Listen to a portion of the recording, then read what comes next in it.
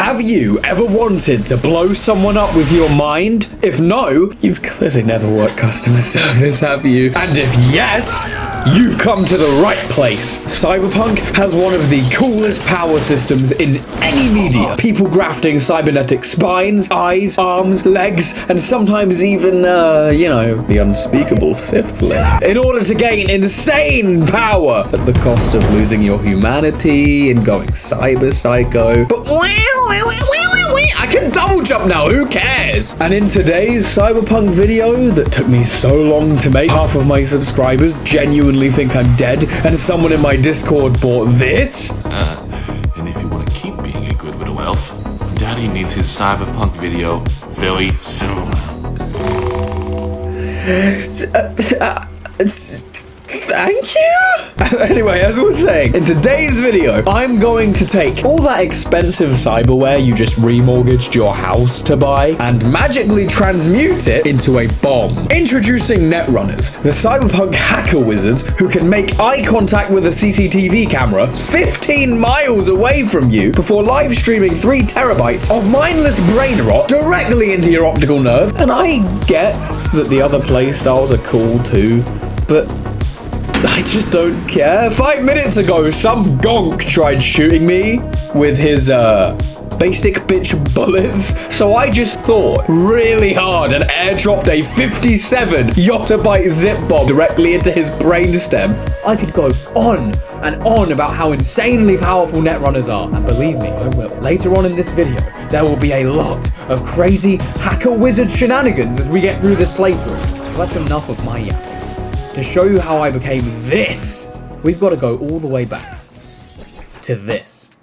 Now this story starts the same way any good story does, with my broken nose in one hand and a shot of tequila in the other. Pepe tells me that he owes a man named Kirk money, and given he just shared his tequila with me, I am now honor bound to protect this man. And I storm my way up to Kirk and his weird, silent friend who spent our entire conversation demolishing this gigantic burger. Seriously, I'm concerned I'm gonna get heart disease just from watching this guy. We strike a deal. Kirk has intel on an exec for the largest corporation in the world, Arasaka, and he's buying a brand new car. There's only 4 in the world. Somehow Kirk knows this. And somehow Kirk has the key to steal it too. And somehow he has an inside man, Rick, at the complex. Okay, Kirk, damn, clearly I wasn't familiar with your game. So I take the deal for my tequila pouring Prince Pepe and a shot at the big leagues. I get a drive in from 2 lovely looking gentlemen. Please ignore the body in the back. I get to the complex, talk to Rick, and begin stealing the car. When suddenly, the world's most handsome man stops me and pulls his beautiful chiseled jawline and award-winning smile on me. Oh, and a gun. He pulled a gun on me too, I guess. I try to drive off, but the car doesn't want to stop staring. Damn car, me neither. Luckily, the police disarm his gun and, they push us both to the ground. Well, we know he can't do shit. Night City prisons are always full. We'll be out by tomorrow morning. It's a waste of effort. I have no time to testify or play it on an investigation. Oh, we're cooked. Suggesting we let him go, sir? I suggest you toss them in the sea. Oh, we're cooked! Luckily, the police may have disarmed our weapons, but not this man's dashing smile and charisma. So he simply flashed his pearly white get-out-of-jail-free chompers and asked one of the guards to leave us here instead. Now, our new supermodel savior introduces himself as Jackie Wells. And listen, I get it, you saved our lives. But you did also put a gun in my face. Do you think we're gonna be besties now? Because I'm better than that. You can take you and your incredible charisma, genuinely charming dialogue, and I fucking love this guy! Come on, Jack, I was well, so like, fucking Jackie, fucking can only be a bit vibing, and then they fucking holy shit. Did he just weave me? Pull guard V, it's fine. Okay, fine, I'm gonna be honest. I'm not going to keep reacting to this because, like, in my actual playthrough, I skipped all of this because I just saw skip button and I skipped the whole thing. Oh my god, I skipped this whole fucking scene. He just threw his gun in and I skipped that one. Next thing I know, it's me and Jackie's first mission. Our goal? Save a woman from the scabs. A group known for turning people's cybernetic implants into cybernetic outplants via illegal surgery and selling them on the sly for profit. Me and Jackie charge in, guns blazing. And sadly, given we just started the build, my hacker skills leave a lot to be desired. Every hack uses RAM, and given I have like 3 of those at this point, I can do maybe one cool thing per minute without overheating my cyber deck to the point it turns my brain into a Korean barbecue item. Later on, there's a saucy combo with a set of perks and the cyberware we can use to overcome these limitations and effectively pump out infinite quick hacks with no care for game balance or personal safety. But right now, we are sadly confined to the good behavior cubes whenever quick hacking. But as this gigantic minigun wielding steroid advertisement tanked one of my short circuits to the dome, he decided, logically, running out of the room and locking the door was the best move. Smart. Then he tried shooting through the wall on 1 HP. Fuck you. Yeah, okay, dude. You don't get to hit such a dramatic death pose after showcasing the decision-making skills of Tinned Horse shit. Editor, make this man look even more stupid immediately. Oh, look at him. And now we get to the woman before jacking into her USB port, and oh my god, her stuff's out. You know, her bosom. Oh, fuck me. This is gonna get me in trouble if I show this clip. Let me check if I can turn nudity off in the settings. No? Okay, I'm not showing this, just trust me. We delivered her to the trauma team, the flying cyberpunk version of an ambulance. Me and Jackie drive off, but shit, because of the scabs, the area's been given a curfew. How are we gonna get out? Jackie, there is a cop blockade right now. What can we... Now, watching absolute awe as this man just hits a 20 charisma check in front of our very eyes. Heart of gold? Because only somebody with a heart of gold can understand just how much I need to get back to my girl. Oh, that's so sweet. You can go... The devotion I demonstrated grabbed her by the gut. Right. Listen, V. You can doubt him if you want. He just did that shit. And to make matters worse, he then asks for my car. He's got a date and he wants to look good.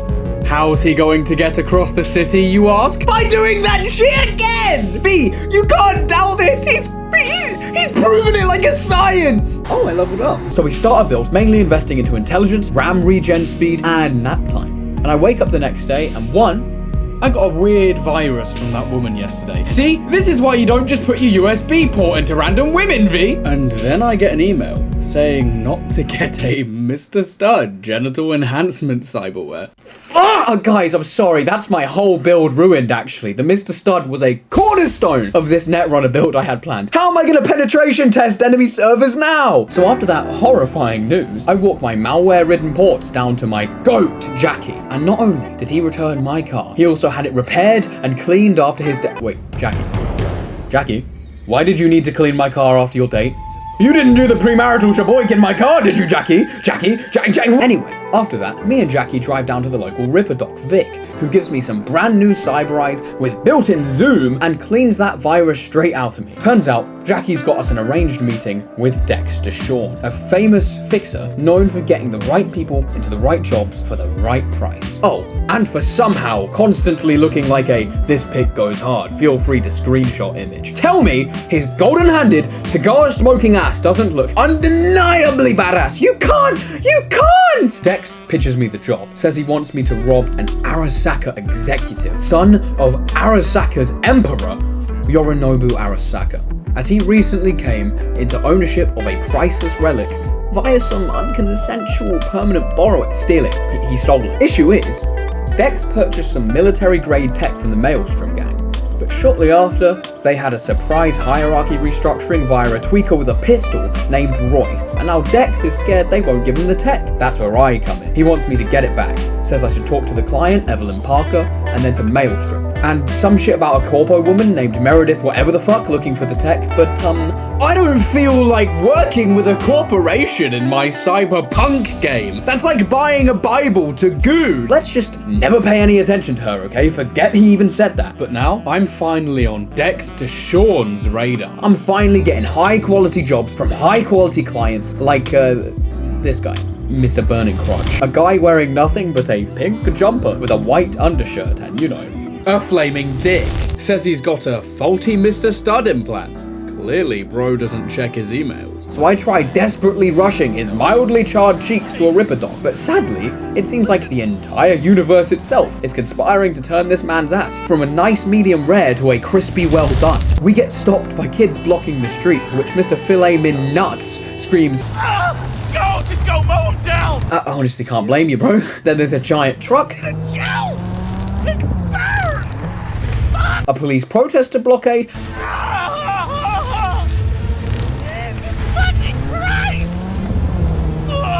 And literally anything else the universe can throw at us as Mr. Melty Meat screams in my ear the entire time. Like I'm screwing a goddamn pencil sharpener! And then he waddles his ass into a ripper dock without paying. Excuse me, Mr. Past Tense Penis, I don't accept screaming as payment. Ah, fuck it, I'll let him go. I really don't feel like chasing him and having to smell any more sauteed sex organ. He could fucking have that. Anyway, that sequence of events somehow resulted in my street cred improving. I don't fucking know. And after stealing a couple eddies via reverse Sudoku to pass the time. Okay, I know you're watching this and you're like, what the fuck is he doing? I didn't know! This is my first attempt at anything ever, I don't understand what's happening!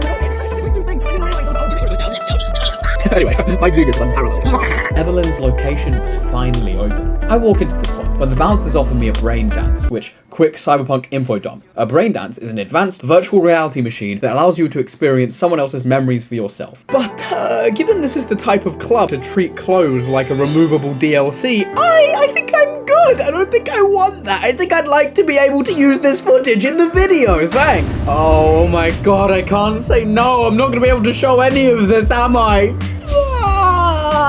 I go in, being approached by Evelyn at the bar before she talks to me about the mission. Sadly, she decided to have this conversation right next to a holographic display unit showing some very uncovered body parts while pacing around the room. Evelyn, please sit still. This is going to be a nightmare to edit. I just realized, like in law, my V must just look severely awkward. Evelyn's trying to talk to him and he's busy staring at the wall to avoid seeing anything PG-13. Like, bro! You kill people for a living. Why are you scared of seeing some titties? Okay, finally, Evelyn decides to leave the evil room of demonetization and editing headaches to continue our conversation outside in the hallway. She explains that Yorinobu Arasaka, heir to the Arasaka Corporation, has stolen a priceless artifact called the Relic. How does she know this? The guy was stupid enough to let her hit inside his apartment while using a brain dance recorder. Evelyn, I better not have to see that in your brain dance. I swear to God, if you make me edit out one more pair of honkers, I give up on editing out all the naked people. I'm gonna show your part of the storyline via fucking interpretive dance or something. Now, Evelyn takes me down to her spooky basement before her resident brain dance expert, Judy, puts me into a test brain dance to get used to it. What does she use to help me get used to brain dances? Oh, only a brain dance of a man high on substances who robs a convenience store only to get betrayed by his friend who shoots him at the back of the head at the peak of his adrenaline high and then sold the murder-tweaking brain dance for profit. Which, firstly, is insanely cool. I think the economy behind brain dances is one of the darkest and coolest parts of the Cyberpunk series. And secondly... Holy shit! What a way to start it off, Judy! Ah, my brain hurts! I felt that! Oh my god! Owie. Then we get into the real brain dance. And is that Adam Smasher? You look like a cut of fuckable meat, are you? What? Okay, for context, I've seen Edge Runners before playing this, and he is such a terrifying presence in that show, hitting lines like, None leave the slaughterhouse, not alive! And then I get into Cyberpunk to finally meet this terrifying, half man, half machine, full monster, borked out maniac, only for him to be the freakiest motherfucker alive. I just got like life-altering emotional whiplash. My heart needs a neck brace. And you know the best part? He's full cyborg. He doesn't even have a dick. He's just doing this for the love of the game. Anyway, I call T-Bug, the hacker Dex hired. You know, just reminding you, since the game likes to act like T-Bug's this Jackie level bro, you meet her like 5 times. And every time the game's like, oh, that's T-Bug, classic T-Bug. Who the fuck are you? To help me look into the footage, and I find the relic by scanning around the room to find a small ventilated safe without seeing any Tartars. Yes, thank you, game, thank you. If I had to edit out one more pair of titties, I would have gone insane. Anyway, with our goals confirmed and newfound knowledge on the relic's location, wait, Evelyn wants me to betray Dex and do the mission with just her. You mean Dex DeShawn, the man in a perpetual cold-ass image, via nothing but his sheer aura and charisma. No, I'm not gonna do that.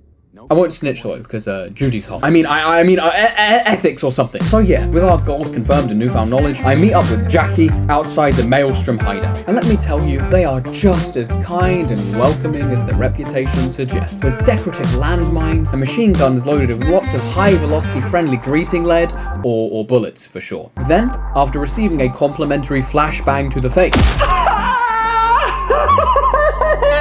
we meet Dum Dum, an absolute tweaker, clearly on enough substances that each specific drug he's taken could kill an elephant. He forces me into a seat, but Jackie won't sit. Jackie, what? Jesus, Jack, what gives? Primerito, I don't like this guy's tone. Segundo, sitting on your ass makes you an easy target. I trust Jackie. Why are you so aggressive about forcing us into a seat? Jackie won't sit, I won't either. Now, Dum Dum and Chums didn't like that. Luckily, I have been power leveling my intelligence, giving me access to a new advanced debate technique known as turning his eyes off and shooting him in the fucking head. Oh, and that's not enough. Why don't me and Jackie literally jump him by mag dumping him at the same time? We are so in sync. Oh yeah, sorry about your, being dead. Actually, no, I'm not. Fuck you. Now, Royce is pissed that we killed his subordinate and locks us inside a room with, the exact thing we were looking for. Oh no, Royce, you got us good this time. Whatever are we gonna do? Let's just fuck off, Jackie. This leads to me and Jackie sneaking out through the food processing plant that Maelstrom took over towards our first major fight of the game. And here's where I think I should finally explain the build in more depth. Okay, editor's note. Good job, man. Finally talking about the build. Only 15 minutes in. Fuck! This early into the game, I've been upgrading for 3 main things. 1, I'm speccing into my intelligence to give myself more RAM, allowing for more quick hacks per rotation. 2, certain perks increase my RAM regen speed, meaning less time wasted between quick hack rotations. And 3, by collecting certain perks, I can increase the number of quick hacks I can queue onto one person, which when combined with the perk Embedded Exploit, increases damage against enemies affected by a controlled quick hack. This creates my classic combo of streaming brain rot directly into your ocular nerve before overloading every heating cell in your body. Because I don't want you to have the luxury of your life flashing before your eyes. Your ocular systems are mine! So you're gonna watch Skibbity Toilet in your final moments, and you're gonna like it! And then they made the most catastrophic mistake of their soon-to-be very short lives. They let me get their laptop, meaning I just sat back, kicked my feet up, and relaxed as I picked off every enemy from the comfort of my nice air-conditioned room. Well, I could have done that till the enemy Netrunner started tracing my location. Luckily, I have this ancient hacker technique no amount of coding skill can block. Bullet. I shot him with a gun. And finally, we meet Royce, who in an attempt to go out with a bang, has somehow grafted every piece of military-grade cyberware he stole from the convoy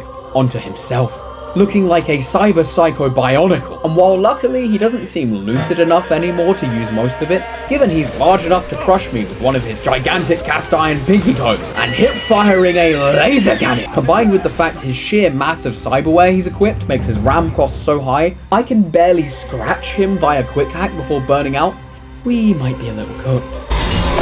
I ran around the room, desperately hiding behind pillars, throwing every quick hack I could at him while shooting the connectors on his back, which worked great until he started running at me. You don't know fear until a gigantic, fridge-sized, heavily armed madman with a railgun in hand decides he wants to touch you.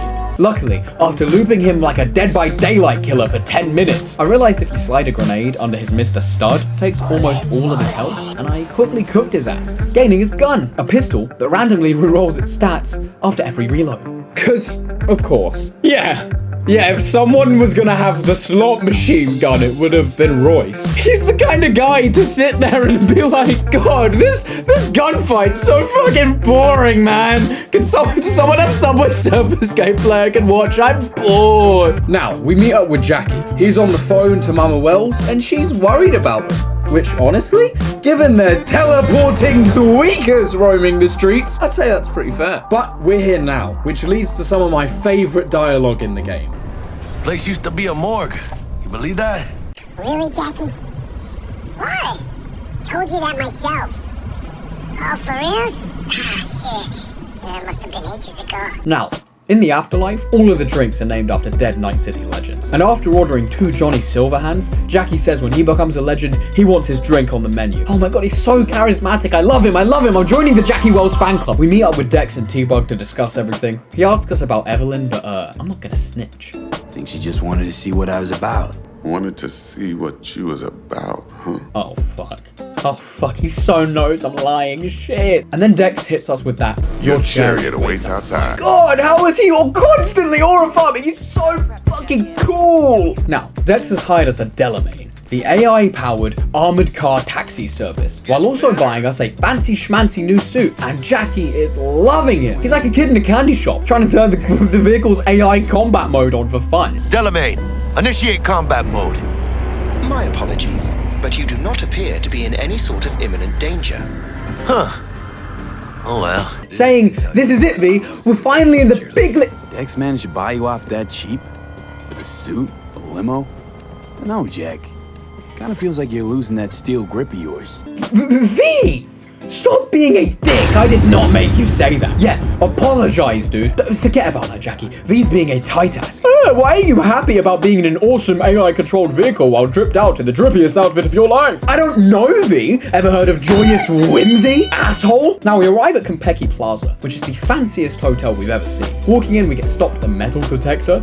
Luckily, T-Bug set us up with fake arms dealers' IDs. Problem is, the guy that our fake arms dealers are here to see is actually home, and the lady at the front desk is gonna call him, and he's gonna be like, who the fuck are you talking about? And we're gonna spend the rest of our lives in a prison cell, or at least we would, if my goat didn't clutch up with the greatest improv you've ever seen. Señorita, do you know how long we've been traveling? 18 hours from New Barcelona. With a delay on Medikey because some cyberpsycho blew himself into bits inside the terminal. Oh, a nightmare. That's my fucking goat! Yeah! And then, classic character, T-Bug. You know everyone, T-Bug. Classic character T-Bug tells Jackie to stop improving. Don't need that, Jack. Enough. Wow, yeah, why are you here? Who the fuck are you? Shut up! Then, Jackie asks if he can take Misty to the bar after, and okay, Jackie, Listen, I hate to agree with Commissioner V of the boring bitch brigade, and the woman whose only character trait is being condescending and reading Aristotle so she can be more effectively condescending. A little ironic when you think about it. But, you are aware we're robbing the Emperor's son, right? No, dude, we cannot go back. What? Now, we get into our fancy suite, send off our Militech drone to viciously jump scare the Netrunner defending the building, and then wait like 3 hours for T-Bug to crack the ice before finally sneaking our way upstairs. There's the awkward silence.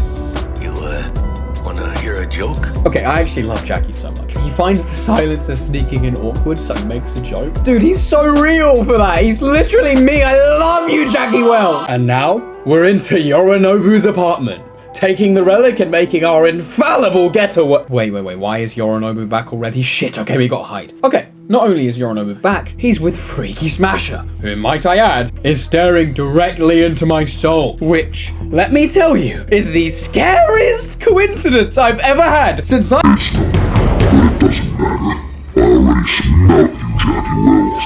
Night City's sexiest man. But I'll let you hide for now. I love a good chase. Fuck, we gotta get out of here, Jackie, fuck! Wait. His father, Saburo Arasaka, Emperor of Arasaka, is here, along with his personal bodyguard, Takamura. And no, he's scanning me, Takamura, my beloved bodyguard, who has entrusted his life to protect me. Please, leave me and my blatantly evil son alone so I can threaten him. There is so much I could forgive you for, son, but not treason. I'm glad your mother wasn't here to see this. The heart should break, but— Owie! If only someone had been actively seeing this coming, or say devoted their life to protecting me. If only, well, I can't believe this completely unpreventable series of events. Now Takamura comes back in, and rightfully tries calling Yorinobu out on the blatant murder he just committed, but Yorinobu hits him with that, actually, dumbass, your job is to protect the head of the Arasaka family, which is now me. Bye-bye. And I'd love to say anything else about it, but we got that sussy cyborg back in here again. And once again, he is staring directly at us and probably thinking some shit that would certainly get this video demonetized. And let's be honest, When there is a cybernetic brick shithouse trying to brick your shithouse, it is hard to care about anything else. Jackie, we gotta get out of here, man! Now, it's clear to say this heist just got a hell of a lot more complicated, as the Emperor's death has the building on lockdown. Luckily, we've got T-Bug on the outside, opening locks and keeping us in the know. Oh, no, not now! I've been made! Bug! No! Fuck, they got hit character T-Bug! Fuck. Oh my god, we're so boned, we're so good. No. Okay, it's fine. All we need to do is edge along this rooftop, get to that ladder, and make our getaway. Oh my god, the trauma team has come for support, but I they didn't see us. I hope they didn't see us. For fuck's sake, it seems like they saw us. Jump, Jackie, jump! Holy fuck! Fuck!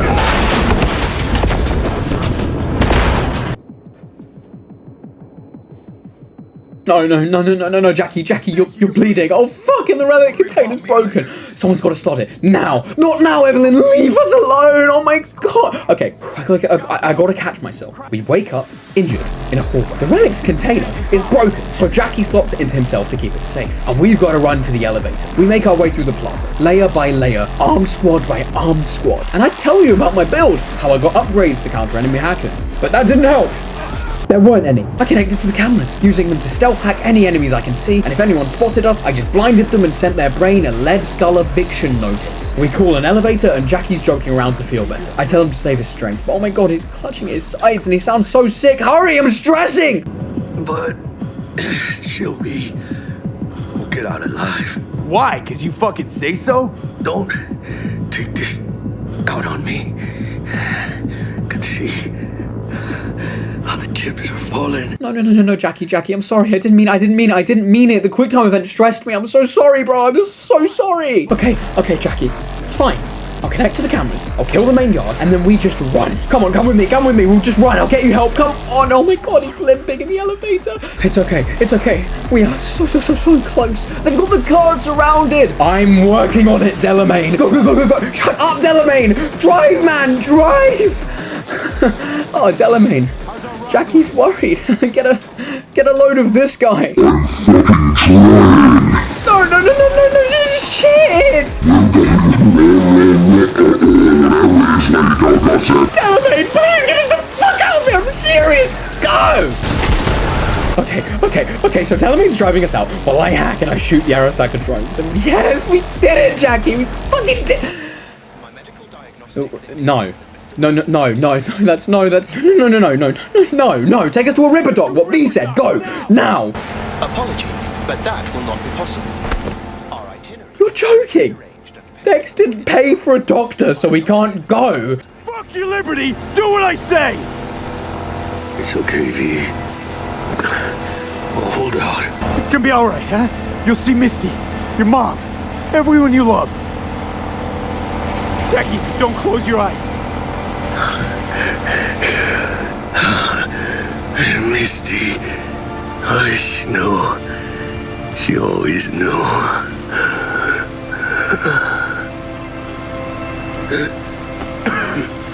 Biochip. Hold on to it. For me.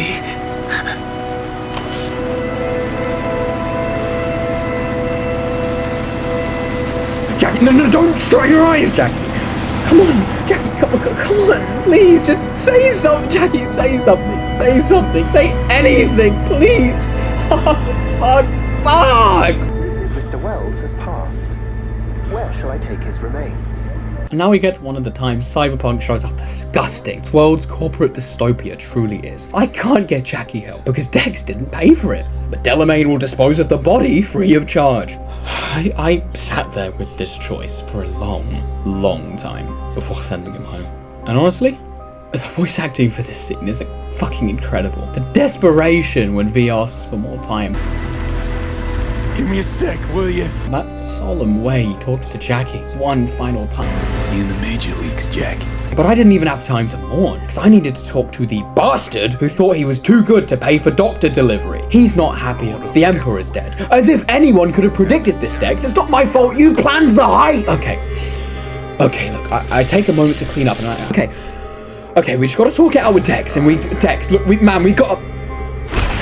Dex, what are you doing? What the fuck? I'm Dex! Bastard killed us off to cover his own disgusting hide. What a bastard! We were a team! Wait, that's the logo screen. No, there's no way that's it. That can't be it. I don't understand. I genuinely, what the fuck is happening? Now, Johnny Silverhand? First, I'm blasting out a final rock concert. Next thing you know, I'm blasting Arasaka Tower via helicopter minigun with the best song in the game's soundtrack playing before sending a nuke down an elevator shaft. And Adam Smasher?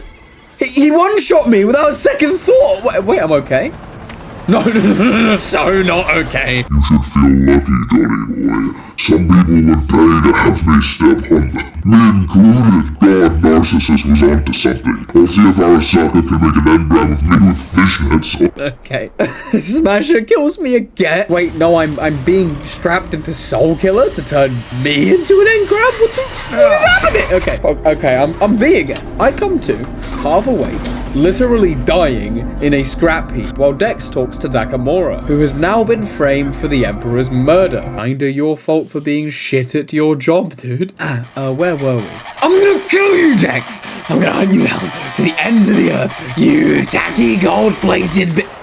Oh, I wanted to do that. With like seconds left to live, I beg Takamura to help me, and he promptly gives me a smack to the face, only to wake me up, hand me a gun, and be like, "Hey bro, help me out here." No, I don't fucking like you. I swear to God, if this game makes me go with my main companion from Jackie to this fucking guy, I'm turning it off. Oh, and if the situation couldn't get any worse, a huge gang of scavs are chasing us, including one freakishly determined Mantis Blades user. I have mag-dumped enough lead into your skull, it would put a freshly painted 1950s UK house to shame.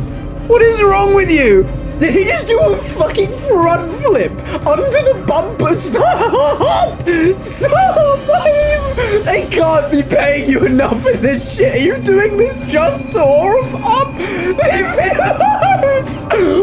you fucking... What the fuck is happening? Please just fucking die! Anyway. Let's get ourselves to a hospital, Takamori, because my break already at my skull and cup up a body from Dr. Pustel where the warehouse have fucking help me. So yeah, Vic fixes us, despite the fact I still haven't paid him back. What a go! And then he tells me there is a dead rock star / terrorist who was stored on the relic as an engram. Until Dexter Sean managed to make a hole big enough, the relic considered my head an empty space, and is now turning me into Johnny Silverhand. In 2 weeks. Oh shit. So Misty gives me some pills. One to take to make "oh sunglasses been jamming over here, shut up," and one to take if I want to speed the process along, as well as a cute necklace she made from Dexter Sean's bullet. A little morbid, Misty, but thanks. Anyway, I wake up to my skull's new abusive roommate, Johnny Silverhand, shoving me onto the floor and berating me before slamming my head into a window, saying he will take control of me. So I reach for my anti-asshole living in my head pills, which Johnny absolutely loves, kindly telling me to consider the delicious flavors at the end of my gun barrel. Wow! What a swell guy! I'm sure we'll get along great. Takamura wants to talk. So now, covered in bandages and barefooted, I go to my car, where Delamain rams my car and calls me a motherfucker. Delamain! What happened? Oh, great. Oh my God. Am I gonna have this asshole in my ear roasting me for the rest of the game? This sucks! You suck! Piss off, Johnny! After that travesty, I had to walk 1.4 kilometers barefoot with no clothes but bandages to the Delamain shop to try and get my car repaired, where instead he tells me, oh, all of my cars have been going rogue around the city. Ah yes, Delamain, around the city. Places I can clearly get to without a car! I'm so pissed, but I'll do it. It's not like I have anything better to do. I prepared an ofrenda for Jaquito. We can't let him go without a proper goodbye. Actually, you know what, Delamain? I've got somewhere to be, though. I gotta go. I'm forced to buy an actual shit box of a car in order to get to the funeral on time. I hate this thing. It's disgusting. Look at it. I look so poor. Someone's gonna film me driving by and use it for a charity advert. Anyway, me and the shit box make our way to Jackie's funeral. Mama Wells thanks me for coming and tells me to pick an item for Jackie's funeral. Misty is waiting outside because she wasn't on good terms with Jackie's mum. We search around his room and eventually I find an old belt. Apparently, his dad used to beat him and his mum till Jackie fought him off and kept the belt in case he ever comes back. That's the coldest thing I've ever heard. It's gotta be this. So I go to the funeral. Everyone from Mama Wells to Victor to some old Valentino gang he used to work for come to say some words. And then it's my turn to speak. I say he aimed high. Always knew what he wanted, he didn't fear life, and he wanted to be a legend, and he feared no one. And then I downed some shots! Mama Wells, of course, takes this poignant moment to shit on Misty for some reason, and I tell her, look, she meant a lot to Jackie, and you need to grow the fuck up. And then she offers me Jackie's bike? Thank you, Mama Wells. I won't get a scratch on it. No more shitbox for me. Now then, that meeting with Takamura. He wants to help clear his name for the patricide in Arasaka by using me as a witness. Ah, yes. Because the notoriously uncorrupt Arasaka will let me speak on their leader safely and respectfully. But the worst part is Takamura genuinely believes that. He glazes Arasaka the way guys who have never watched an NBA game in their life glaze LeBron. He says he has a trustworthy insider who could save me from the relic. Ah, yes. A trustworthy Arasaka corpo. What's next, Takamura? Do you also have any steak-loving vegans to call? And he loses his shit at Tom, the bar owner, for switching the channel from Arasaka propaganda. To which Tom cusses his ass out. Get him, Tom! Get his corpo bootlicking ass! And Takamura just leaves. And then, of course, my abusive husband, Johnny, shows up to give me some love bombing, saying he doesn't want me dead. And instead, I should go see his old friend Rogue in order to find Anders Hellman, the creator of the relic. I argue with his dumbass, forgetting everyone else in the bar just sees me screaming at an empty chair like a cyber psycho. What's that guy's problem? No, Johnny, I hate you! Stop wearing sunglasses in-laws! You look stupid! Anyway, after recovering from my dissociative screaming episode, I see I've been presented with two options. Go hang out with this asshole Johnny's old friends in order to find Anders Hellman, or two, the very great choice of standing legally against the leader of the Arasaka Corporation. I decide, fuck that. I'm going for option 3. I'm gonna go find Evelyn for more info on the heist itself, and Kirk, actually fuck off. I would rather watch paint dry while tap dancing bare feet on gravel before willingly hanging out with you or that walking heart attack ever again. Now, before we continue the main storyline, it's time to start getting our build online. Because right now we have the preem chrome of a recently deceased homeless man. I grind NPCD scanners, unlocking some random loot like a throwing knife. But the main thing is this. I upgraded my eyes for more zoom, and I got myself a brand spanking new Arasaka Mark II cyber deck, which makes it harder for enemies to trace me once a hack is fired, and lets me equip tier 2 hacks, like my brand new quick hack, Contagion. Upon completion, this hack leaks deadly chemicals from enemy cyberware before jumping man to man like a flea with attachment issues, letting me clear entire squads with the touch of a button. Now, later on into the build, we will be replacing this with some better scaling quick hacks, but at this stage in our game, being a walking malicious plague is pretty solid work. And with our build prepared, I call Judy. She seems happy I'm okay, but won't tell me where Evelyn is. So I ask to meet in person and I shit. No! I won't get away. I go to the club to see Judy. Alone! Oh, okay, you can do it. Okay, come on, V. Hot girl, right there. Don't panic. You can do this. Lay some wrist, some game, some... Hi, Judy. Fuck, I'm ending my bloodline, aren't I? Shit. Wait, hold on.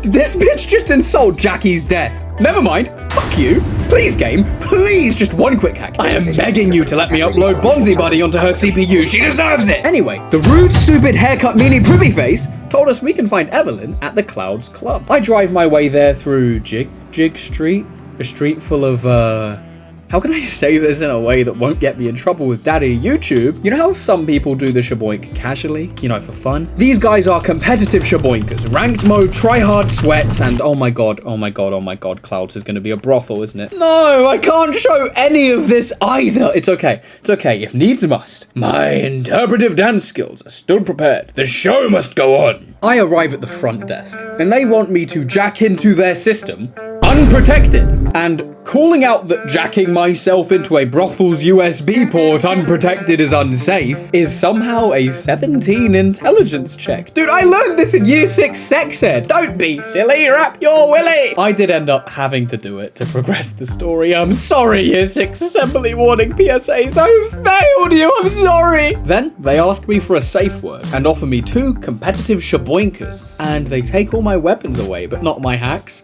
Oh no, literally nothing has changed. It's like if I got on an aeroplane with a can of deodorant and a sniper rifle, and then they took the deodorant away, because aerosol is dangerous. You're right, but I feel like you're missing the problem here. No, we can't have you shooting anyone. Please infect everyone inside with a deadly, life-ruining disease instead. Oh, wait. This is a brothel. At least 5 STDs probably did that already. Dropping contagion here would be like trying to drown the ocean with my morning tea. Anyway, I go to meet Angel and, well, I really hope I don't meet my anti-shaboink interpretive dance skills here. Which, to be honest, I was terrified that would happen in this scene. I go in and every dialogue box has a safe word at the bottom. Please, please, please, please, please, no, interpretive dance is not my strong suit. I don't want to, okay? Oh, turns out V's biggest romantic fantasy is just a genuine conversation. And then I safe word and immediately ask the guy about Evelyn. He's scared, but tells me where her room is and asks me not to come back. I go to Evelyn's room to see a video of her getting hacked mid-professional shaboink. I just realized how many times I've had to say shaboink in this video. Drinking game! Take a shot every time Jimmy says shaboink. Please don't, that's biblical torture for your liver, you will die. Now, I need to ask about Evelyn to her friend Tom in VIP. Problem.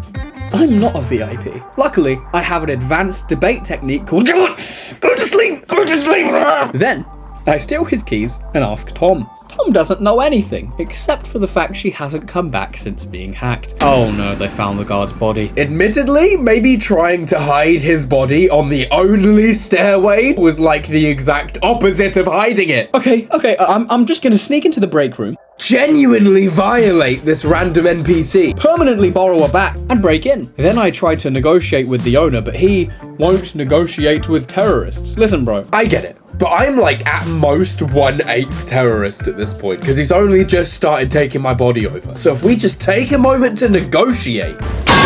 Okay, time to hack into his PC and oh my god, okay, wait, temporary serious moment. There are some really dark parts of Evelyn's storyline.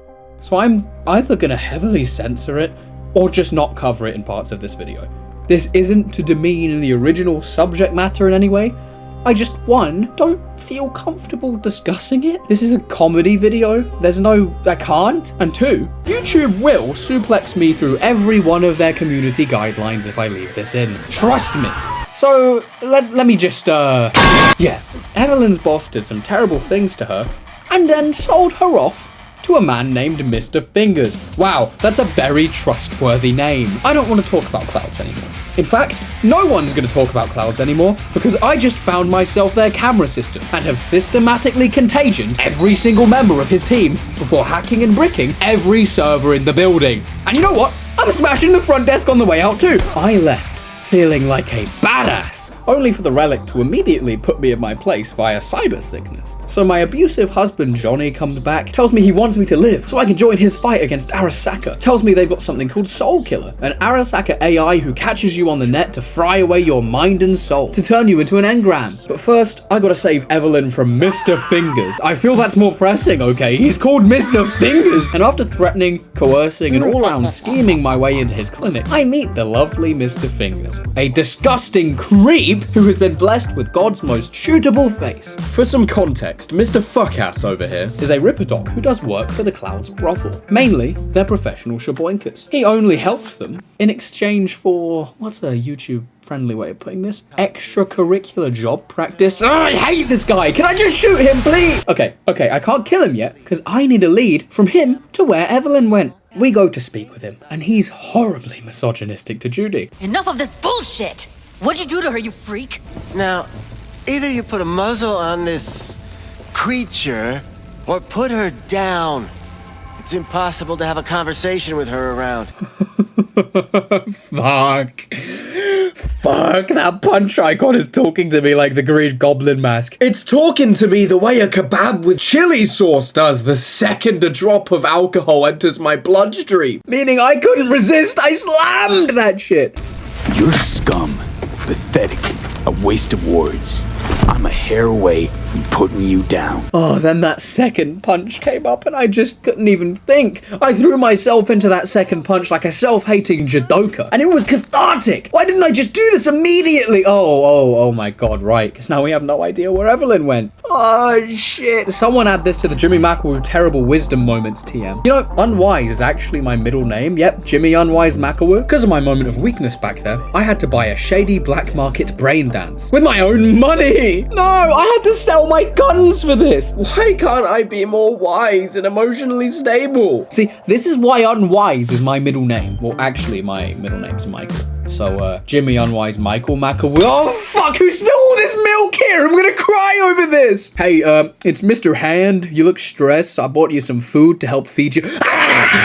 Then, Judy straps me into the brain dance. And it's fucked. They're doing evil shit and then selling the brain dance recordings for money. No, I don't feel comfortable showing this. I'm not going to. It's just really bad. But the idiots also left a lab coat in the background and a pizza box from a nearby shitty pizza joint, which V, moving like L from Death Note. Well, this pizza tastes like shit. No one's gonna want to order it over a long distance. What's the nearest lab to this pizza joint? And it worked! Holy shit! But me and Judy drive over. She's still being an asshole, saying, I'm only helping save Evelyn to learn about the relic. Yeah?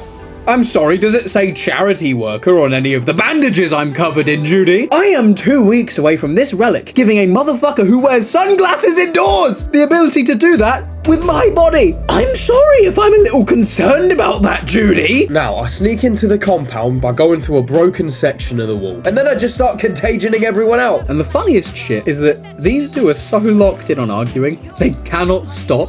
Even as they're dying, she literally vomits and then looks back into roasting her for taking a break instead of, you know, trying to find me or live somehow. What? No. This isn't a bug. This isn't a bug. We like the game. It's not a bug. It's just my incredible Netrunner stealth skills. Oop, missed one. Okay, shock time. Bye-bye. Now I'm doing my best ninja stealth, sliding around and no, wait, don't! No!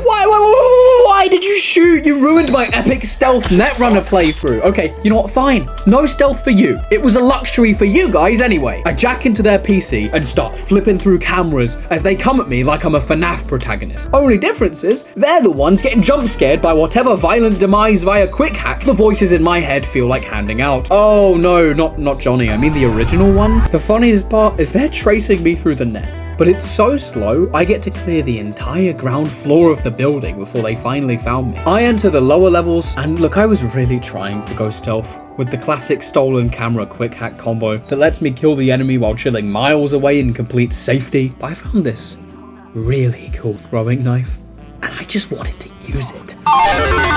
By which I mean it was strategically better or something. No, fuck, I just wanted to be cool. Look at this. I could quick hack them across the room and be done with it. Or I could run up, stare them in the eyes, then flashbang their optical nerve before charging up a beautiful, sensual, comedically wide bat swing that's just, yes! Order in the court. Listen, Your Honor. If it's excessive force, then why is it so fun? Excessive means more than is necessary, normal, or desirable. And this is 1, a normal Tuesday night for me. And 2, I definitely desire this. Call these checked hits the way they got my semis swinging. Wait, what is that? Ow! Oh my god, they're hacking me! Is this what I've been doing to people? This hurts! I gotta do this more. Now, you see, this guy's trying to hack me too. Luckily, I'm aware of it now. And I have a genius anti-hacking ability. Now, just down the hallway is Evelyn, and oh fuck me, oh my god. This is yet another part that made me really uncomfortable. This scene, along with the one at the end of her story, which I will not be discussing at all, are the reason I put a disclaimer. All you need to know is she is in rough shape as the scavs have been using her to record really unsavory brain dances. After carrying her out to Judy's apartment, I take a moment to process things in the rain. And Mr. Sunglasses and Socialism over here begs me for a cigarette. And you know what, Johnny? Normally I'd say no. But what's the worst that could happen? I get a couple diseases years from now. It'll be your body by then, big man. Give yourself lung disease again for all I care. It's not my problem. Then Johnny tells me to go in. But I want to give him a second. That scene was rough. Are you fucking... Oh my god, Johnny. I was actually starting to like you. Okay, I'm going in. Please don't say shit like that while I'm talking to them, Johnny, please. So, cut a long story short, since we both took her out of braindance recording, Evelyn is comatose, trapped in her own mind, which is a horrifying thought, by the way. If you asked me what the scariest part of Cyberpunk was, before I'd seen anything on it, I'd probably say Adam Smasher or the tweakers with mantis blades. Don't get me wrong. Both options are still very, very valid contenders, given the Mantis Blades users have no self-preservation. Matter of fact, I'm pretty sure they feel nothing at all, other than copious amounts of drugs and a deep desire to tear you apart. And, well, Freaky Smasher, I'm from the UK. I can't look into Freaky Smasher's thoughts without getting age verified, but no, I'm definitely horrified by whatever's there. But now I've played this game, brain dances, 100%. Anyone could put any experience into you, or if you're unlucky enough to have a recorder, they can and will do something to you in order to make themselves a cheap buck. Now, Judy straps me into one of Evelyn's brain dances. Turns out she got the mission to sleep with Yorinobu and record the room layout from someone. Wait, how did they wipe themselves from a brain dance? Did they alter Evelyn's memories? That's crazy work. They must be a crazy good netrunner. Luckily, while she was smart enough to cover her face, she also left flyers for businesses in Pacifica and a voodoo symbol out. I love how Via's like, could be the voodoo boys. Just a hunch. Can't be 100% sure. yeah, V? The voodoo boys? The netrunner gang based in Pacifica? Brilliant work, my dear Watson. But seriously, what do you mean, could V? What more evidence do you need? Do you want her to hold up a neon voodoo boys sign along with her driver's license and social security number? Cause look at the wall! She basically is! Then there's another brain dance, and after translating, the voodoo boys want Silverhand to lead them to Alt. Judy asked me what that might be about. Why is there an option to tell her? No, I'm not telling her. She's done nothing but be rude to me and tell me what to do this entire time. Do you honestly think I like that? Because I might. But I'm not dumb enough to tell her. Then I ask Johnny what these people might want with Alt, but he hasn't got a clue. Other than finding Alt should be our biggest priority. Man, I miss Jackie. You guys have no suave, no charm, none of his juicy je ne sais quoi. You're both just stuck-up assholes. No, V. Thank you. Oh, well... Now I feel a good person. But after leaving, I leveled up. And now we finally unlock the cornerstone of our build. Later into our build, we combine this with some key perks down the intelligence tree, which comboed with certain cyberware and specific quick hacks, allows us to wipe entire squads before they have the chance to react. Overclock. Overclock allows you to continue using quick hacks once you're out of RAM, at the cost of your own health. I feel like a starving dog who's just been placed into a buffet. I can cast as many quick hacks as I want. This is incredible. Give me some of this, and holy shit, I'm nearly dead. Heal, please, me here. Anyway, after taking down a random cyber psycho for some cash, it's time to go meet Takamura's contact, Oda, a rude Arasaka bitch who spends the whole time simping for Hanako Arasaka in the cringiest way possible. My one concern is to keep her safe in this city forgotten by the gods. Maybe.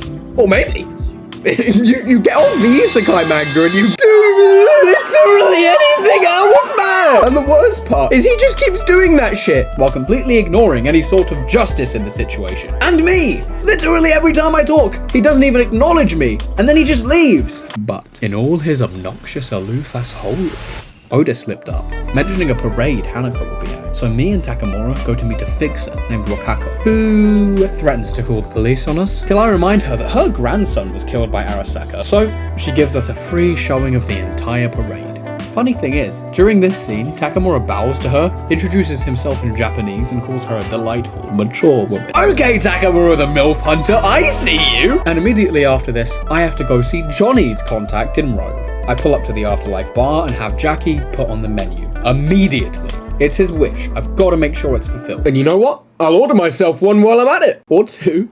Or three. Or four. God, I fucking miss him! And then I meet Rogue. and ask her for help tracking Anders Helm, director of the Relic Project and pioneer of the most chopped hairline in existence. She immediately insults me for getting Jackie killed. Oh, fuck you, bitch! You're lucky we're inside the afterlife, right? Send your old ass there myself. Then Johnny comes in with the layup of the century, telling me to roast her for getting him killed, which I happily do. Do not shit talk Jackie Wells, you old decaying ancient asshole. And then she tells me I need £15,000 to work with her.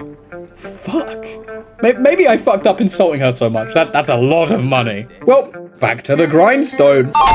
First, I need to arrange a meeting with the Voodoo Boys to find out what they know about Alt and the Relic. I call Mr. Hands, who arranges a meetup with the Voodoo Boys. But the Voodoo Boys could not, quote, give a shit, saying I need to complete a gig to be worth talking with their leader, Rajit. Now, between missions, I'm leveling up to work my way through the Q acceleration perk in order to buff my hack queue limit, which is the number of hacks I can queue on someone at any time, and my download speed. And while I'm working on this, 3 main things happen. 1, I walk into a bar, accidentally trigger combat, and proceed to wipe out the entire building through a combination of Contagion and the good old stun 'em and smack 'em combo, only to realize that mission was a hit, and I just killed my target at some point. I'm genuinely not sure which one it was. 2, Takamura texts me he's a bit worried about Wakako, and she's a venomous spider wearing the mask of a nice old lady. Yep, and there's that post-nut clarity in it, Takamura.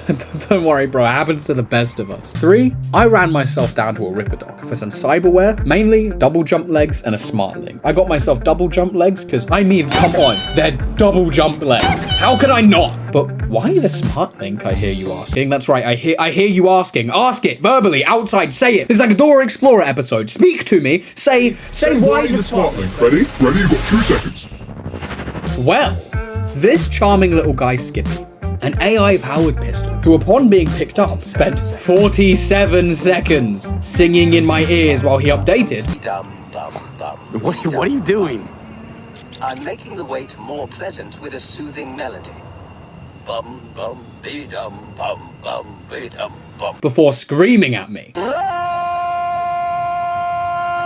Now, why would I willingly add another voice to the ones already in my head? Simple! Skippy is a self-aiming pistol who automatically snipes my opponents in the kneecaps and also tells me random facts, like how I'm going to hell. Thanks, Skippy! Get yours off a dead body near you! Then it's time to see the Voodoo Boys, and I head to the chapel from the brain dance before, and a strange dude in a hoodie then grabs me and tells me to go to a butcher's down the road, and there I meet Placide, a stoic asshole who actually ignores me the whole conversation while butchering a chicken, which, fun cyberpunk fact, is actually illegal. Then he has me follow him through Pacifica. And there's this little cutesy montage where Placide helps his local community. Come on, game. He's a massive asshole and he caused the trafficking of Evelyn Parker. I'm not gonna like him. You're not gonna convince me to like him with a little community helping montage. So we sit down and he immediately reaches for my USB port. Whoa, Placide, consent is a thing. Did you miss the year 6 assembly, asshole? I don't want any tea.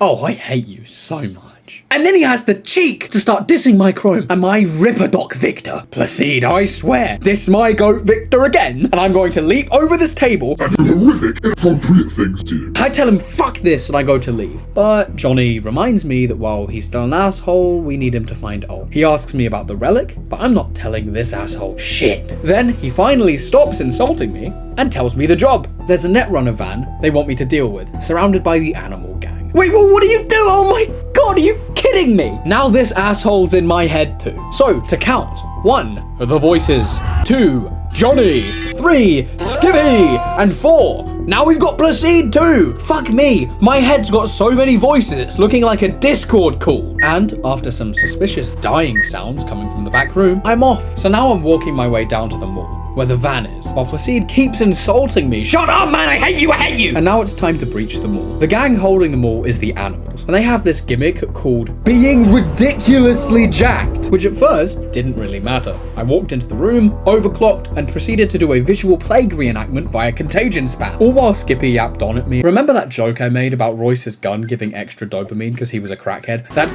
actually what Skippy does. He just chats to you while you murk people. It's great! User. The human body contains between 5 and 7 litres of blood. I don't know about that one, Skippy. Something tells me these guys contain 5 to 7 litres of pure protein powder. Not that it helped at all. I'm unstoppable. Okay, Placide. You did not mention that. at all. If you wanted me to be quiet, maybe you should have warned me before I brought in my talking gun. You dumbass! I actually hate that guy so much. Okay, fine, I'll go quiet. I sneak in, hacking the cameras, and great. By hacking the cameras, the enemy Netrunner now knows I'm here. Luckily, the Voodoo Boys implanted some extra ice to keep me going. Stands for Intrusion Countermeasure Electronics, the cyberpunk term for anti-Netrunner tech. I sneak round the corner, and I take the fight to the enemy. By which I mean I hide round a corner and spam quick hacks until they trace me. Come on, can you blame me? Every 1 in 3 enemies look like a power lifter crossed with an XL bully. And did I mention metallic hands? I mean, look at this guy. He sees me, hits the nastiest lat spread while screaming, "I've been waiting for this!" and then loads his entire body into a Superman punch, which, mind you, he's like 300 pounds. I would actually take less damage being hit by a car. So excuse me for spamming my quick hacks like a bitch. But the way I see it, the concept of a fair fight went out of the window the moment you lot learned to bicep curl a fridge. Oh my god, they have Sandever stands too. You do not know fear until a walking steroid advertisement teleports behind you and hits you with a sledgehammer heavier than you are. Drop the fucking flee! Ma'am, I'm trying to flee. Please, just die, please, please. Okay, well, to be honest, after dealing with her, I really don't care about you. Like, it's not your fault they put a giant red barrel next to you, but maybe just don't stand next to it. Oh, great, they've got a sentry turret too, and every time I try to hack it, someone smacks me in my cheeks. Proceed! This gigantic man just screamed he wants to get medieval on my ass. The only thing I'm trying right now is to keep my ability to shit properly intact. One thing I'm so grateful for is all the movement tech my new legs give me, because it's... Oh my god, there's another one. Wait. No, go away. Leave my booty alone. I don't have enough WD-40 for this. I don't want any tea. Please. Well, aside, my ability to shit has certainly not been damaged. Giphy, remind me to buy new pants after this mission, because they're currently a couple shades browner than they started this mission out as. I've shit myself. And finally, after having my dignity taken, and a growing understanding that every NPC with a body stat above 15 in this game is in a desperate need of a T-video rewatch, genuinely what? I hack myself into the van. The person in the van is Netwatch, the organization responsible for the upkeep of the Black Wall, which quick cyberpunk lore dump. One day, the entire internet was taken over by rogue AIs, and the Black Wall is the only thing preventing 50 million AI-generated cat memes from instantly frying every human on the net. Netwatch says I should leave. This isn't my fight. Proceed tells me to go murder the bloke. I'm starting to get the feeling I'm not on the right side here, to be honest. And as if I needed confirmation of the fact, this is the point where I meet Matilda K. Rose. This boss fight was crazy. Proceed warns me before I even see her. She must have a weak spot. Scan her immediately. To which V asks, that bad, huh? And I was about to learn, yes, V. Yes, that bad! I sneak round and dump my entire RAM count into quick hacks. When I started, she was on 100% health, and when I finished downloading them all, she was on 100% health.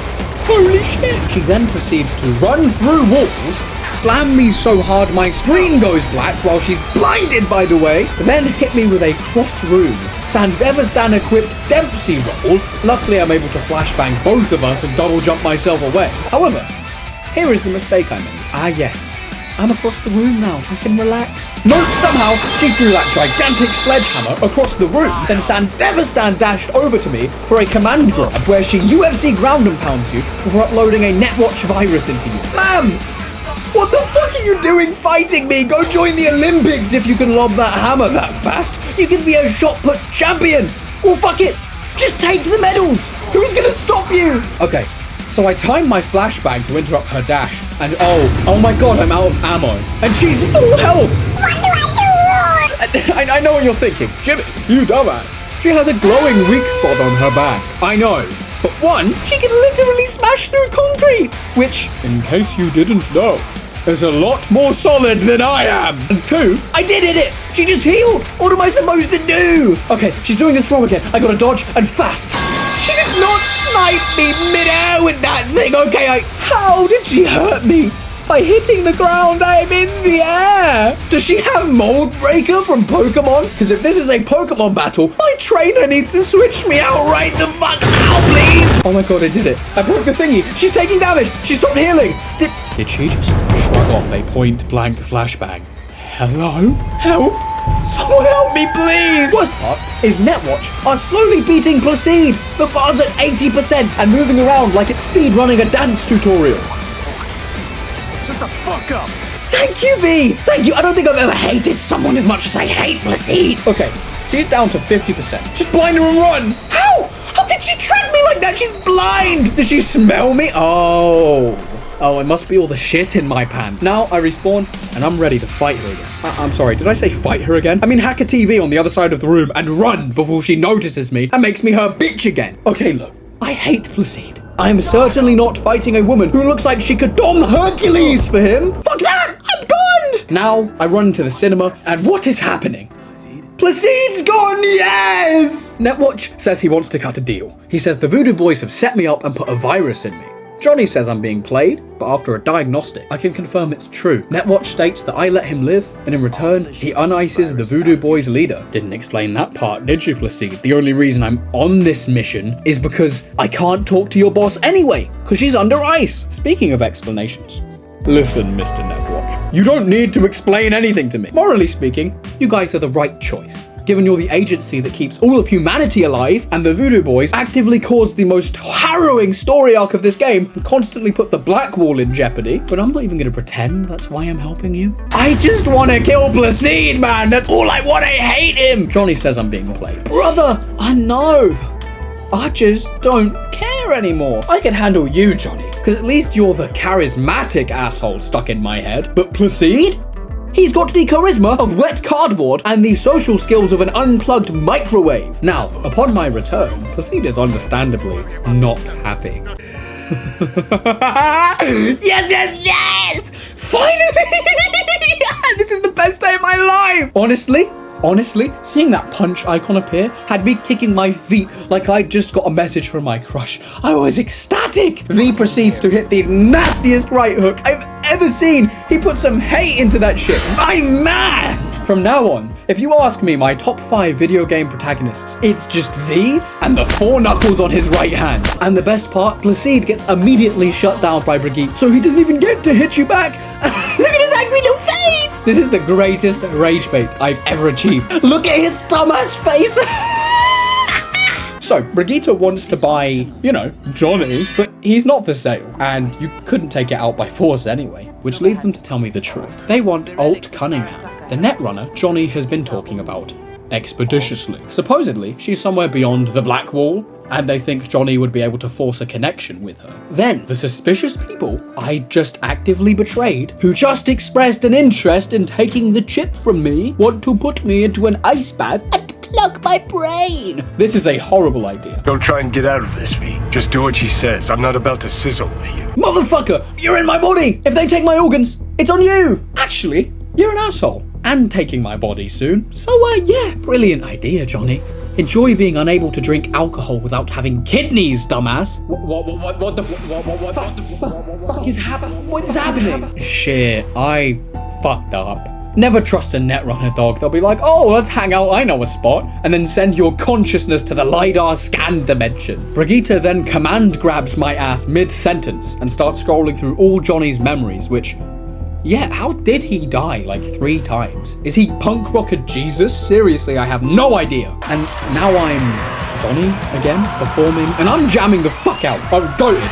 Whoa. Calm down, modern day Tchaikovsky. Put the gun down. What? Johnny, hello? Now it cuts to his bandmate Kerry being quite rightly pissed that he shot into the crowd. Like, first off, why are your fans still here screaming for you, Johnny? And secondly, why do Johnny's memories portray Kerry like a dick? If anything, he's rightly mad you just shot at the fans. Then Johnny downs a bottle of pills and Alt?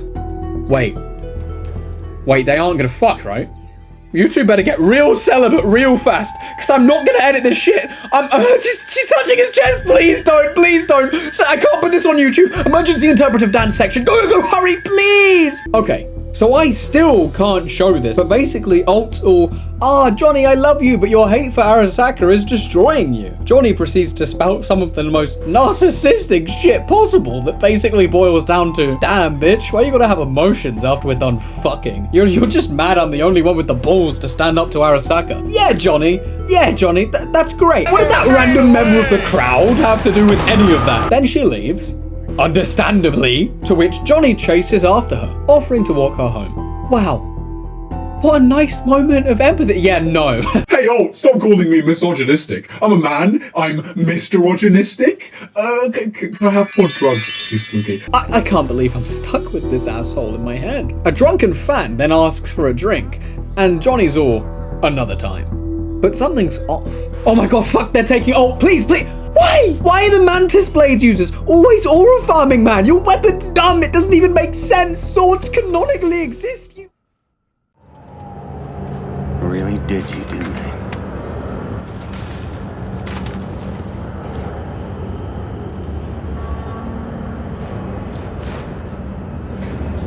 Johnny wakes up at the Ripper dock, confronted by a journalist called Thompson, who explains they took her because Alt was making high-quality ice for a different corporation. And Johnny doesn't believe him. He genuinely believes the only reason Arasaka took her was because he was fucking her, and they wanted to get at him. Johnny, she made the precursor to Soul Killer. She is the greatest netrunner of your generation, dumbass! You literally just got left for dead by random fodder goons. If Arasaka wanted you dead, you would be dead, bro! Now we raid Arasaka Tower, and if I'm honest, it's about here where I get the sneaking suspicion Johnny's memories are kind of bullshit. We just got folded by random goons, yet after acquiring the stellar team of Rogue, Some Guy, and Thompson, we managed to escape an Arasaka ambush, which is believable, honestly, I suppose.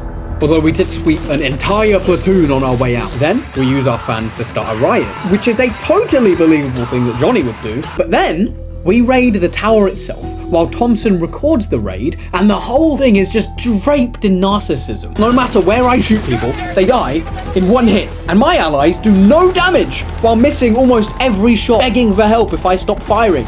Even minigun turrets die instantly. The only things my allies achieve are things Johnny couldn't possibly take credit for, like Thompson bringing the C4. But even then, Johnny shoots it to detonate it. I mean, at one point, I face-tanked a named Arasaka Sundevastan user without taking any real damage. And my health always returned to pristine. Even the interaction prompts are Johnny obsessed. Look, save Alt. Except in reality, the moment he unplugged her, her soul was unable to re-enter her body. Plus, I feel so bad for Thompson in this scene. He has been upfront from the start that his goal was to record how evil Arasaka are and show the world. But the moment Johnny's upset, he takes his rage out on him for still recording and gives him some pristine UFC ground and pound via the silver hand, which he saved your life like 2 hours ago. What are you doing, dude? After this, we're dragged out of Johnny's memories, and V, quite rightly, chews him out. This incredible netrunner you've been telling us to meet with is 1, your ex, 2, the writer of Soul Killer, and 3, physically dead. And you didn't think to mention any of that. Well, as Johnny explained, she's not really dead. Arasaka kept her soul locked inside the Arasaka subnet, and she contacted him, told him to not come looking for her. So of course he came looking for her and bombed Arasaka Tower, which resulted in Alt passing through the Black Wall. I see.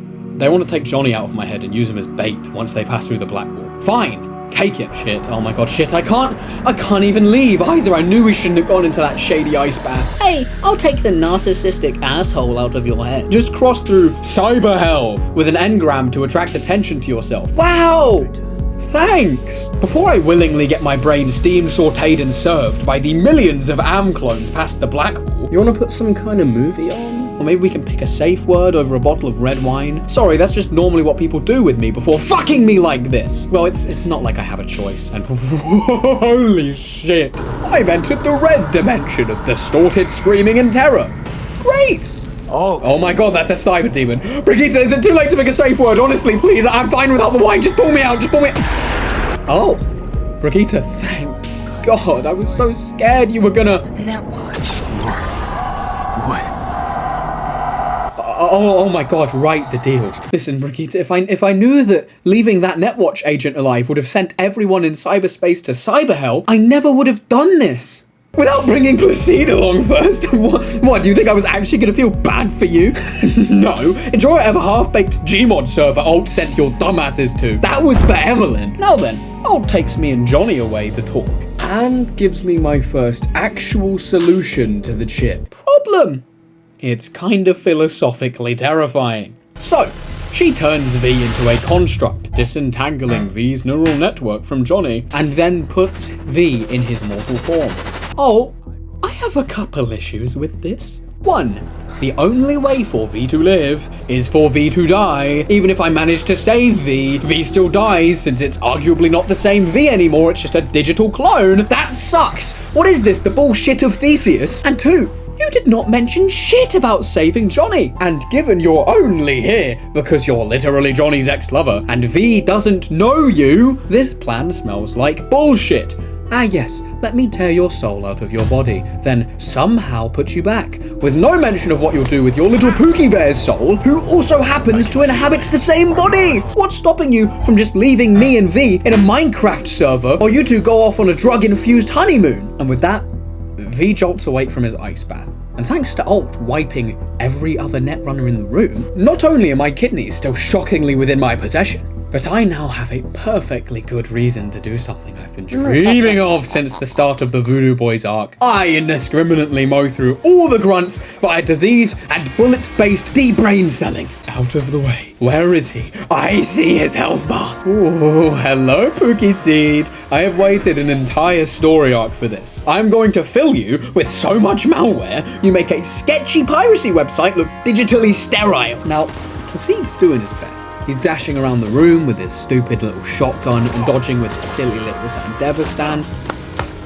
Good job, Placide. All that dodging is really going to help you against the entire quick hack queue I just emptied into you, and my self-aiming pistol. Good job, Placide. It's not working yet, but maybe just one more dumbass little sidestep and I'll run out of ammo. Idiot. The only thing you've been dodging is the development of your frontal lobe. Are you happy with the autonomous shooting function? Skip. Big man, I don't think I've ever been happier with the autonomous shooting. Look at him wiggling his intellectually challenged ass around like it's gonna help. Now, you are probably wondering why I set Skippy to shoot the kneecaps and not, say, the head. Firstly, because look at him. Placide's clearly not got anything valuable up there. And 2, I don't want to let him off that easy. I picked up a bat. Just for this, Placide. Dodge this, moron! And now the best part of this. The bat is a non-lethal weapon. Placide's alive while I marinated his chin with my nuts. And I flashbanged him too, so I can't have his life flashing before his eyes. It would take away from the show. Yeah, I'm not letting you live. Goodbye, Voodoo Boys. Hello, soul-crushing migraine. Yeah. I wake up to Johnny psychoanalyzing me as if he isn't a walking narcissism symptom checklist. Turns out, while I've been peeking into his past, he's been peeking into mine. We talk about how scared I am that our memories are going to interlink. Johnny agrees, saying he doesn't want to remember being fucked over by Dexter Shawn. Yeah man, me neither. And then V asks this. So listen, will I notice a change, or is it one of those things where I'll wonder why I ever feared it?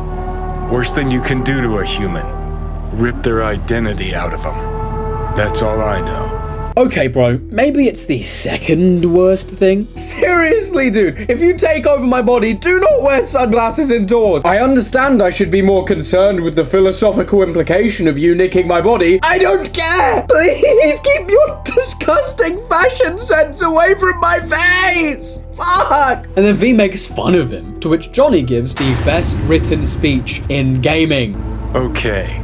I'll tell you why I want to destroy Arasaka, but I'll only tell you once. Want to hear it? I saw a corpse strip farmers of water, and eventually of land. Saw them transform Night City into a machine fueled by people's crushed spirits, broken dreams, and empty pockets. Corps have long controlled our lives, taken lots, and now they're after our souls. I've declared war not because capitalism's a thorn in my side or out of nostalgia for an America gone by. This war's a people's war against a system that spiraled out of our control. It's a war against the fucking forces of entropy. Understand? Do whatever it takes to stop them, defeat them, gut them. If I gotta kill, I'll kill. If I need your body, I'll fucking take it.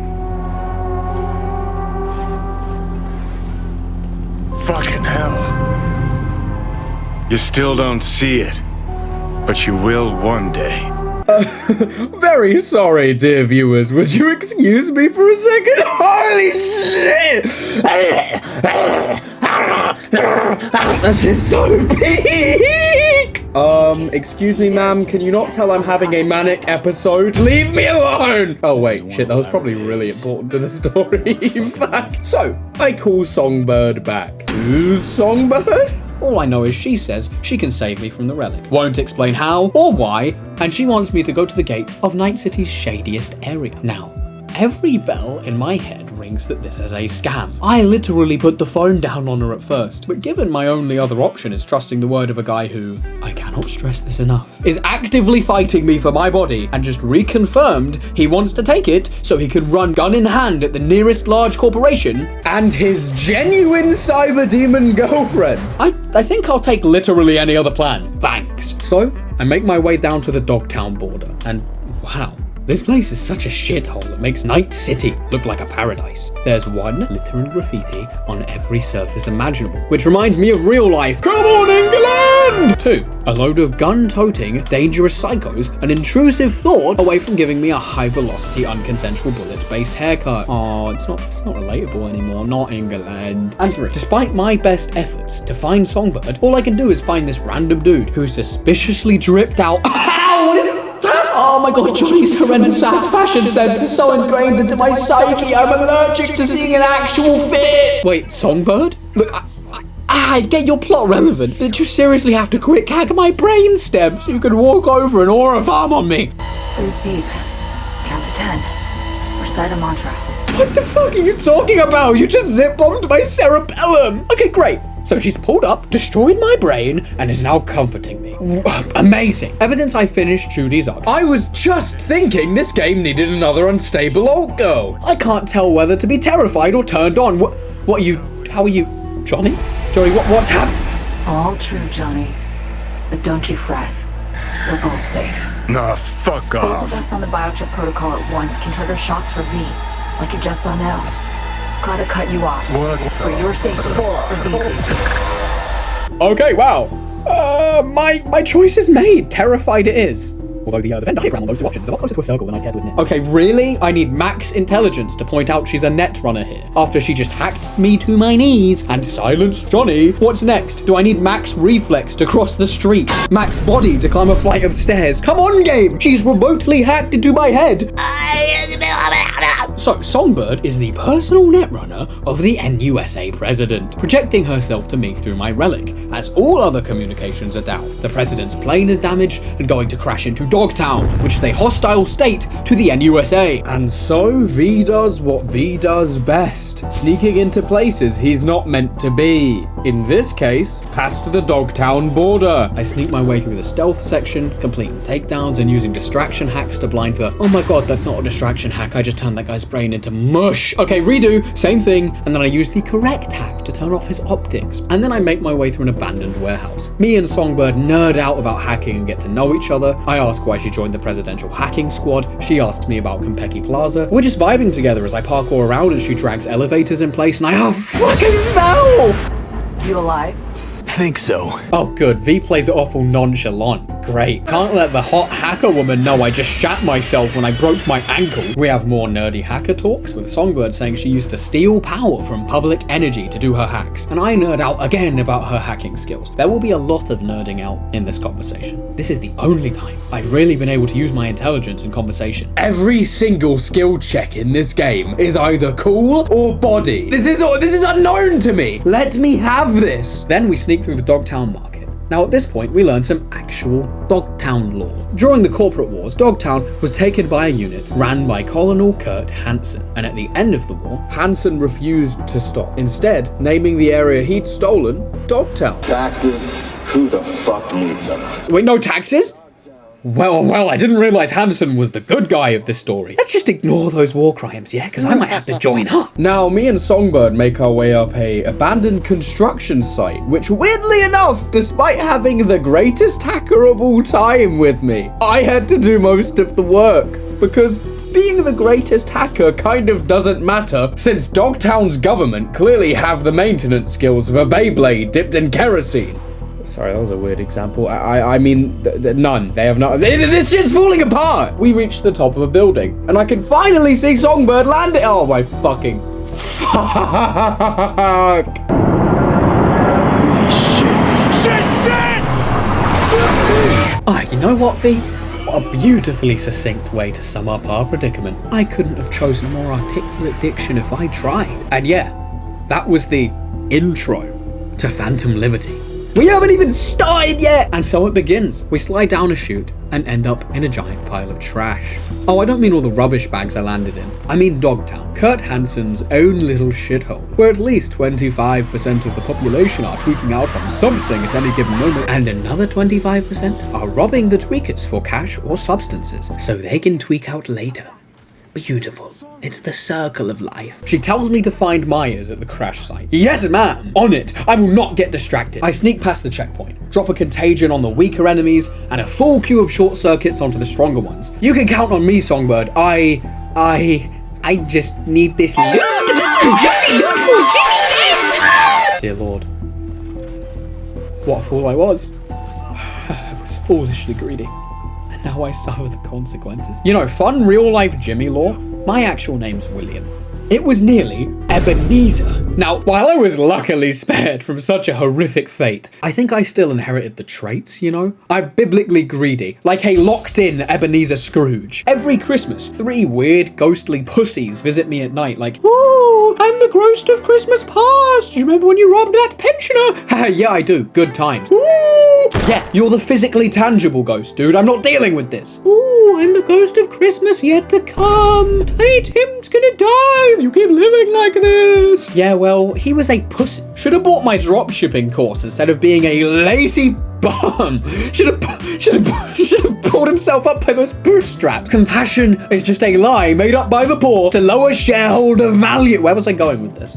Oh, right, my greed is actively killing me. Let me drop my cheap guns. Yeah, the ghost of Christmas yet to come already tried that, bro. Call me constipated the way I'm physically incapable of giving a shit. I have new inventory space in desperate need of filling. So, eat an entire overclock health bar dump of quick hacks. And let's hope your kid likes ice soup and bread sandwiches, because I'm taking your savings too. Now, on my way over to Rosalind, I get the perk Blood Thief, which means I heal for every remaining quick hack on an enemy when I kill them. This helps a little now, but down the line, with 2 new quick hacks and a couple pieces of cyberware, it'll turn me into a god. For now, though, I'm just a slightly more durable malware transmission vector. Now I'm approaching Rosalind's location, and holy shit is contagion spread satisfying to watch when you're able to dump your whole health bar into it undetected. I leave that army outside with a few pro bono pathogens and sprint my way into the aircraft. The entire crew is dead, so I peek my way into the back door. What is happening? Smack her! Hit her! Yes! How?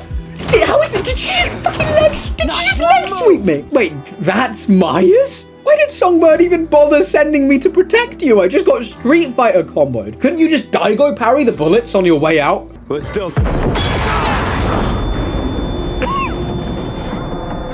Oh my god, is she walking off that explosion already? What am I here for? Okay, now this was a super intense fight for me. I'm at the point in my build where I can dump my health bar to wipe out an enemy via contagion, or one-shot most bosses via short circuit. But I don't yet have the perks or the cyberware to give me my health back. Meaning if I fuck up, my body gets forcefully turned into a bullet storage device.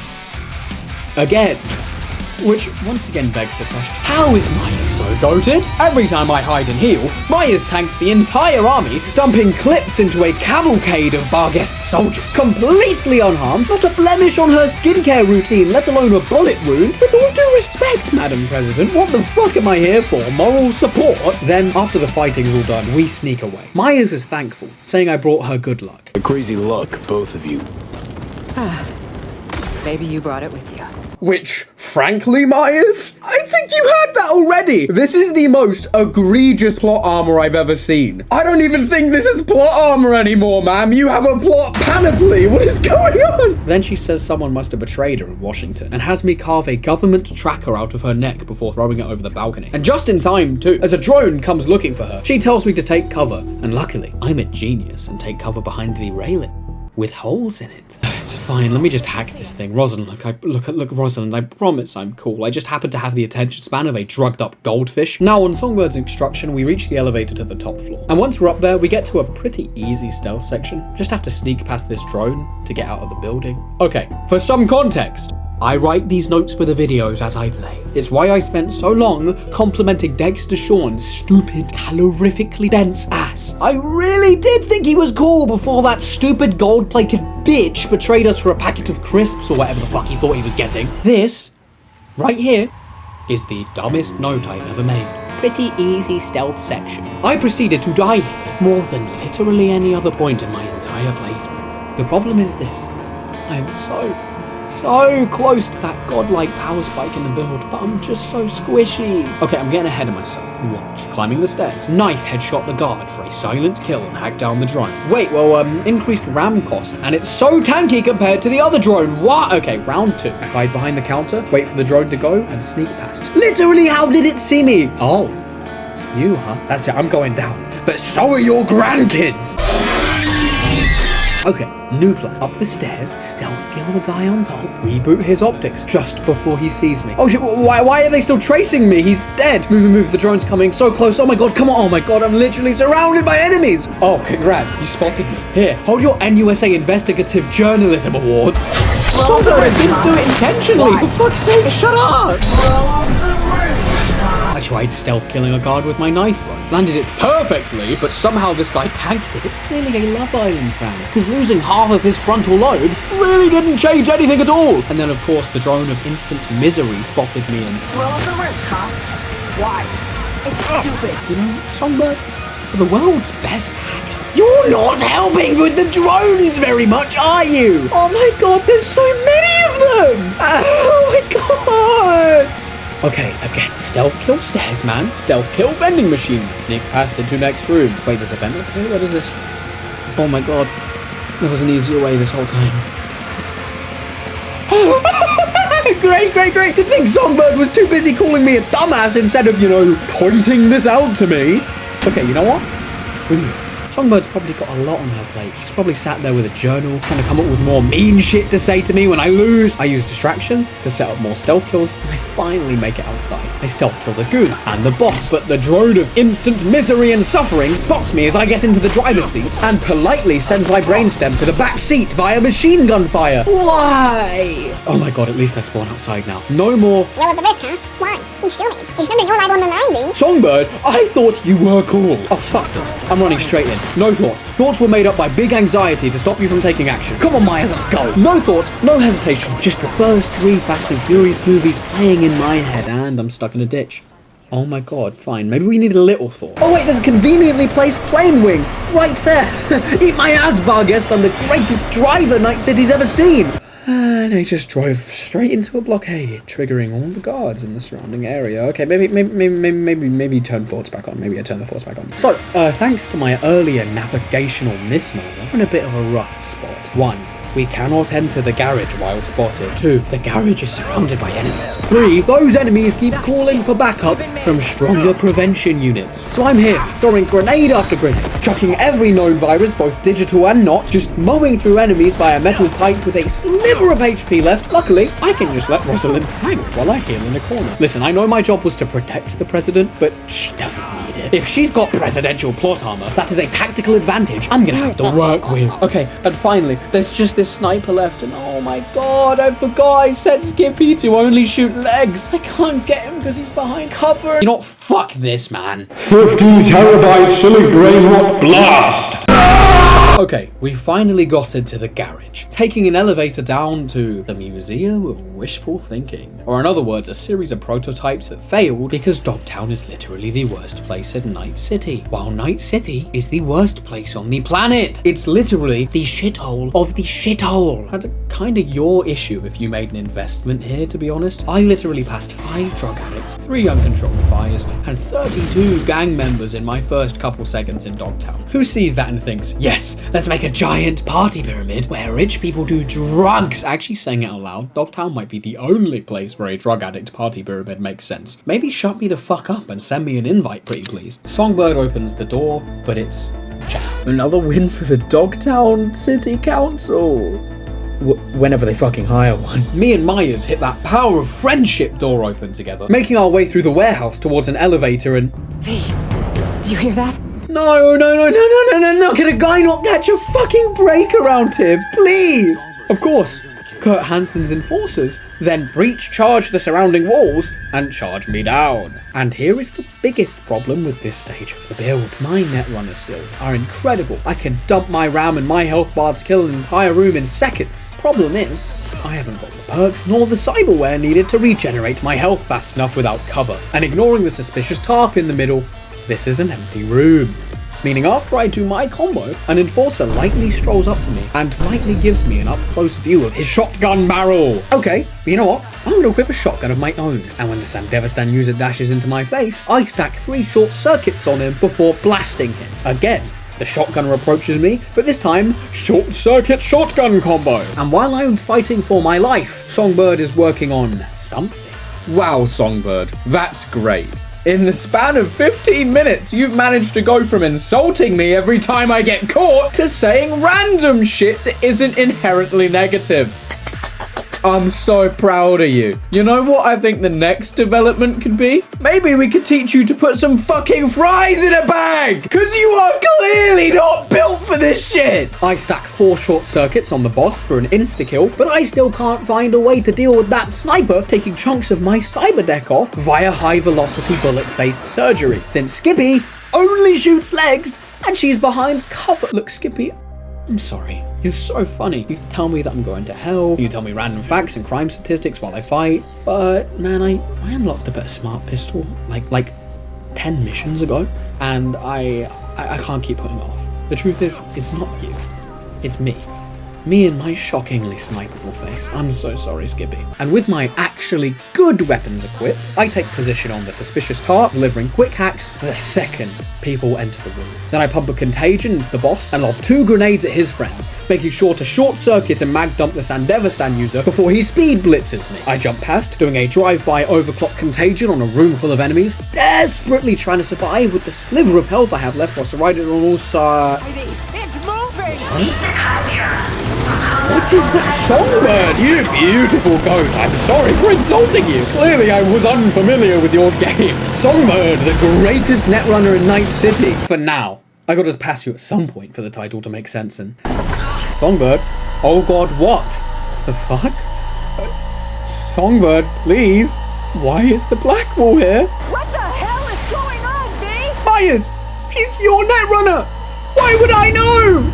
Yep, good thing I bought that cyber kidney, because I just pissed my whole self. Myers, come on, power of friendship, open it. No. Myers, thank you, you beautiful goat. The black wall is brain rotting my legs. No, the door, hell no, please. Okay, I gotta go under the door. The escalators, please, I gotta... Is that a fucking plasma cannon? We're cooked, holy shit! Yeah, Myers, you didn't have to tell me to run. I don't even care about saving your ass anymore. I just want to live. You tanked those armies before. You handle it. Come on. Elevator, please. It's delayed. What? Oh my god, we can't hack it. We're cooked. What is happening? In the elevator. Now. No, V, don't hold the door for her. Now's not the time to be a gentleman. Get the fuck in. Oh, fuck. V. Oh my god. Oh my god. Wait, we get to be cool? Holy shit, that was sick. Holy shit, we're fucked. You're not dying on me today. What? Hey, what the fuck? Stop that. Stop. I'm alive. I'm like inches from death. I'm pretty sure one more slap and I'll need a trauma team evac. I'm glad you came, but Myers, it's alive. You didn't check if the gigantic experimental chimera was dead before coming over to me. Jesus, Myers, you're spoiled by that presidential plot armor you've got. How are you even alive? She's not even stepping back. Seriously, Myers, am I the main character or you? What's next? You gonna scream and get a presidential power-up before just suplexing this thing? But yeah, sadly, Myers doesn't want to reveal her Super Saiyan abilities to an outsider like me, so we have to fight it. The plan? I shoot the weaker parts in the chimera, while it shoots at my weaker parts, which, given its firing with a mounted tank cannon, is all of them. It's giant and tanky, which means my hacks are very slow to upload, because in the giant mech that summons healing drones, fills the room with poison gas, and fires a 360 plasma cannon with omnidirectional swarm missiles, they clearly forgot to add decent Bluetooth. But I hack down all the drones, use a smart pistol to take down all the weak points, sadly without any quips involving the male crime rates. God, Skippy, you will be missed. And once it's low, I heal, overclock, and pump it with a full stack of short circuits to keep it distracted. Then I tear the gun out a nearby sentry turret and light it up. Come on! Jump on top and finish it, V! Hey, Myers, maybe later. At least buy me a drink first. So forward. Oh right, the killer robot! I tear off the hatch before hitting the cleanest power of friendship alley-oop. Okay, V. Was the parkour roll really necessary? Fuck me. I was gonna say I know damn well you didn't need to do it because I bought you reinforced legs, but if I'd known it was gonna explode like that, go for it! Every man's #1 dream is to aura farm in front of an explosion. Now, we're escaping an abandoned subway. Myers says Songbird will meet them there. It's the reasonable thing to do. But my abusive husband Johnny finally comes back with the milk. And based on my little Rockerboy Pookie Bear's description, it sounds like Songbird's gonna be stuck in the hell jacuzzi of the Black Wall for a little while longer. Now, me and Myers are sneaking our way through the area. I turn off a steam valve and hack the cameras. Well, I tried to, except Myers had to step out and record a thirst trap. Milliseconds before I turned her camera off. I didn't realize NUSA conscription law affected the president this way, because this diva can't help but serve. Okay. Let me delete the recording before the President's Stinky Tunnel exploits goes viral. There. Now can we please lock in and get to the... Is someone burning toast down here? Because I feel... no, not now! Myers asks what's up. And you know what? I'm gonna tell her about the relic. She's the president. If someone can help me, it's her. You're talking about the relic. Oh, fuck. She knows about the heist. Of course she does. I just gave the most politically powerful woman in the NUSA blackmail on me. Oh, it's okay. It's okay. I've got an advanced debate technique to get us out of this situation. Just put a bullet in her, V. Shoot her quickly. It'll be easy. Use that smart pistol to presently dent the president. Great place for an ambush. Did she just fourth wall break read me? Fuck me, what was I thinking? Even the largest army that was barraging her with bullets couldn't do anything. This woman tanked the lead equivalent to the GDP of a medium-sized country. No wonder my smart pistol won't fire. It doesn't see any viable targets, V. We're so cooked. Just run. Oh, look. There's a generator in this room. If I can repair it, then I can escape Myers before she hooks me and... Oh, hi, Johnny. Got a bad vibe about this. You? Honestly, he's so right. World's best Netrunner wiped out on the net. The president getting stabbed in the back from Washington. By who and why? Plus Kurt Hansen randomly Sam launchering the president of another country. Got this hot itchy feeling in my groin. Like someone's not fessed up to something. Okay, Johnny, first off, that's a weird-ass way of saying it, but you were literally a rock star, so I'm positive that you're positive for every STD in Night City. Maybe that itching's normal for you. And second, you are right. Something's really off here. No one's telling me the truth. I feel like a child asking about Santa Claus. But while my teammates were busy looping Myers, I repaired the generator and sat with Myers for a presidential cold one. We're chilling with the radio when Kurt Hansen starts talking about how this is a setup, an excuse to invade Dogtown. To which Myers panics and turns it off. She's moving like she's got a Sandevistan equipped. That's mighty suspicious, Madam President. Not to mention the glaring issue that we're still missing our redhead rage baiter. I wanted to worry about it, but then two guys come in, and we are given the chance to talk it out, but... V, we need to eliminate them. Yes, Madam President! Impressed by my lack of individual thinking skills, Myers offers me the coin of the NUSA to make me an agent and offers to let me take the oath to make it real. But, no. I'm playing Cyberpunk, not Cyber Bootlicker. Ah yes, I love my rebellious punk game. Let me become a cop. No! Myers also tells me to meet her agent in Dogtown, Solomon Reed, a trustworthy man of principle who can't be swayed. And I have to call him via landline? What is this glazing? First she hits him with that WWE intro. Here comes Solomon Reed, a trustworthy man of principle who can't be swayed. And then I have to call him via landline. Madam President, it is 2077. We can make Skype calls in our heads now. Why do I have to call him via an ancient treasure? I thought I was calling Reed, not summoning Maharaga. Honestly, for all the glazing, this guy better be 50 billion feet tall, with his meat so long he could sling it over his shoulder like a cartoon burglar. And with that, I'm out into the elevator. Hey, made the right call not taking that fascist-ass oath. Oh yeah? Some causes are worth pledging your life to, V. This ain't one of them. Now I wanted to agree with him, but I play V like he's autistic because I genuinely cannot pick up the tone in these indicators. I sincerely thought we were going to agree with Johnny here, and instead I get some Yeah, fuck the system, fuck our sucker, fuck the NUSA. No V, what the fuck? That's not what I wanted to say, and now he's offended. I wanted to agree, man. Johnny tells me he was a corporate marine, practically dove in uniform first. I feel so bad for taking the piss now. I didn't mean to, Johnny, I'm sorry. Now I'm running down to meet Reed and I, get stuck in a pool. Okay, first actual playthrough affecting bug of the game is 15 hours in. That's alright. My immersion isn't ruined, guys. This isn't a bug. It's just a black wall attack.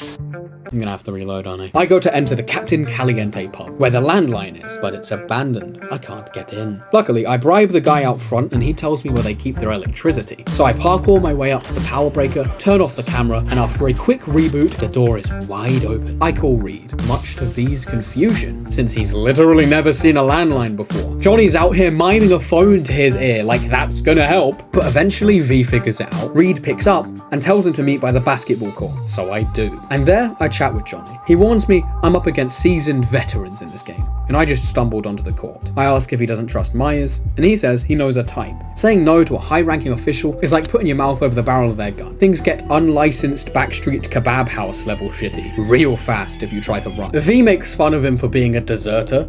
Honestly, sometimes V says shit that I hate. It's the main reason I refer to V as V instead of me when narrating, because when he does stuff like that, I would not be acting like this man, and I want you to know. I'm gonna be so real with you. The next 2 minutes of this video are scripted with me all, I can't believe V would insult Johnny for being a deserter. That's so fucked up. That's so mean. I hate him. I'm gonna take that motherfucker to the afterlife and drink so many shots he goes there for real. No, I picked it. I'm a fucking idiot. Then Johnny says it's okay. And honestly, about here in the playthrough, I actually started to feel for Johnny. He's not just some corpo-hating rebel because of his narcissism. It's because they genuinely took everything from him. And then he launches into yet another goat-tier speech. What was that? After every carrot comes the stick. Allow me to illustrate. Every grunt gets a rifle, flak jacket, and a bunch of promises. Comes a time you're out of ammo, Kevlar's tattered cardboard. And what's left of the promises? Fuck all, I'm guessing. Exactly. And that's when they reach for the stick they call values. Getting shelled in your dugout, chooms are taking refreshing phosphorus showers, and some officers ranting about loyalty and duty. The moment you stop shitting carrots and they wave the value stick, fucking run, rabbit. Run. Honestly, this might be my favorite fictional speech ever. Because one, what are they feeding the writers, man? I don't know if it's the relic rewiring my brain, but everything Johnny says is fire. Whoever wrote this man's dialogue was cooking with gas every speech. Listen, whatever they paid him, triple it immediately. And two, this is genuinely pretty good life advice. Like, obviously the carrot and the stick metaphor is related to Johnny's military experience, but in real life, you can get roped in with promises and gifts and carrots, right? And once the carrots stop, and all that's left is your obligation and the values you've been told you need to uphold, the things you do because someone told you to, regardless of how it hurts you, run. And that, Your Honor, is why I sped through that school zone. Life without parole. Then I remind Johnny, I didn't take the oath, big man, and I promised him that I'll keep one foot out the door. Johnny says he'll hold me to that. Then Reed shows up and also holds me to that. Well, that being a pistol to my abdomen, yeah, right, cause hello, just would have been too much, wouldn't it? Reed starts interrogating me, and frankly, being a rude prick about it. So I'm a rude prick back, while Johnny cheers me on. Hard to say. The longer we sit here. That's it. Dribble around him. And then he just leaves? That it? Interrogation over? Already? We're starting to have fun. Reed. Slippery motherfucker. I actually love the banter between V and Johnny. It is really growing on me. Then I get in the car with Reed. Is that Idris Elba? No wonder the game glazes him so hard. Reed proceeds to menacingly prance around the car, gun in hand. But I'm not even mad anymore. I get it. This game and me are gonna be glazing him like AI glazes you after literally any question. Wow, that's a really intelligent question, and it shows how much thought you've put into this. Yes, if you are in a rush, then it's okay to go above the speed limit with a bottle of wine to help calm your nerves while you drive. Wow, thanks. Legally distinct AI that for legal purposes holds no intentional reference to any other AI or any other company or any other legal thing. This is a legally made up entity and holds no reference to any real life business or corporation or anything of that sort. See, Your Honor? How are you here? You should be in jail. Dude, don't question the continuity of a cutaway gag. You're gonna ruin it. A cutaway gag? No. I have a wife and kids. I trained in law school for this. Oh, hey guys, the bit's becoming sentient. This is too meta now. Do the thing. What thing? What are you? Reed proceeds to apologize to me before he reads out my very recent and underwhelming FIA portfolio of literally nothing. Given I received the job 10 minutes ago, he asks me why I joined, and I say Songbird. Reed says he used to work with her, and that she's a magnet for trouble. Then we drive some more. Reed says he's a bouncer for his day job, since the NUSA don't pay their sleeper agents at all. Wow, okay, I just got pressed by a broke bitch working for free. Yeah, great conversation, broke boy. Let me go hack this pylon and take some eddies from it. Oh, eddies? You never heard of those? You know the thing you get from a job? Oh, well, not like your job. A real job? One that pays in cash rather than a presidential praise king? Then we head into the apartment, and Reed and Myers have a super scenic, serious conversation. There's some bad blood between them. Reed recruited Songbird and worked with her, but he was betrayed by the NUSA 7 years ago and left stranded in Night City with a crushed career and an Arasaka hit on his head. Okay, I gotta ask. Bro, genuinely, why are you helping this bitch? But I'm doing it for Somi and my country. Call me naive if you like. Reed then gives me the nastiest side-eye for like 30 seconds. Dude, what is wrong with you? Oh my god, he was waiting for a handshake. Oh, wow. That was a manly-ass handshake. Bro, maybe I've roasted you too hard. Myers thanks me, and I tell her to buy me dinner sometime. You do this often? Invite presidents out on dates? Oh my god, that's what that meant? I genuinely thought that just meant her buying me a nice dinner. Wow, I'm not passing the autist allegations, am I? Wait, what the fuck am I talking about? I'm a YouTuber making a 5-hour Cyberpunk video. That ship has already sailed and been brutally mauled and destroyed at sea. Now I've got to wait 2 days for Reed's call, which means it's power leveling time. Now, while we're power leveling, I've got to admit, our build has 2 big issues. I can wipe rooms of people, but it costs me all my health via overclock and takes a little while. Sadly, most people react rather negatively to everyone they know and love being infected with bootleg malware and are quick to communicate that fact with me via high-velocity lead disagreement pellets. Luckily, for the issue of our kill speed, I've got a simple solution. That being my crazy government paycheck. Holy shit! I strut into the Ripper dock and get myself a new operating system, the MK3 Tetratronic Riddler. This bad boy can not only run Doom directly into my brainstem, it also gives a 40% damage bonus when immediately followed by a non-combat quick hack,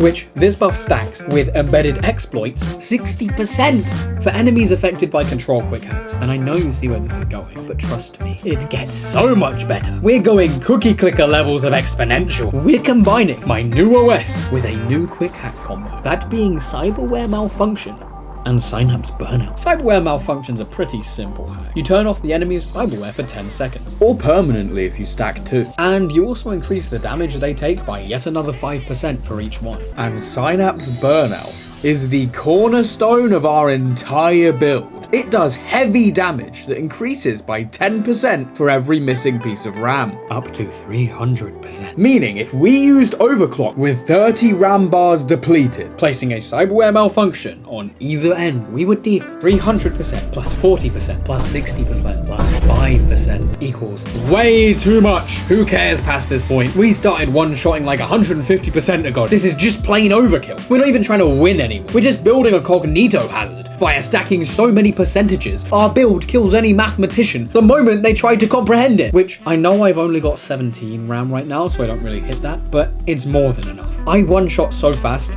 it doesn't even trigger tracing or combat. Some guy just sees his tomb keel over, and before he can even comprehend why, his entire nervous system takes the day off. So our killing speed issue is well and truly solved. Onto the small, teensy-weensy issue of the fact that I leave myself a bad vibe away from collapsing after every combo rotation. I do heal with any unused quick hacks in the queue the moment an enemy dies, and later into the build, that will help a ton. But right now, it's not great. It's like slapping a cute plaster onto a 40mm cannon wound. I'd love to fix that too, but I somehow burnt my entire paycheck the moment I went to the doctor and can no longer afford to fix my health issues. Wow, this game really is set in America. Not like I can talk in. I'm from the UK. In British Cyberpunk, you'd have to wait 6 months every time you wanted new cyberware installed. Now then, on to my plan to have my terminal currency deficiency sorted. I stormed a gang hideout, one-shotting all of them with my quick hacks. Okay, editing Jimmy here, I'm gonna be so real with you. I don't have anything funny to put over these clips. It's just so satisfying, I had to put more of it in. Watch them explode, it's fucking incredible. Why did you live? Why did you live? You ruined my B-roll, you... Kill him! There's nothing of note to bring up, really. I sweeped these guys and forced the boss to run off on half health. Nothing of note, other than the fact that after I disarmed their traps and prepared myself to enjoy some hard-earned gamer loot, the boss crashes through a wall in a mecha skeleton, screaming, "Oh, you little whore!" This scared the shit out of me! It triggered some primal fight or flight because he caught me while I was looting! You can't do that! That's cardinal gaming law! I had my metaphorical pants down! Plus, seeing this gigantic animatronic animal screaming about my chastity made me very concerned that my pantslessness might very quickly stop being metaphorical. I felt like I was playing Sex Fiend Five Nights at Freddy's. Cyberpunk, don't ever do that to me again! I'm terrified! I need a minute! Now, what loot did I get from beating William Afton's freakier cousin? Well, only the exact cyberware I need for my build. Yes! Please don't make me think about why a guy like that would have a blood pump. We're moving on, we're ignoring it. I returned to a Ripper dock and install some new cyberware. That being the blood pump and a biomonitor. The blood pump is a replacement for my healing item that gives me solid, instant healing and crazy healing over time, whereas healing items force you to pick between one or the other, and the biomonitor automatically triggers my healing item when I drop below 50% health, and makes the healing 8% more effective. I also got some general upgrades to my tankiness and operating system, and now we're ready. That's both of our build's main issues dealt with. And don't get me wrong, we've still got a long way to go, since while we're tankier, we still have to think about and manage our health, which is not an issue we share at the end of our build. And after that, I just did some side missions. Some fun. The Voodoo Boys? Nah. Hey, you guys, give me that car. Hey, literally, who are you? Okay, alright, car delivery, no biggie. Why are you guys here? Alright, I'll just blind them and run. No need to pop my ult on a random... Foolish children, face the irrefutable truth of your insignificance. I cast 75 Yottabyte Satoru Gojo Thirst Trap Zip Bomb. Damn, they destroyed the entire back of the car. How can I even sell this now? I got a read off my drone, says you ran into a few speed bumps. Nah, no biggie. What's a few speed bumps in a ride like this? You beautiful psycho. I can't help but like you. Pleasure doing business with you, my eccentric, bowl-cutted Pookie Bear. And to be honest, some of the missions were fun. Hey, Judy, what's up? V, can you come over stat? Something happened? Yeah. Just come. I am not even going to show or describe this part, as I'm genuinely uncomfortable discussing themes like this on my channel. But after the end of Evelyn's storyline, All you need to know is I'm outside of the mission, and I genuinely needed a moment. I'm just, fuck, man, is that okay, game, is that a Mr. Stud advert? Really, game? Right here. Not now, Skippy. I need a moment. Can I not get a moment's peace in Night City? What is fucking happening? And finally, Reed's elusive ass stops ghosting me and sends me an invite. He calls me over to meet him at the Moth Bar, so we can meet Alex, a former FIA agent. I popped by the Ripper dock on the way back for some new chrome, that being a bioconductor for crits on my quick hack. God, look at those numbers, it's fucking beautiful! And with that, I stroll into the bar and take a seat, chatting with this lovely, polite bartender lady named Daphne. And that's when Reed gives me a call. So it turns out, the cover story for his betrayal and attempted murder is that he sold out to Arasaka. And he's so loyal, he never corrected Alex on what happens. First off, geez man, you're far too loyal. I would snitch the second I got betrayed. It would be like a government secret leak speedrun. And 2, you didn't think that would be useful for me to know before I walked in and turned my back to half of the bar? Shit. I get back to chatting with Daphne. She's asking me if I'm new to Dogtown, and then Solomon, Aura Farming Reed, walks in, stopping in just the right position to be backlit by the exit sign. Yes, bro, we get it. We see the fit. Daphne is not happy. Clearly, these two have some beef. Reed, how the fuck are you one of the only people to not be served at the Moth? It's Dogtown. 57% of the population are committing a crime at any given moment. He orders a gin and tonic anyway, and I can't tell if it's the fact my PC's graphics card is held together with duct tape and spiritualistic rituals, or if Idris Elba is just that good of an actor.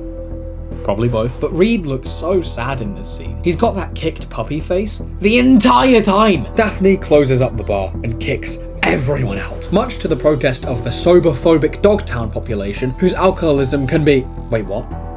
Wait, what? What is happening? She's pissed, waving that gun around and warning me Reed betrayed everyone 7 years ago. Now Reed's trying to explain the truth, but she obviously doesn't believe him. Get the fuck out of my sight, both of you. Should be fucking ashamed, Saul. Oh my god, look at his face. He looks like he's gonna cry. She poured bro the gin and tonic of guilt and suffering. Then I go to introduce myself to her. Alex explains that the op that went wrong, the one where Reed was betrayed and she got stranded by the NUSA in Dogtown, the only members were her, Reed, and Songbird. She says if we plug in the same variables, we'll get the same shit out. But she's in anyway. As long as the FIA provide her with a proper spy's retirement in Monte Carlo after. God, she's so fucking real for that. And I have to go find myself one Netrunner called Slider who's without principle and unlikely to help without a cheeky smidge of danger-based persuasion. Then once again, Aristotle Silverhand pulls up to drop yet another beautiful collage of dialogue. Fitting, isn't it? How the prettiest thing here in Dogshit Town is a monument to the dead? Still don't get this gonk affinity for symbols and empty gestures. Come on.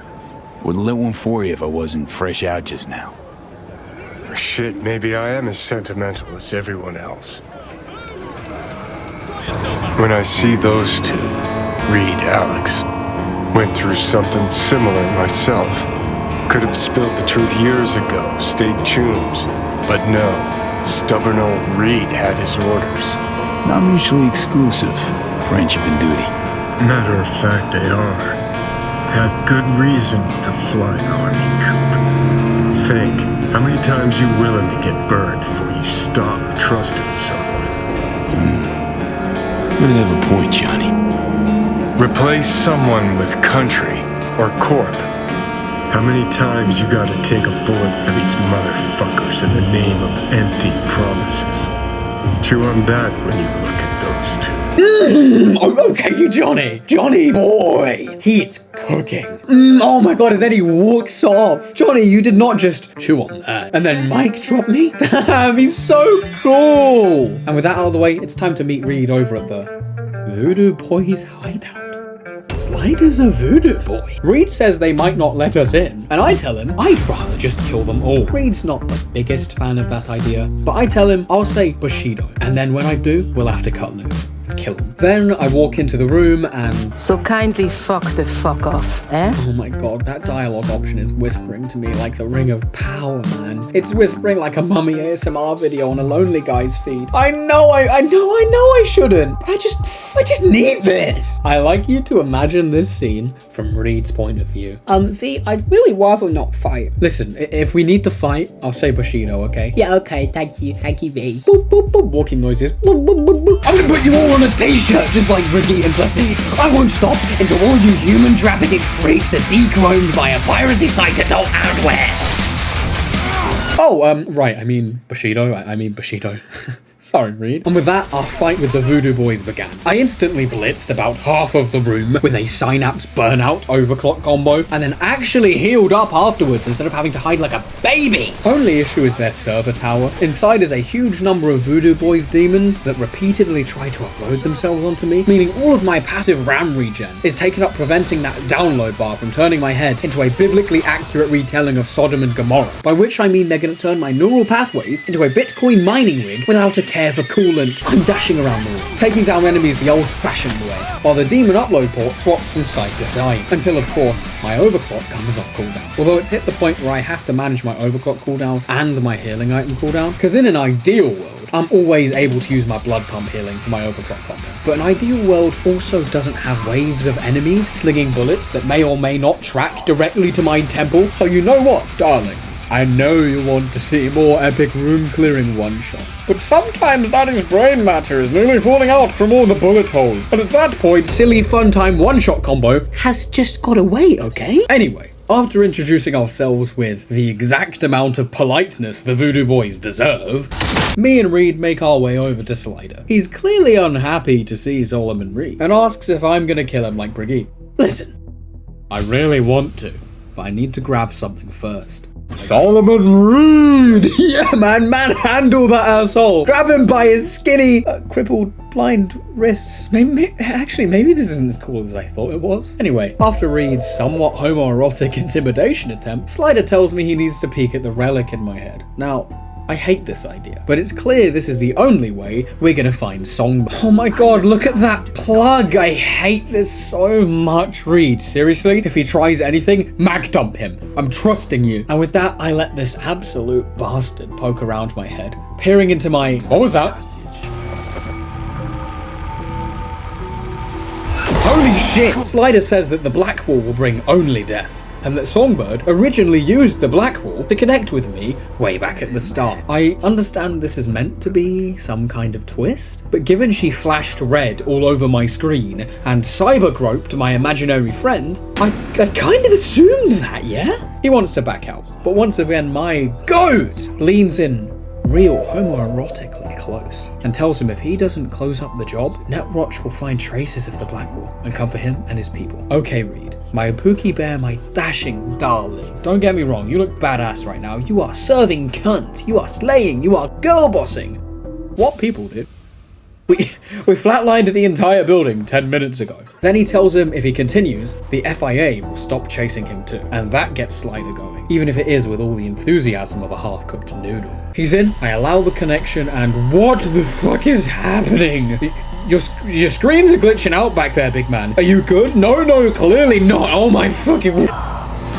Songbird? So she's trying to explain everything about how Hansen's kidnapped her to the Black Sapphire, but all I'm thinking is Slider is not looking too hot, man. The Black Wall's microwaving him like a leftover pizza. Okay, to be clear, the FIA coin is clipping through my hand this entire scene, but remember the rule. We like the game, so it's not a glitch, it's a Black Wall attack, causing a relic malfunction. I don't want to hear one comment about any glitches, understand? Anyway, Johnny's giving Reed shit, saying he was never gonna let Slider live, and I've just gotta sit through that, knowing damn well I tried to shoot Slider the second I saw him. Now, some Voodoo Boys backup arrives, but for genius Netrunners, they sure do group up in a tantalizingly contagionable group often. Oh, except this guy who was smart enough to step back. Good for you, man. Here's your FIA Critical Thinking Award. Then we... Did Reed just backstep weave a melee attack from a Sandevistan user? What? What? I literally wiped the entire room 10 seconds after this, and I still feel unquestionably mogged. I hate using the term aura farming because it makes me feel like a 13-year-old TikToker,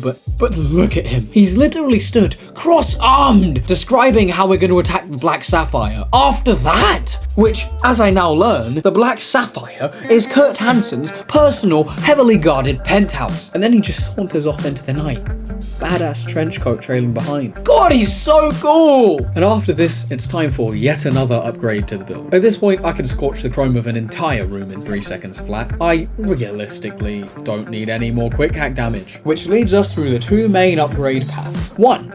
I've begun working my way through the body tree. Partially because body gives you the most badass in-game skill checks, like threatening people, tearing doors apart and ripping guns out of turrets, and partially to work towards perks that increase our survivability. And 2, I've begun buying mitigation items like the counter shell and the neo fiber, meaning once I blow through my entire health bar with one combo like an overzealous 18-year-old buying his first round of shots, I'll get 4 seconds of damage reduction. Reed texts me he's unable to find a way into the diamond. Chill, bro. This ain't my first trespass of a max security hotel. Okay, I love Reed. Wait, shit. Alex, I'm sorry. I'm doing my best not to get attached. He's just so cool. So, I call my man in Dogtown, Mr. Hands, who is my personal favourite fixer in the game. Given that incredibly affluent and articulate way he speaks about everything. Lusting to dance with the devil, the place is inaccessible and treacherous in equal parts. He tells me he can't get a handwritten invitation, but if I complete 3 jobs to help him raise his Dogtown rep, he can work something out for me. And I'm so in. On to my... Oh, right, Skippy.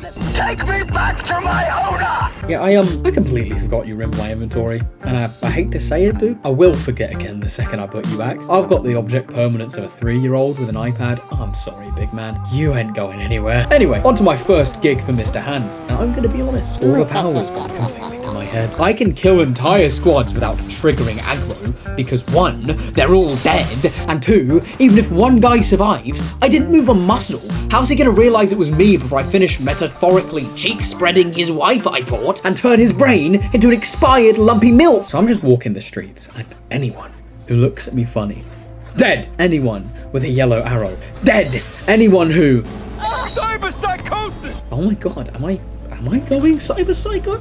I get it now. This shit's so fun. When you have a long-range, undodgeable one-shot. Who needs sanity or empathy or humanity? Don't be stupid. The government made those words up to stop you from chipping all the high-end chrome in the...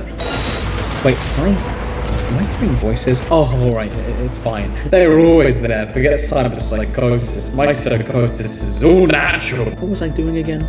Oh, right, the gig. So, truth be told, all I knew about this gig was that I was raiding a Voodoo Boys hideout. And frankly, after what happened to Evelyn, that's all I needed to know. I fucking hate these guys. So as I got close to the hideout, I parked my bike with all the subtlety of a crypto influencer trying to sell you a course. That meaning I crashed my bike directly out front of the entrance before introducing the doorman to the dopamine producing end of my charged shotgun. Then, after dumping every ounce of RAM I had into one-shotting the main room, I tear the machine gun out of a turret, which, might I add, this does less damage than my quick hacks. I do it solely for the testosterone boost, since this is the manliest shit I've ever seen. Now, am I toying with my food a little too much? Certainly, without question. But the way I see it, when fighting Voodoo Boys, Scavs, or any other human trafficking-based gangs, you get a free pass to do whatever devious immoral shit you want. So yeah, I'm gonna roleplay a slasher villain. What are you gonna do about it? But after completing my horror villain RP on the weaker enemies, I make my way through the complex and find the Voodoo Boy's supplier. He's non-hostile, but won't tell me anything. Luckily, I just hit 15 strength before this mission, so I used my new advanced debate technique of shoving him against a locker like an 80s bully in a high school movie, and prepared to give him a major wedgie, dude. Motherfucker, you work with the Voodoo Boys. Be lucky I don't hack every device in your home and send you back to the fucking Stone Age. Forget brain dances. If you don't tell me what I want to know, you'll be jerking it to fucking cave paintings. Do you understand me? Fine, whatever, just stop! That's what I thought. He tells me Milko, my assassination target, has been using robot parts to build himself a small army. He agrees to overload the disk arrays for me, meaning once I destroy the servers, an EMP will wipe the circuits of every robot inside. And with that, I sneak past the robots and... Oh, I'm sorry, did I say sneak past? I meant get spotted and nearly have every hair on my chest zapped off by a high-power electric rifle. I tried hitting it with the one-shot combo, and it's close. Only for the security systems to shit out a giant giant smoke cloud and heal him back to half health. So my next plan is to desperately run around the room, destroying the servers while a constant string of electric shocks and machine gun fire keep me trapped an unexpected phone notification away from dying. But after successfully decommissioning the Voodoo Boy's Wi-Fi connection, I one-shot the main robot again, sending the lower tier robots to honk shmee land. Wow. Wow, yeah. I wrote that one in the script. Yep, another banger Jimmy Macahoo line. Like and subscribe for more, for fuck's sake. Then I get back, and the Voodoo Boy techie is holding Milko hostage? Big man, this is a hit. You vastly misunderstand why I'm here. Oh, okay. He explains he's a Netwatch agent named Alan, and that Mosley, the agent I worked with before, speaks highly of me. In lore, I get why V's pissed since they injected a tracker into him without his permission. But actual, real-life me kinda love Netwatch, I'm not gonna lie. Like, I feel like unless I'm missing some giant cyberpunk lore, they're kinda the good guys, no? They hold together the wall that prevents every single human being's soul from being turned into shitty AI-generated brain-rot slop. And look, he explains he's suffered undercover to expose the Voodoo Boys as a whole, that they've been threatening people like my client with engineering skills all across the city to help build their robot army. And if I let him finish, he can stop that. I really want to, but if I let Alan do that, then my client's life is in danger. Alan explains that my client will be killed anyway. Now, Johnny got real pissy with me for this on account of the fact that He's not doing it to help, he's doing it to be Employee of the Month. But I honestly don't care why he's doing it. All I care is that he is. He could literally be doing it so he can spend his paycheck on some advanced competitive sluttery at Jig Street. And it wouldn't change the fact that he, 1, prevented my most hated faction from gaining a robot army, and 2, saved lives across the city. So go on, Alan. I swear though, if you backstab me, I'm hacking unspeakable things directly from Rule 34 to your optic nerve. You won't regret it. I give my word. Oh, my client's been placed into witness protection. Immediately too, that was fast. You know what, Netwatch? I like you guys. You're in my good books, which given everyone in Dogtown is some level of junkie, scavenger or murderer, my good books have sadly been looking a lot more like my good single page recently. So I'm happy to write some new names in there. Genuinely good job, lads. On to gig 2. 2 NCPD officers made a deal with a drug dealer named Dodger, and to quote Mr. Hands, now these 2 little piggies went to market, struck a deal with one of Hansen's men, Dodger. What could go wrong, you think? Correct. Everything. Stella, the fiancée of one of our officers, will fill you in. God, I love how this beautiful man speaks. We find her laying down in a car right outside of the area. Ma'am, this weird laying down strategy isn't gonna work. This is about as inconspicuous as a vampire at a blood bank. Can we just drive off? Yeah, I know it's serious. That's why, you know what, fuck it, you're paying. Let's just have a little lay down nap time. I'm sure it's fine. She explains her fiancé Bill and his friends are trapped inside. And after their deal went wrong, Bill called her to say it's bad, and if they don't get help, Dodger's gonna kill them. And it's not safe, since Dodger is a dealer with close ties to Kurt Hansen, the leader of the Dogtown. Fuck, shit, uh-oh. Finally, she says, please don't wipe Dodger's men. Ma'am, I'm a Gestalt professional. You can trust me. We'll treat this like me after I go for a shit. There will be no wiping. Just efficiency. Alright, sneaking in. Ooh, they almost saw me. That was close. Oh my god. Oh my god, yeah. I panicked and I just queued the instant death combo on him. There's literally nothing I can do about this now. Fuck it, I already botched the mission, might as well have some fun with it. I love the lore implications of me doing this. Imagine you hire a merc to save your fiancé from a gang and he comes back like, yeah, sorry I got caught, but every single gang member's dead. So by proxy, your fiancé's safe now. No wonder Hans wanted me to do this. Every high intensity bar guest extermination I commit makes him seem all the more badass and competent. And with that, I find my way down into the basement. A little personal headcanon, but there's no way this guard didn't hear me upstairs. He's just hoping I let him off easy, which I will. Look at that. I've got a heart full of compassion and gold. Please ignore the mass grave I just caused upstairs. I hear some sound from behind the door. It's Charlie. He tries opening the door, and I body check to rip it open, and oh my god, he's covered in blood. Don't worry. Not my blood. Damn! Dude's cold with it. What do you even need me here for, bro? Never mind. So, this involves substances, so I'll have to talk in that funny YouTuber-y, like, censored way. They cut open a guy on substances because he swallowed 7 ounces of wacky sugar that they promised to Dodger. and they left their guns in the car. Honestly, the dialogue in this mission is hilarious. I'm just going to show you because I cannot do it justice by describing it. So we're here, waiting on Dodger, when Bill pops the baggie on the table like it's nothing. All of a sudden, this gonk turd yells, "Fuck you, pigs," and stuffs the bag in his mouth. Could've had a food tube implant, like a deep right throat. Yeah, like the one your mom's got. Fuck you even talking about, Bill? Official, V. Finally made it to the major leagues. Shut the fuck up, Johnny. Nice of you to join us, Johnny. Always value your input. Then we walk down the stairs and they're bickering like an old married couple. And they hide like cartoon characters. Don't worry, lads. I got this. Bill, big man, I have reenacted a digital recreation of the bubonic plague on half the people in this building. Plus, did you not think to lead with that before I helped this man's neck discover it's in a barn owl? But fine. No, from now on, it's non-lethal stealth takedowns only. You're the client. Bill, what the fuck is Charlie doing? Charlie! Oh my fucking god. Don't ever do that again. Stop juggling. Put the damn thing down. Charlie? You fucking know that's not what I meant. I am a mercenary, not a nanny. Next time you need something, yeah? Call a bloody babysitter. Fuck it. I'm honestly not gonna bother insulting him. He's clearly so stupid he doesn't even count as sentient. I'm so fucking done with this shit. Soon as this is over, I'm gonna retire and open me up a Scop Dog stand. You know what, man? Go do that. Please, I am begging you. Just go put the fries in the bag. And now we're trying to get out, only for these two to stall, worrying about their keys, letting Dodger pull up with his shockingly sultry southern accent. Would you look at that? A welcoming party. How thoughtful. He shuts up Bill and asks what I'm doing here. I tell him honestly, Dodger's shockingly chill about everything. He asks them what's going on, if they've spilt ketchup all over their shirts, and they both stammer out some bullshit excuse. Then Dodger asks me, and I tell Charlie and Bill to tell the truth. And honestly, Dodger's so chill after they tell him. 7 ounces? In front of you? We tried taking the stuff out from him, like from the inside. Inside? I don't even. So all this blood. Wanted to get it back for you, but it all kinda, dissolved in him. You believe this shit? Savages, boss.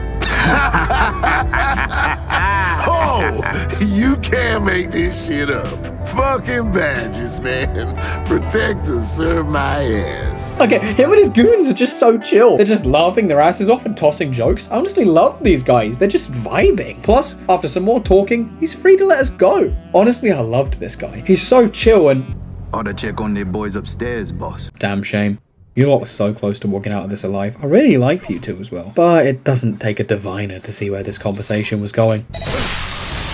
And with that, my two babysitting clients hop in their car and drive away. Now, given their IQ scores need combining to reach double digits, I'm certain they probably just crashed or drove off a wall or did some other Darwinism-defying moronic bullshit. But the cash just hit my account, so these two walking evolution disprovers aren't my problem anymore. I'm done playing lifeguard for the gene pool. I level up after that, somehow, and refund my anti-Netrunner perks. Ever since getting it, this entire game I've literally never been hacked, and instead I use those points for more damage and overclock when low health, and to finally max the main perk we need from the body tree, Adrenaline. Now, whenever I use a healing item, I'm given some extra fake health, which allows me to frivolously burn through all my real health like it's the bank account of a Nepo baby, with no risk to myself. And off I go to the mission in the shittiest car I have. Johnny roasts me for driving this thing, but look, that guy's driving one too. Oh my god,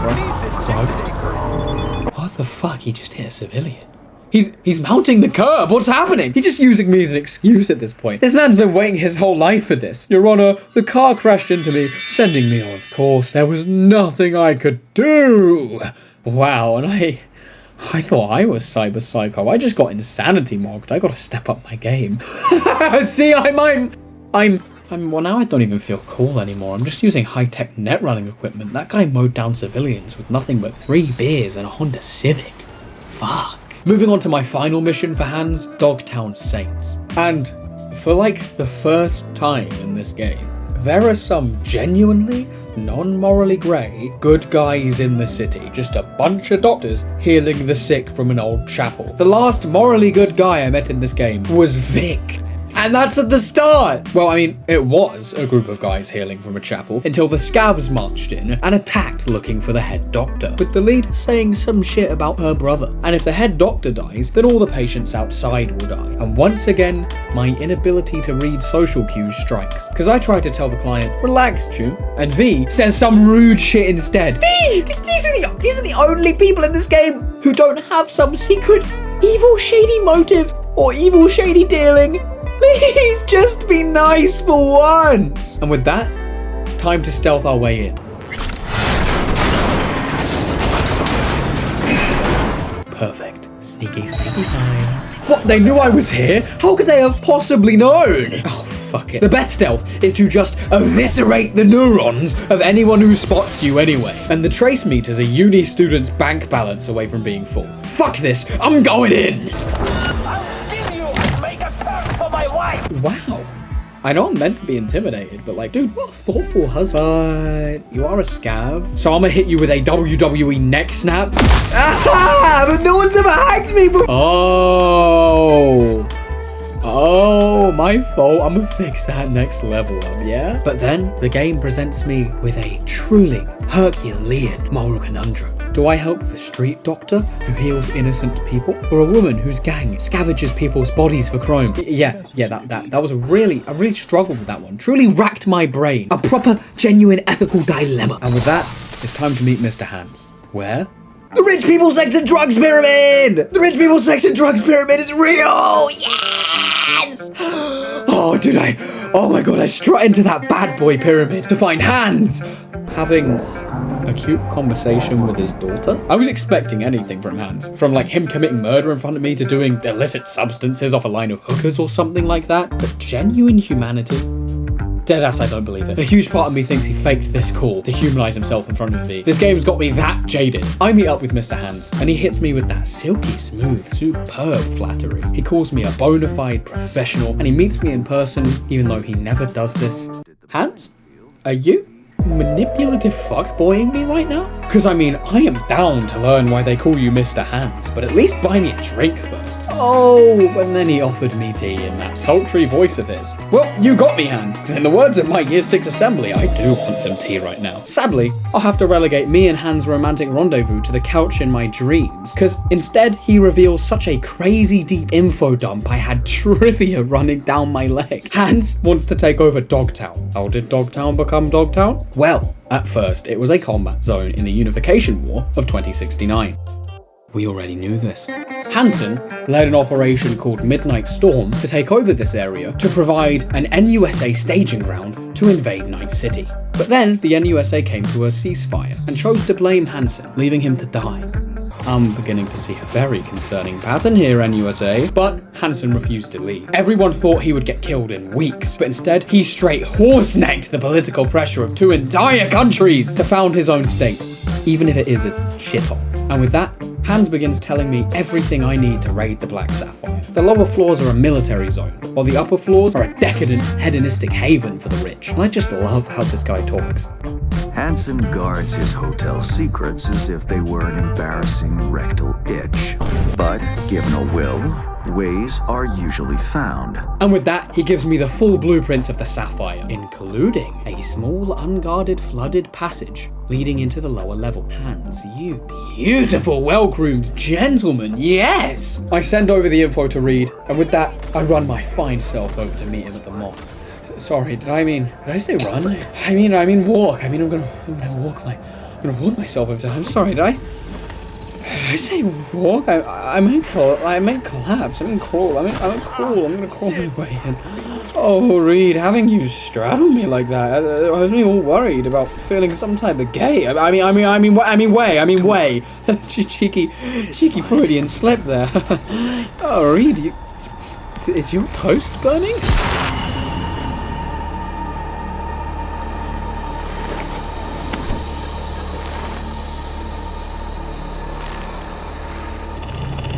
Sit down.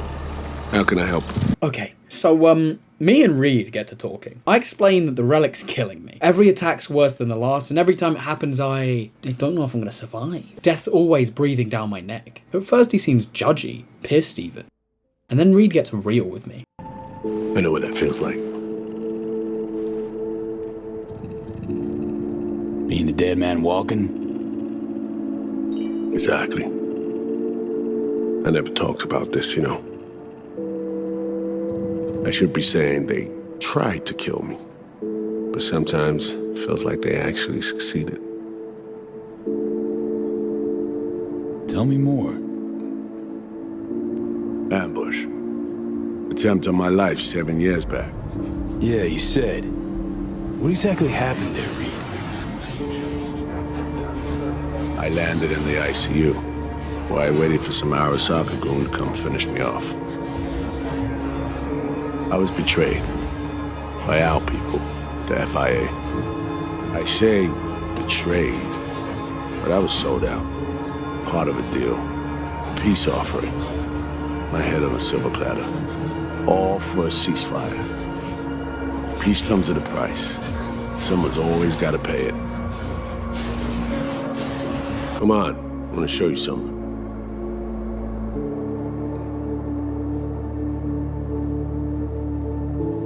Hang on. They set you up, yet here you are working for him again. Even deep wounds stop hurting eventually. Scar over. A few years on, they're just an itch.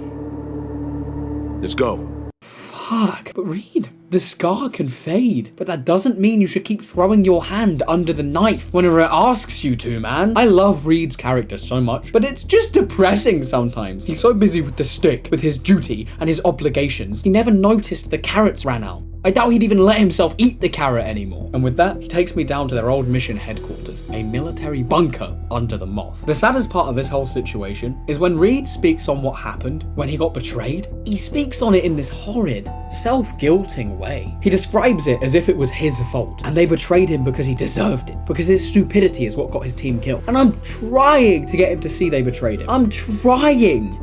Funny. Out of everyone, it was Songbird they asked to pull the trigger. Reed, why the fuck are you trying to save her? Because it's the right thing to do.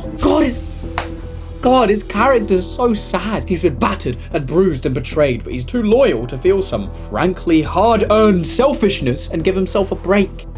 Songbird is still my people, and nothing can change that. Fuck Reed. Now Myers is a whole nother story, but Songbird, no. I got nothing against her. So why Myers? I miss anything? Alex, no. Alex, so, for fuck's sake, he was law dumping and I was interested. Fuck off, no. I wanted to hear that, Alex. What? Okay, it's fine. He keeps explaining. As it turns out, all mission files with Songbird are buried deep, even for an agent with clearance. But each one, Myers was forcing Songbird to trespass the Black Wall. Meaning 1, Songbird's sickness is due to Myers coercing her into Black Wall breaches, and 2, if this secret gets out, Myers will lose her position as president, given this is the cyberpunk equivalent to opening a portal to hell. But enough of that. Onto the mission. My job is simple. There's a big concert tonight. I swim through the Dogtown sewage system's toxic water to get to the control room, take control of the cams using my Netrunner skills for Reed, then we both meet up at the upper layers and suit up for the ball, rubbing our shoulders with all of Hansen's favourite financially abundant sociopaths until we find our damsel in distress. And with that, it's time to suit up. Alex gives me a diving suit and her favourite pistol, Her Majesty. She explains she used it for her first kill. There was a random thug. Reed told her to see him as an obstacle, not a person, so she did. V responds about his first kill. As a street kid, he knifed a junkie who was trying to knife his tune. Stuff like that makes me love this game. I'm so invested in Alex's story. I want nothing more than to get her that retirement she worked so hard to get. You know, if not for you, we'd have no way of getting into the Black Sapphire reaching Songbird. It's good to have you on our side. I mean that, V.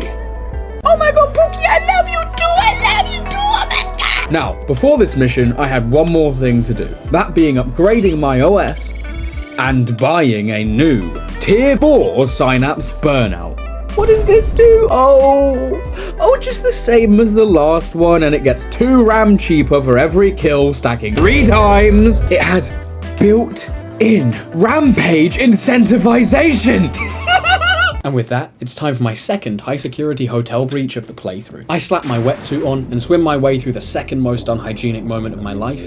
Number one, of course, being installing League of Legends. Now, from my understanding, Hansen's completely aware there's a gaping hole in his security, but given he barely has the funds to afford the basic bare essentials like hookers, champagne, and gambling, I imagine you have questions for how he dealt with this giant hole in his security. Answer, he didn't. He just flooded the place, planted a couple trip mines a toddler with an IQ of 3 could disarm, and left it to rot. But after swimming through the most claustrophobic water section I've ever suffered in any game, I hack a couple platforms and finally stop stewing myself in Night City's leftovers. I'm so happy to finally get this outfit off.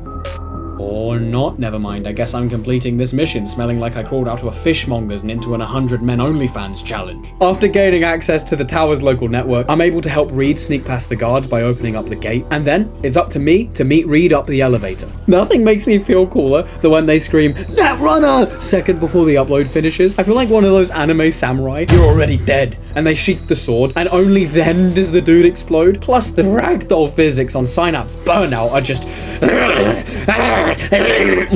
What I'm trying to say is it's very satisfying. Now, on to the next step. I stealth take down the sniper and... Okay, V, are you good? That's not the normal stealth takedown. A little bit of poorly repressed rage there. I warn Reed of all upcoming threats, whether that's mines, cams, or guards, and Reed's so nice to work with, because he praises you for every threat you detect. Now, listen, I'm not saying jacked Idris Elba praising me has awakened something in me, but I'm also not saying it. After sniping a generator, one fellow sniper who was sadly just a little too curious for his own good, and a guard who thought he was safe standing next to the world's most comically shatterable reinforced concrete, we made it through. Okay, wait, 2 of them. I can't snipe them both in time. What am I gonna do?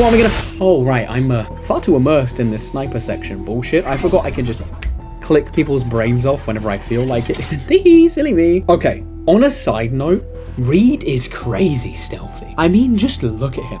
I feel useless. Call me emotional baggage the way Reed's carrying me through this mission. Someone make a Reed Badass Moments compilation. Immediately! And then I make my way over to Reed. Silky smooth work, V.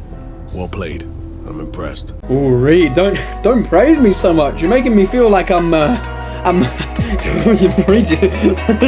Reed, you're making it. So, we go down to a laundry room. I put my new drippy suit on and damn, Reed, chill out. You're gonna cancel my quick hacks with all that ice. I thought I was the one swimming in the flooded tunnels. When did you get so drippy? And now it's party time. Johnny says he misses the taste of real champagne before dramatically curtsying us inside. Thank you, darling. Don't press anyone too hard.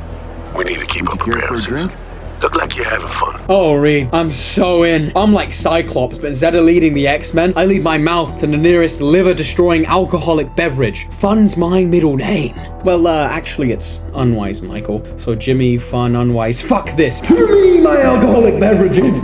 Anyway, listen, don't worry about the entirely metal backside. I got some WD-40 in my inventory. We can so make this work. I have no fear if my meat gets spring-locked like William Afton. I will enter Valhalla a proud warrior, and oh my god, hi Reed. Okay, I feel bad, because this game's doing some phenomenal character work. Songbird, a woman who's guilty for betraying Reed. And Reed, a man who feels it was his fault because he wasn't there to stop Myers from making her do it. I mean, Reed recruited her as a child. There's an almost paternal bond they share during their scenes together. But that bond's put to the test when Songbird tells him the truth, that she's dying from the black hole, and the only way she can be saved is if we get some high-tech cure from Hansen, which means she's not willing to leave, which puts Reed's orders against his care for Songbird, forcing him to choose between effective surrogate daughter and country. And I'm just making freaky jokes about both of them. What is wrong with me? Then Kurt Hansen comes along, very clearly aware I'm not supposed to be here, but it's not like he's gonna ruin his own party by blasting a hole in me in front of his guests. So instead, he drops the most menacing lines I've ever heard in a villain before stealing Songbird away. Kurt Hansen. Name's V. Just V. Haven't seen Somi in years. Trying to catch up. Oh, that's what this is. To me, reunions consist of picking up the broken, scattered shards of your heart. Or teeth. Always hurts. Well, at least he thinks he did, because Songbird's back in my head, giving yet another plot-twisting lore drop. She says she can't explain right now, but all she wants is to get the cure for us, which I must admit, Songbird, given you could beam an entire Militech training ship into my head from miles away, I find it hard to believe you couldn't explain your plan if you chose to. Being frank, it's mighty suspicious. The part of her plan she's willing to share, Hansen needs her and 2 French netrunners to access a neural matrix, which is a trapped AI from beyond the Black Wall. She needs me to steal the codes, impersonate the netrunners to meet with Hansen, and then swipe the matrix from under his nose. I tell her the truth. I know you're hiding something from me. And once again, she doesn't have the time to tell me, despite literally being in my head. And with that, I go to see Reed. Seems your special agent has special needs. Trying to drown his sins and sorrows. Okay, you know what, Johnny? You especially don't have the right to call him that, given your body's about to down another glass of champagne. You aim to get fucked up on Hansen's dime, then puke all over his carpets? Respect. Yeah, of course you'd respect me for binge drinking, of all things. Sometimes I forget you were literally a rock star. Why wouldn't you think this is cool? And then I talk to Reed for yet another massive plot-twisting info dump. Oh my god, this plotline's got more twists than a medieval European royalty's family tree. He knows who took the shot on Myers' life. Songbird is dying. And the crash happened specifically over the one place where she could get the cure. Combined with how friendly she is with Hansen, it's clear she made a deal with Hansen before this, trading the president's life for access to a cure. He says Myers kept pressuring Songbird to reach further into the Black Wall, and she snapped. I tell him, that doesn't make sense. She recruited me to save Myers. If she wanted her dead, why would she bring me in? Reed says it's not that simple. Song's playing Hansen and me, spinning a deal with us both. I am so confused. What is happening? Yeah, and here we are, rushing to Songbird's rescue. Thinking a few steps ahead was always her strength. But judgment calls and situational assessment, her Achilles heel. As a chess master, she'd be famous for dazzling plays and excruciatingly beautiful defeats. Okay, I was suspecting it, but now I feel she's certainly playing me. But then, weirdly, Reed assures me Songbird will do her damnedest to be fair. What now? If she's a traitor, are we still saving her? Shout out to the phenomenal facial acting on these characters, by the way. Main thing now is to get her out of this cesspool of a sitch. Then we'll see which direction to take. Then, it's roulette time, baby. Alex zips me 80,000 to play with. Sadly, this isn't me going on a government-funded binge-drinking alcohol bender where I gamble. It's so I can scam the 2 Netrunner twins and gain their biodata to impersonate them. Yeah, blah, blah, blah. I'm gonna head in first. Reed will come in later, so we seem like strangers. Then, once we scan them enough, we walk out. I've got to be subtle to provoke emotions from characters so I can gain their biodata. Got it. Subtle. Alex says she can't get hold of Reed, which is very concerning, but I'm busy chatting to the hottest French woman of all time, so I'm just going to ignore that obviously horrific red flag, a personal skill of mine. Waiter, bring a drink for the fabulous lady and whatever the other one wants too. Aurora then asks if I've got dirt under my fingernails, to which I tell her my conscience isn't clean. She says, I like those who brag about such things. Yeah, and I don't return my trolley to the trolley area when I'm done. And I littered once when I was 12. Yeah, real bad boy shit. The guy next to me rage quits. Not because they're gambling or anything, he's just morally disgusted by the evil acts I just admitted to. I haven't forgiven myself either, dude, is it right? Aurora, on the other hand, loves the devious shit I did. I mean, whoa, she's rubbing V's hand and she's winking. Still and no sign from Reed, Alex, stop cock-blocking me. About this. It's fine. Now, we get to the scanning section, and small problem, Aurora is scanning. Great. She's downing alcohol and yapping like her life depends on it, so the scanners are picking up every little detail. But her stoic brother Americ has sat perfectly still the entire time without so much as a bloody facial expression. Man, you are losing millions at a roulette table. At least crack a smirk or a noise or something. Jesus! It's like the emotional part of his brain is ran by 2 very underfed hamsters on a spinning wheel. How can I make Americ feel something? What can I possibly get him to talk about? Why, of course, himself. I'm a genius. He talked his opinions on Hansen's business and legality, his opinions on his own business and legality. Yeah, sure, whatever. I'm going all in! You're all going all in! Come on. Okay, he's still not here. He was meant to come to the table. Where's Reed? Look, we'll worry about that later, because we are like one unfunny joke away from getting both of their identities. And luckily for V and Reed, they've brought an expert on the subject. Come on, yes, is that fucking Hansen? No! I won, yippee. Now, Hansen and his shockingly large biceps, Jesus Christ. Are you storing weapons under there? What is that, big man? Says he knows I was sent here to extract the president, and that he's tired of this propaganda media circus. He then lets me and Reed leave freely. But he says since Songbird came to him willingly, he'll be keeping her as a friend. And if the president doesn't back off, he'll release her Blackwall scandal to the world. Now, I know Hansen's meant to be the villain, but given we are the agency of a hostile nation, murdering his soldiers and trying to kidnap someone he deems a friend, even if we know that's not entirely true, him letting us leave honestly makes him seem like a really good guy. You're right, Hansen. I'll leave. Right after I cash my chip, Papa needs a new Preem Chrome Mr. Stud, here I come! But, as Alex explains, this situation's about as bad as it could get. Either Maya's revealed for her Blackwall crimes, or the much more likely option, she just finds an excuse to start a new war and raid Dogtown to cover up her crimes. Thanks to the Blackwall, Songbird is a walking cyber nuke that Hansen could trigger at any moment, meaning the FIA need her out of there ASAP. Damn, maybe the Mr. Stud can wait. And with that, we exit the elevator and your chum best be headed the fuck out now. You motherfucker! Oh no, I can control myself. I'm going. Sheesh. That's right, you are. And no funny biz while you're at it. Okay, no. Fuck this, no. That would be an international incident. You gotta hold it in. Leaving already? How was the party? You have a good time? Jesus Christ! I didn't know Hansen had a rage bait squad! Damn! You're right, Pookie. We'll be out Alright, I'm coming. No stopping, let's go. Fuck off. You bitch! I'm gonna... Come on. Deep breaths. Meditation. Think of your happy place. Come on. Read Psalms. Kill him. I'm gonna kill him. I have to. Come on. I'm right there. Oh, if I kill him, it could put Songbird in danger. I can't. I'm a grown-ass man. I can handle a rude video game NPC.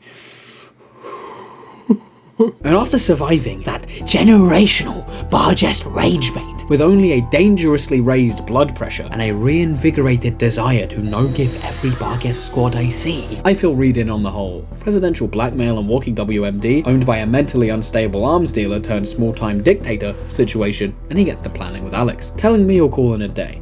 Oh, and V, bang up work.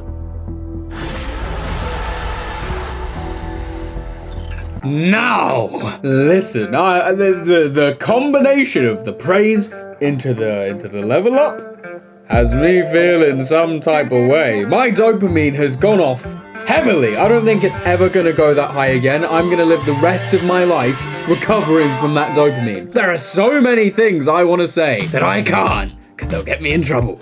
But no, they're freaky. And I'm thinking them. Songbird texts to check if I'm okay, telling me of how scared she was once Hansen got his claws into her, before hitting me with some preem flattery. But suddenly, you show up. You again. The right place. The perfect time. This isn't over, V. Not anymore. Listen, I'm not an idiot. I know that's not true. She's clearly using me. But come on. She chose to use me? Oh my god, I'm so lucky. Oh, and you know, she promised me the cure for the rockstar digi disease, turning my neural pathways into useless mush, that too. So I kill time and wait for Reed, stealing a car for the ever suave and charismatic Capitan Bowlcut before taking a well-deserved nap next to the friendliest looking tweaker I could find.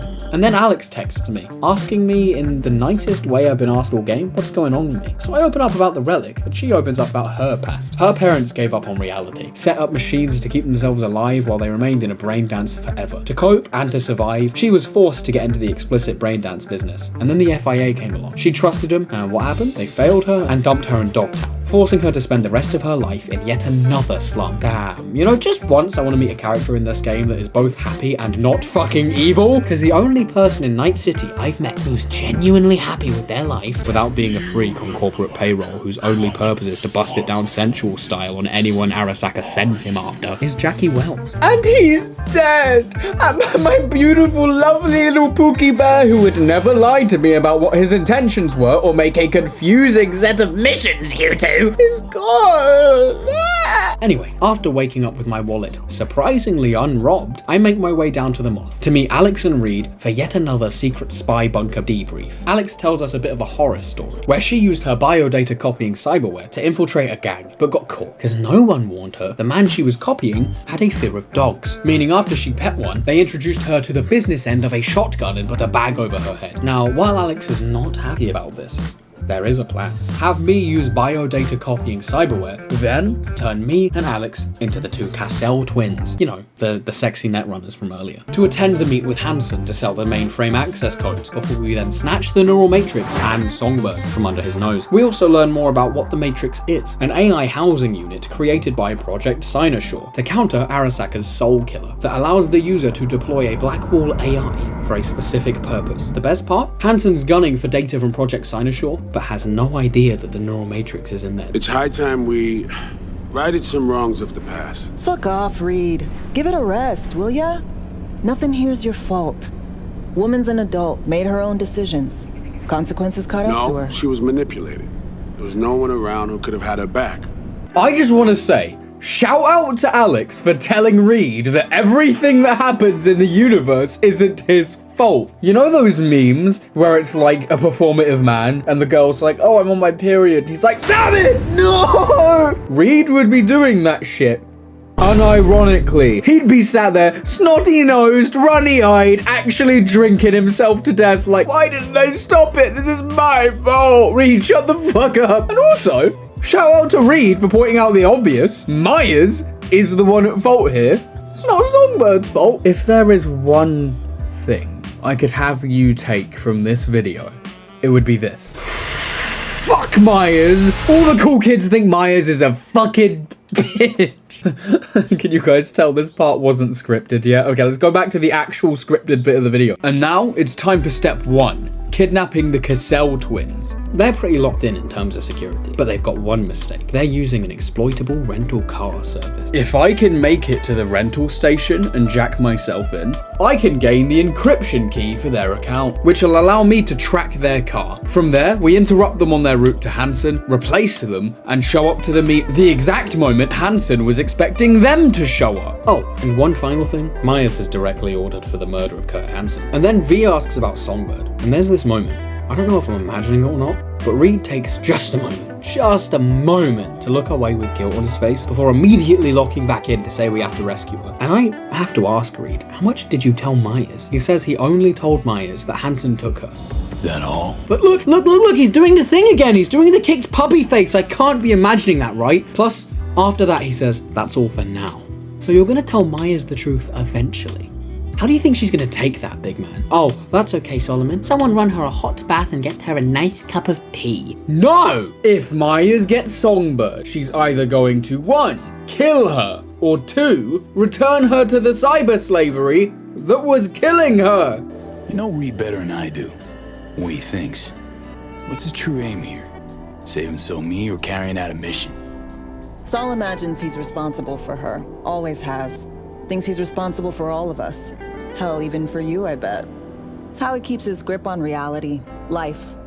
With mixed results, mind you. But enough chat. Alex gives me a carjacking device scarily similar to the bootleg that got me arrested all the way at the start of the game. And with that, it's time to politely kidnap some sexy French Netrunners. Or it was, until Songbird called again. She upgrades my relic again. I mean, none of the relic tree fits my build anymore, Song. This is like buying a vegan a steak knife for Christmas. I really don't need this. Then she tells me she needs to show me something. And it's got to stay between us. A show of trust. Oh my god, she's made garlic bread. It's gotta be it. Yes! Spoiler alert, it's not garlic bread.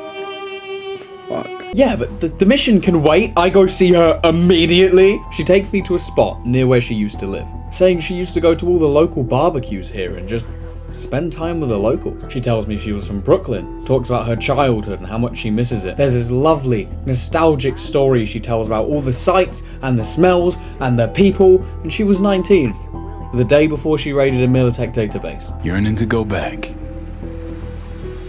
Can't rewind the clock, V. By the time you realize you missed something, it's usually too late.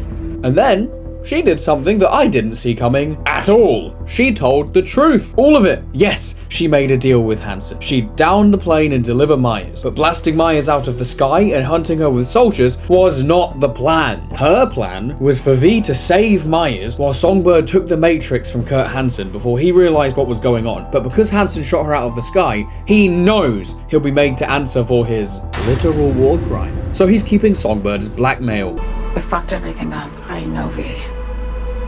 But I had no choice. For Myers, the NUSA, I'm just another weapon in their arsenal. A tool for reaching beyond the black wall. And weapons and tools, they don't get to make decisions or choose to retire. Fuck me, this sounds familiar. Reed, Alex, Slider, Kurt, and now Songbird. Everyone who works with the FIA gets tossed aside like a teenager's homework folder the second they get a girlfriend. You're the only one I can trust with this. Whoa, holy shit. Listen. I know I'm being emotionally manipulated right now. I know I am, but it's working, okay? Yes, man. You know what? I'm actually not gonna fucking do that. Fucking hell. I had this whole bit scripted where I was gonna be like, freaky joke again. This shit is so fucking sad. I'm not gonna do that. It's fucking miserable. Because then she tells me what reaching past the black wall feels like. Know the feeling when you try to remember the address of a place you lived half your life, but it just turns up blank. Mean losing your memory? A snowflake lands on my glove. I can calculate its unique fractal structure. But what did my mom's voice sound like? Fuck me, that's holy shit, that's fucking miserable. The NUSA already dehumanize her. They make her nothing but a tool for reaching past the black wall. And every time she does it, it's reinforced because she loses the memories of what humanity she did have left. I ask her why she doesn't trust Reed. He wants to save her. And she says that he saved her once before. After that Militech database raid went south, Reed came to her door with an offer. Join the FIA or end up a kill trophy on some Netwatcher's desk. That day she died. Yet of course, as she says, the NUSA served Reed's death sentence too. And despite that, he still serves them. Genuinely, why, Reed? What is fucking wrong with you? If you like being treated like shit, there are easier and far more fun ways of doing that I can't bring up in this video for, you know, I don't want it. And with that, she wraps up her plan. She's cut a deal with some rippers far from Night City. There, they'll analyze the Matrix and create a cure for us both. And that's it. That's everything. And then she asks, "You're in this because you understand me? Or because I promised to save your life?" This was a hard choice, but after a lot of thought, I choose both. You can't be mad at that, Songbird. I'm literally dying. What do you want from— And with that, she leaves, and it's back to our vehicular GPS jacking shenanigans. Songbird opened up a bit. Out of sitch. It's looking bad. Real bad. His tech's her only shot. I hear you. I do. All the more reason to focus on the mission in front of us. Get our hands on that cure. But Reed, it's only spilled. We really need to talk. I know, but later. Not a topic for the Hollow. We need that car tracking, so get to work. We'll go from there. I wanted to add that interaction in because it felt weird to me. Reed, the man who up until this point I perceived as Songbird's surrogate father figure, finds out that she's opened up to me and doesn't care. It's almost like now that Myers is involved, now that he has direct orders, he does not have time for himself and the things he wants to hear because there's a mission to do. Now this isn't damning. This doesn't make him evil or a stinky poopy head or whatever. It's just something I want you to jot down in your notepad. You know, the notepad you've had this entire time. I need you to remember everything. This will be on the test. Then I sneak my way onto the transceiver and stealthily make my way over to the... Oh no! Someone spotted me in the corner of their eye. Now I have to obliterate everyone in this building in less than 10 seconds flat. Trust me, it pains me to do this. Do you think I enjoy using my awesome godlike Netrunner abilities to one-shot every enemy without them getting so much as a mean word out in return? Because I do. Besides, if I kill everyone before they even process what they're looking at, it's still technically stealth. In like a Stealth of Theseus kind of way. It was stealth, then it got damaged, so I got rid of the stuff that made it not stealth, so it's still totally stealth now. Okay, I get that's not even slightly what the Ship of Theseus means, but keep in mind, everyone who's disagreed with me before this had their brain explode, you know, in a Ship of Theseus kind of way. Yeah, go on, type that comment about how that's not what it means. And with that, I jacked my way into the server, only to find out the hard way that I now need to go hack another station to finish the encryption key. Unless I happen to get a max level intelligence skill check, allowing me to ping the other station remotely, gaining the access key. Yes, oh my god, yes, I just used my int to directly affect the story. I feel so smart. And with that, Alex invites me back to the Moth. You know, to relax before the mission. I arrive and she tells me she just needed someone to talk to. Someone from outside of the firm, but not like a total random. Oh my god, why is literally everyone emotionally opening up to V in this DLC? You guys know I'm playing Cyberpunk, not cyber licensed therapist, right? She says she wants to be herself, not just an agent. Just Alex. And we talk goals. If V had never got shot, he'd be running the streets of his hometown in Haywood by now. And Alex, she'd be an actor in a musical. Says her dream role is Norma Desmond from Sunset Boulevard. Even going as far to call her a literally me character, which is pretty sad since she's basically admitting she's a ghost of who she once was. And I had like a whole pseudo-philosophical rant about how this game has a huge number of characters who die, but don't truly die. Like V and Silverhand for obvious examples, but almost like Somi, Alex and Reed, who all feel they died at some point in their lives, and some version of them without personal agency is just what's left shuffling around. Or like Jackie, a man who did die, but his dream of being a Night City legend lives on through V. I mean, come on, it's literally the first percentage modifier whenever you pause the game. Okay, quick warning, you are 3 hours into my video and I feel like doing it, so I'm gonna do it. I've got like a proper philosophical rant coming. Feel free to skip it if you don't want to hear. I hope you do. The main reasons why I've made a 3-hour Cyberpunk video so far is for two main reasons. One, the gameplay's phenomenal. It's so fun. What do you mean? Okay, you've heard enough of that from the rest of the video. But two, I've always had this vague fear that I am somehow going to lose my autonomy, whether that be by too many responsibilities taking away my ability to do the channel, or like getting drowned in debt and having to work all the time, shit like that. And I haven't really came across a piece of media that covers that topic as well as Cyberpunk. Going all the way back to Dex fat ass fuck Deshawn, the game proposes this idea. Live a good life where you fight for what you want, but you die early. Or live a long life as some fucking nobody who smells like piss and is miserable. And then Alex danced to a song, and I made the horrific decision of letting V dance with her. Oh my god. If you told me V was having a relic-induced stroke right now, I'd believe you. What are these moves, V? Can someone please add the concept of dancing to the long list of characters who die in this game? Cause what is that? But after subjecting myself to the cognito hazard that is V's quote-unquote dancing, we say our goodbyes and head over to Reed's password-protected secret river dock, only for Reed himself to emerge from the shadows like a slasher villain, and we get to talking. He's been mulling it over, trying to understand why Songbird would resort to treason. Songbird was feeling trapped for months, hell years, and Reed says it's Maya's fault for making her breach the black wall. She's a sore loser who will do anything to get a tiny chance of winning more. He says it's no wonder Songbird doesn't trust anyone except for me, and V is just saying everything I'm feeling. Songbird knows damn well she can't come back, she'll be arrested. She lives to see tomorrow and every day after. That's what matters. Myers needs her alive, sure, but forgive and forget the attempt on her life? Never. Myers might not forgive her, but doesn't mean I can. He says we can take her somewhere safe, ask her questions, and then once Reed gets the answers he needs, he'll help her disappear. I tell him, Reed? That's treason! And oh my god, I love the acting in this game, because after you bring up treason, he stops being able to look you in the eyes, even turning his head away if you step in front of him. He looks at his PC, saying he has contacts in Europe to put us back together. And then he looks at us, saying he needs to help Songbird first, because he doesn't trust her due to her paranoia and the black wall affecting her.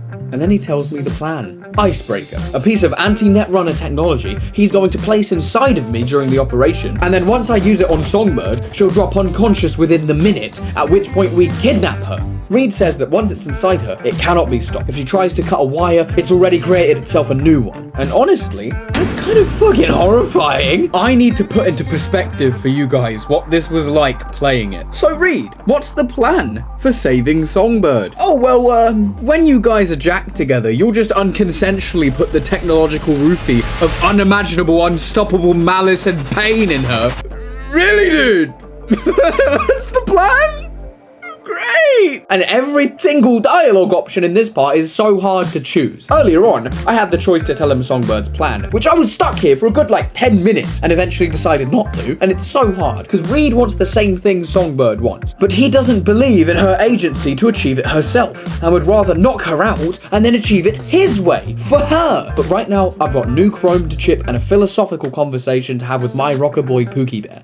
How many fingers am I holding up? And honestly, at this point, I've accepted that every line that comes out of this man's mouth is going to be literary gold. It doesn't even shock me anymore. That's the tragedy, V. Someone's gonna play victim to the other's good intentions. Try not to forget that when you're standing over that fucking overgrown neuro drive. Reader Songbird. What would you do in my shoes, Johnny? I am in your shoes, dumbass. For every gonk choice you make. But I can't do dick. But honest to God, V, not fucking around? I don't know. Got no goddamn clue. I mean, come on! He even stopped wearing his shades indoors. Johnny Silverhand just displayed basic manners. That's how you know shit is getting serious. I catch a vantage point over Dogtown's only entrance and I wait in the rain, scanning every car that comes past until I find the most ostentatious American muscle car I've ever seen, and yeah, of course that's the one they're driving. Last time we met, they didn't exactly scream humble and egotistically healthy. And so I follow their car to a parking lot near the drugs and sex pyramid, because yeah, where else were they gonna go? And so I sneak myself into their trunk and shut the door? I'm sorry, Reed, am I kidnapping them or are they kidnapping me? What's going on here, big man? After twisting myself into a pretzel, trying to get comfy in the boot, I jack myself into the car, and after a cheeky bit of high-risk hacker Sudoku, I take control of its ice. Then, there's a time skip where I can only assume V's getting cramps in places he didn't even know he could cramp, since he's been chilling in the back of a boot in the fetal position this entire time. And now it's time. I'm given an eavesdrop option, but screw that, I'm taking control before they can drive off. And this is my first real hacker fight of the game. Both Aurora and Americ are trying to break through my ice and take back control, tempted to fight me for the steering and trace my location. Well, thematically, that's what it is anyway. In reality, I just drove their car face first into a wall, which, given V is actively squished in the trunk, I'll be completing the rest of this story via wheelchair. But with V's knee joints now doing their best bowl of soup impression, we drag them into the garage before Alex and Reed cut off their signal and tase them. Yes, this is some proper spy stuff. I feel like James Bond. Although, frankly, given I just suffered through a high-speed car drive in the most claustrophobic space imaginable, I like to think that it's my organs that have been shaken, not stirred.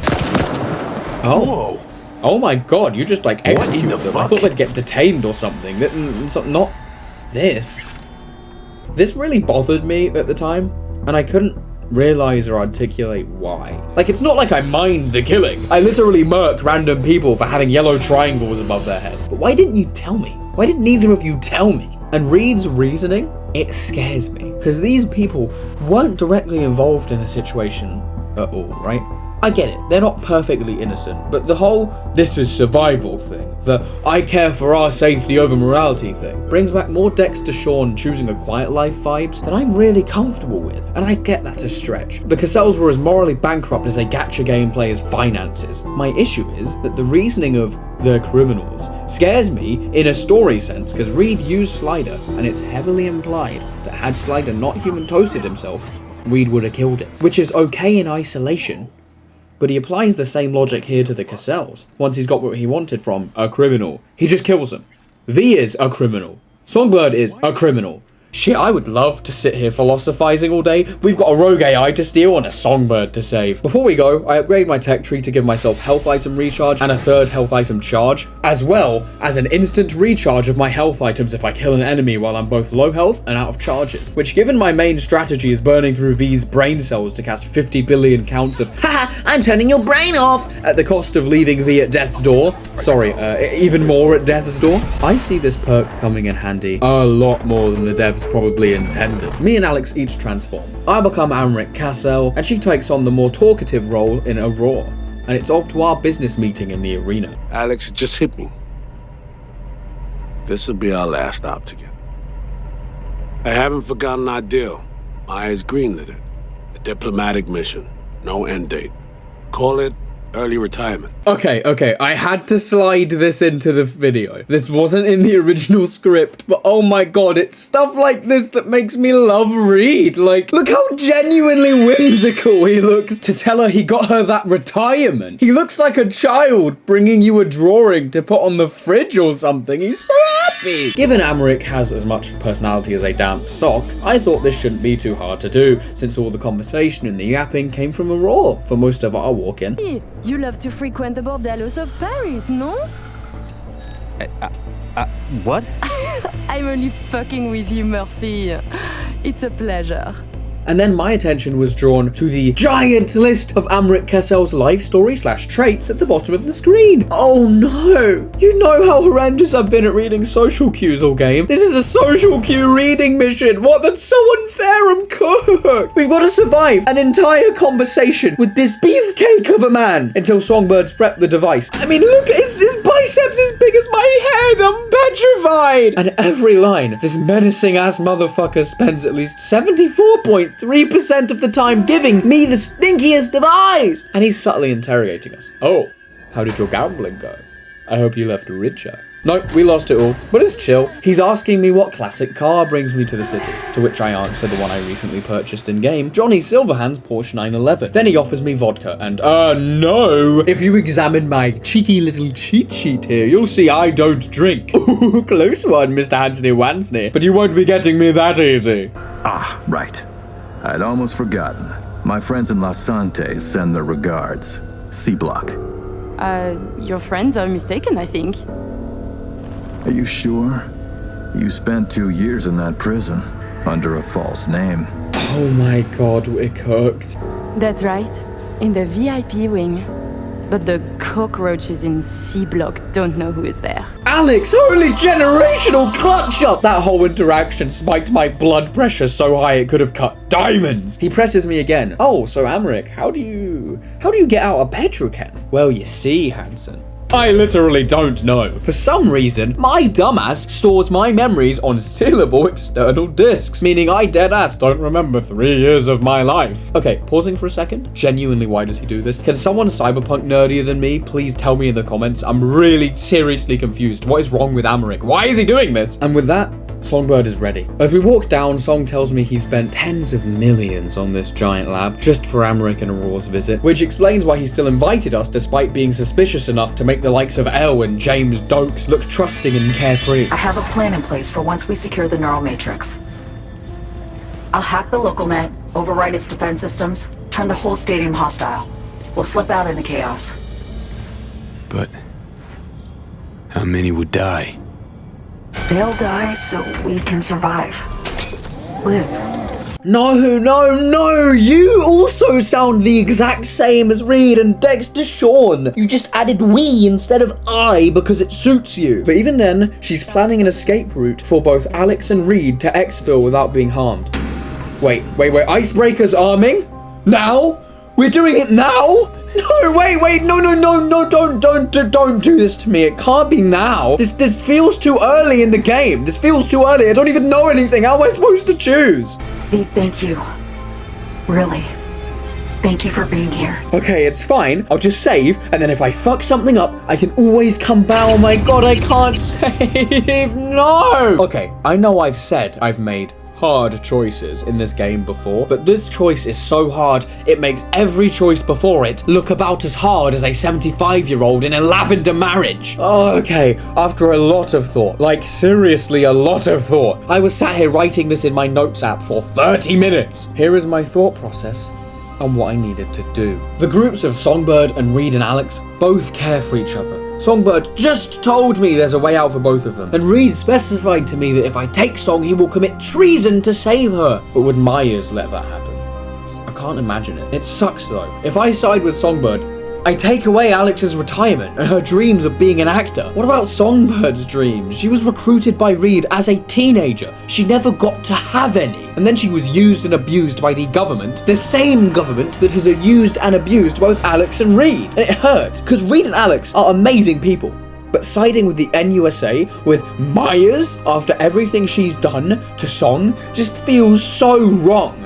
Now, I'm not even fucking with you. I kept talking about it for 5 more minutes. But I feel like we've hit the point where I am now pushing it. This is meant to be a silly, funny gaming channel video. Doing a little bit of philosophy about the game's story. If I go on a 7-minute philosophical rant about the fact Reed's locus of control is too large, and he cannot imagine himself outside of the FIA, and therefore cannot imagine himself happy, and as such rationalizes his misery. So, long story short, I went with Songbird. I'm not gonna tell you any more about why before I bore you to death. I let Alex know it's go time, and Songbird hacks the entire stadium. And then she proceeds to do the coldest shit I have ever seen. This is so fucking cool. Stadium defenses. Hostile and online. Status. All right. Remember earlier when I said I couldn't tell if I was terrified or turned on? Great news, everyone! I'm fucking certain it's both. And as me and Songbird make our crippled getaway at the speed of 3 intoxicated tortoises, Alex lets out this scream that just breaks my fucking heart, man. Me and Songbird make our way through the stadium as the ultimate hacker duo. Songbird's complete control of the stadium allows her to trigger a live leak factory accident video every time we enter a new room. Meanwhile, with all my new health upgrades, it means every time my overclock's off cooldown, I get 14 seconds of infinite one-shotting. It's crazy. This is the point in the build where when my overclock's up, I feel like a god. Instant one-shot, massive healing refreshes on kill from Blood Demon. Adrenaline lets me push myself through every item and down to a sliver of health with no risk, which then allows me to trigger borrowed time for even more health charges, allowing me to start the cycle again. For those ecstatic 14 seconds while my overclock is up, I am a dopamine printing, death delivering, pants and shitifying god. It's seriously so broken. When I killed that entire platoon, I had no weapons equipped, and I only realized once overclock ran out. Yes, you're all dead. Release the cars, Songbird. Eat shit, you... Oh no. I'm completely out of RAM. See, for the incredible one-shot potential this build has, it has one small teeny weeny whiny problem. When my overclock ends, I've got a solid 30 seconds where I'm just a normal hacker again. And given my primary strategy is to burn through all my RAM during overclock, it makes this build an absolute roller coaster. I get 14 seconds of godhood, followed by 30 seconds of scrambling to stay alive. Luckily, thanks to my new favorite perk, Borrowed Time, it doesn't matter how hard they beat my ass anymore, because I will always have one more health item available to start up the overclock infinite brain melter combo, which brings me to my favorite moment of the entire playthrough. Songbird has etched the black wall into chunks of the stadium, and I climb the stairs to find the Dogtown Market, or in other words, a straight line path filled with enemies.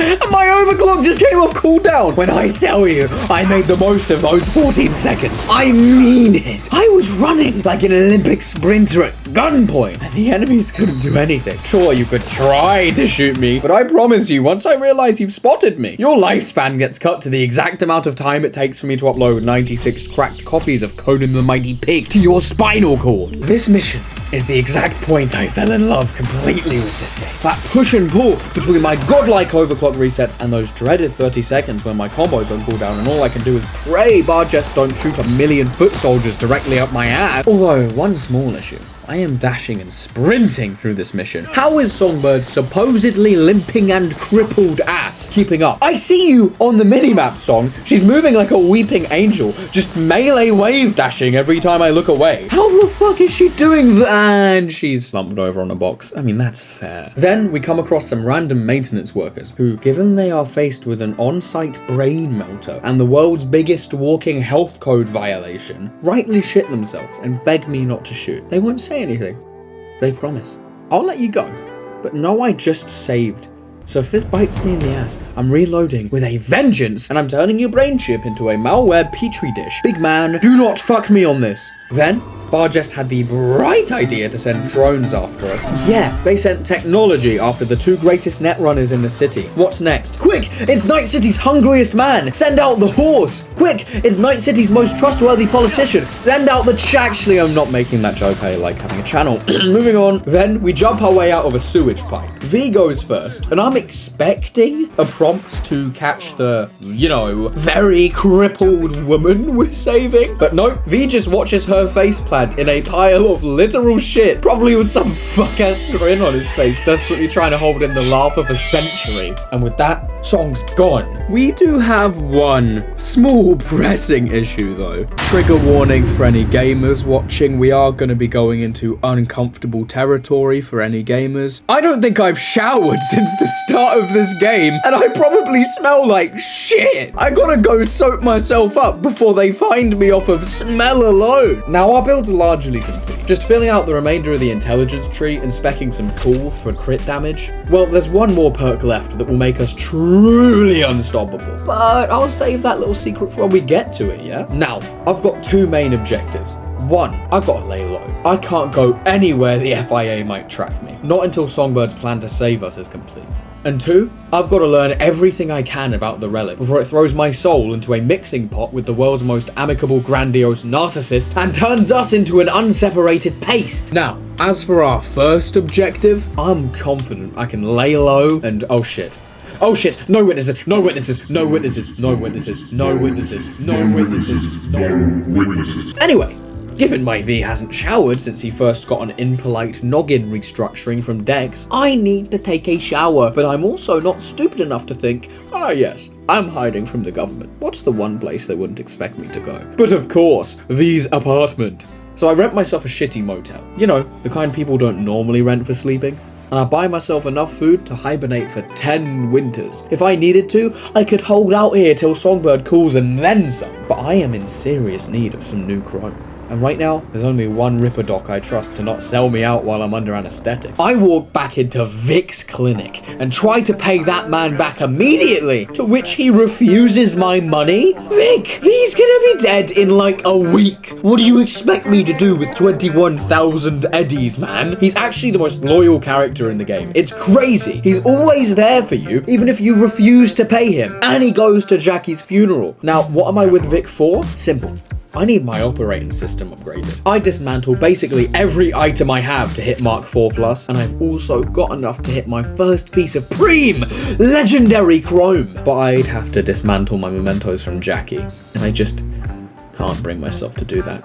It's morally wrong, and I am nothing if not a man of upstanding character. So instead I dash around Night City killing every small-time criminal and surgically looting them for crafting materials. Now I know what you're thinking. Jimmy, how is this any different to what the scavs do? Surely this is really bad. 1, I don't take any pleasure from this. And all of my surprise euthanasia customers are killed in a humane and respectful manner. 2, it's not evil. I'm like Night City Batman, except my no-kill rule only applies to the people I can't see, which is still a really large chunk of Night City, statistically speaking. If we ignore the probability outliers, I'm literally Batman. Seriously though, coming back to the actual game after progressing this much is comically funny. And I finally get a tier 5 Tetratronic Rippler. When I activate Overclock, Reboot Optics and Weapons Glitch will be uploaded to all enemies within 8 meters. Meaning, I can use Synapse Burnout with the embedded exploit buff for free! And no one can shoot me or see me. allowing me to go as freaky deaky crazy style as I'd like. Could arrest you at any moment. Bitch. No, the fuck you couldn't.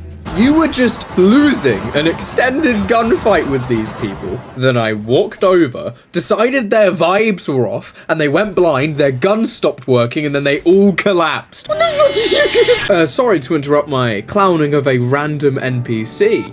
But sadly, I've got to go visit Goro Tanaka for yet another corporate info dump. To cut a long and violently corporate bootlicking story short, Yorinobu Arasaka is holding a parade for his father's death. A little ironic, don't you think, big man? And at this parade, Hanako will be there. And I will use Tanaka's corrupted data shard that I will sneak into a float holding facility before the parade to bring it down, allowing Tanaka to speak to Hanako directly. Which, I don't know what the plan is then, big man. You have the charisma of an unflushed toilet. Yes, I'm still mad he smacked me at the start of the game. No, I will not get over it. As we eat together, Tanaka's too much of a prissy corpo bitch to enjoy normal Night City food. And unsurprisingly, given the man's only character trait is incessantly gargling the nuts of Arasaka at every given moment, Johnny really wants me to kill Tanaka. And Wiesel, he's not on his A game, sure.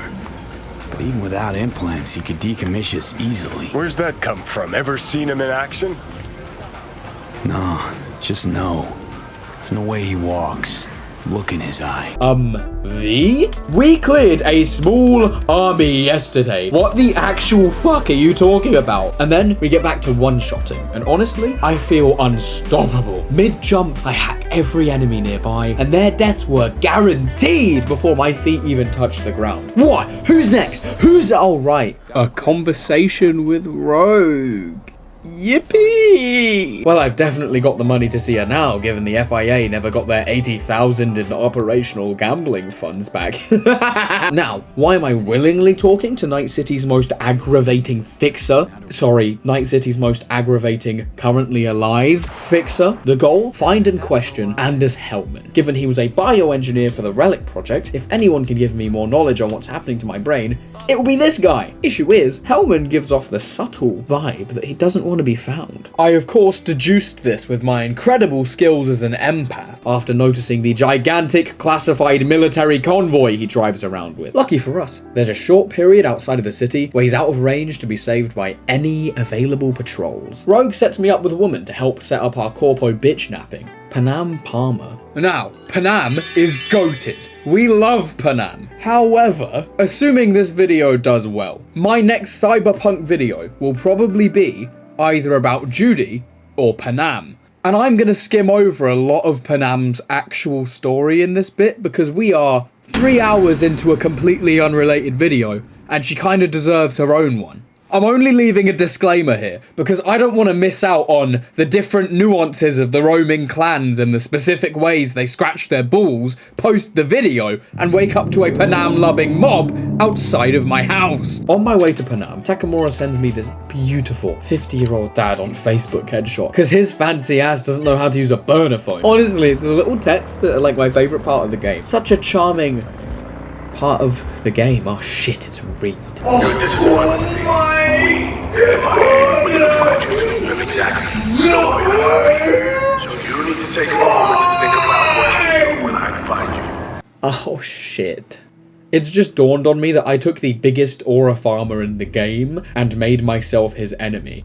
Oh my god! I have to lock in hard, or I'm gonna end up in Reed Badass Moments montage number 67! I ride my way over to Panam fast, because for the first time in my playthrough, the Relic is no longer the most dangerous thing trying to kill me. Now, it might look like I crashed here, but really, that was a beautiful speedrunner's high-velocity park to save 0.2 seconds off my arrival time. Anything to escape him. Panam tells me she needs her car back before she helps me with the convoy. Wait, Johnny says I'm doing the deal behind Rogue's back? Wait, am I? I thought this was the normal way. Actually, I don't care. Rogue was and is a massive bitch. Who gives a fuck? So Panam's upset with Rogue because she set her up to work with the Wraiths. Who are the Wraiths? Well, Panam is a nomad. Nomads ride together in clans, but if someone is kicked from their clan, plan, they become a raffin. People aren't made raffins for no reason. You gotta do some truly unacceptable shit like murder, romantic predation, or making a pizza with a barbecue base. Come on, man, that was a perfectly good pizza. What did it do to you? How could you? Anyway, Nash proceeded to steal Panam's car and the entire shipment she owed Rogue, leaving Panam in a situation we colloquially refer to as a steaming pile of shit. She asked her nomad friends Scorpion and Mitch for help, but they say they're not allowed to leave the camp since Panam's got some kind of beef with Saul, who's the leader of the camp, and with that, it's time to head to get Panam's car back. How? Simple. We set up at a spot called Rocky Ridge. V and Panam have this genius plan to wait until dark and then fire off a blinding floodlight to distract the Raffins. And once we're investigating the floodlights, V and Panam can steal the car keys and make off with the car. Problem is, or I say problem, it's more like the exact opposite. The Raffins were just like a group of guys in an open space. Sure, I could do all that sneaky car stealing bullshit, but come on, I could also just turn their brains off remotely using my godlike Netrunner powers. V, why bother making this plan? You know we can do this. I mean, shit, we didn't even need any of this. You can pilot cars remotely and still use your hacks. We could have taken Panam's car back with our ass glued to a toilet seat. Then we get in the car and Panam says she wants to raid the Raffin hideout. And I get if you play the game normally, this is some hard choice, but by this point, the Night City Netrunner tier list goes 1, Songbird, 2, me, 3, literally who cares, they're behind me, they're not plot relevant anymore. So yeah, Panam guns it down a tunnel before Akira sliding us directly into combat. And I'm not even fucking with you, I condemn half of the room to death before I even touched the ground. I mean, seriously, I just stopped giving a shit halfway through the mission and started boinking people with a stick. I'm comically overpowered. I am genuinely offended that your dollar store short circuit dared to even start uploading to my beautiful, pristine Mark V Tetratronic Rippler. You're gonna taint it with your tacky broke bitch vibes. And after that, we pull up to the deal and begin selling the merch to clear Panam's debt. She told me to let her do the talking, so I do. Listen, when a hot woman tells me to do something, I do it. That's the actual reason I helped Songbird. All that moralistic, philosophical bullshit was just a cover-up. My political and moral opinions are dictated exclusively by whichever side has the hottest spokesperson. Sorry, Reed. If you'd worn an open-backed dress to the party, I'd have sided with you. Now, since we've got Panam's car for her, it's time to return to our high-stakes, unconsensual corporate interview. And hopefully soon, because Songbird's calling and she sounds either brutally hungover or seconds from death. Don't sound so hot. Sure you're all right? Quite. It is what it is. Okay. Should I be worried? Won't help if you do. Just do your part. Okay, you know what? I've not included it in the script, but the entire game, Delamain's been sending me messages like, one of my missing vehicles is now by. Listen, I'm sorry, Delamain. I don't have time to play inverted Uber driver. I haven't responded to any of these texts. What makes you think I care? The only reason I haven't brought this up until now is because half of the video's script would just be, I have a car at your location. Okay, Delamain, go get it. No, Delamain. But enough about my needy AI stalker. We've got one horrifying version of the Afterlife creator who we're gonna treat to a surprise relocation, whether he likes it or not. Panam's plan is simple. We wait until Hellman's AV is alone and flying over a Satwave power station. Then we nuke the entire station, EMP pulsing the surrounding area and blacking out the electricity for miles, which will prevent Hellman from running off or calling for help. Not to mention the bonus swag points for damaging corporate infrastructure, which let me tell you, Johnny was thrilled about. Sabotage a Corpo power station. Jump a Corpo transport. Kidnap a Corpo suit. Is this a plug for the word Corpo, or do you have a point? Know what? You're starting to remind me of me, 50 years back. Minus the charisma. An impressive cock. I would like to retract all of my previous Johnny slander. Actually, no, fuck that. He was, / probably is, a terrible person, but fuck me. Is he a charismatic terrible person? I love him. Now, onto the plan. We need to break into the station. We could sneak our way in, maybe steal a couple of guard uniforms, maybe Panam. Why are we driving up to the door? Panam, this isn't a plan. What is happening? We're getting swarmed. Okay, holy shit. The drones are dealt with. What's the plan? Panam, that's a wall. What is happening? Well, That went shockingly well, actually. Good job, Panam. Now it's time to set all the terminals to overheat. I run from... Fuck, no, not now. Right now? What the fuck? This is bad. This is so bad. He's literally doubled over. Panam, help me, baby. Fuck, where's the beautiful muscly arms of Solomon Reed where you need the... Oh, right. Fuck, my bad. V, get the fuck out before something happens to the chest. Thanks for the tip. You know, I was just about to set up a picnic. Maybe lay out and work on my base down. Watch out. The next one. Johnny? Johnny. Fucking hell.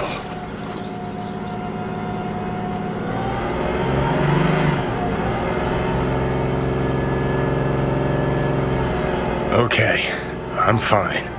It's okay, just... It's okay, I'm fine. Yeah. Just... Delta the fuck out. Songbird needs to lock the fuck in next time I see her. The relic is getting so much worse. I need to hurry. I'll get the data from Hellman, then me and Songbird are getting the fuck out of Night City permanently. Speaking of which, here comes my golden ticket to a more permanent headache solution now. We blow up the service station, knocking out all of the communications and sending the AV crashing down. Oh fuck, Panam's clan are trying to save the AV survivors. Oh fuck, we knocked out all the comms in the surrounding area. We can't contact them. No. Drive. Panam's voice acting in this section is so good. She's panicking and I can feel that shit in my bones. We need to go. I'm blasting drones out of the sky. I'm popping every hack I can without turning even more of my brain into sizzling unusable slop. I rush over to a group of Kangtao robots exiting the AV, update their firmware to that of a funeral pyre before hacking down the turret. Next, I tear open the AV door like a starving child's first can of Pringles, and they're holding Mitch hostage. Listen, man, I'm actually playing a pacifist playthrough. Every hack I've used till now has been non-lethal. The sparks jutting out of the person's neck are just for dramatic effect. Should I believe you? You shouldn't. When it comes to doing things for hot fictional characters, I have the moral flexibility of a ballerina tweaking on fentanyl. And then all the Elder Caldos who came here are dead. Editor's note, I'm realizing I forgot to bring this up at any point in the script. The Elder Caldos is the name of Panam's clan and her effective family for like most of her life. Fuck. Panam's a little upset, which given the situation is understandable. And Mitch is so disheveled. They robbed his southern accent. They fucking colonized him mid-conversation. Listen to the accent drop off. They regrouped so fast. Started shooting rockets and shit. I lost everyone. Everyone? Scorpion, is he here? Hey, Frank. I'm sorry. I didn't make it in time. Bro sounds like a text-generated voice, like a British advert. Here's one to the hard workers, to Dogtown Black Shard workers, to Night City's destitute and Jig Street's prostitute. Oh fuck, Scorpion's body is right there.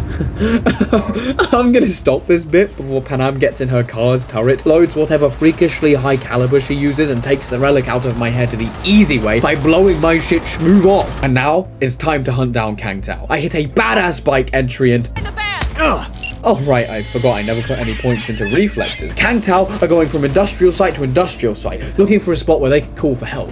Good news is that the old airstrip had long since been abandoned. Bad news.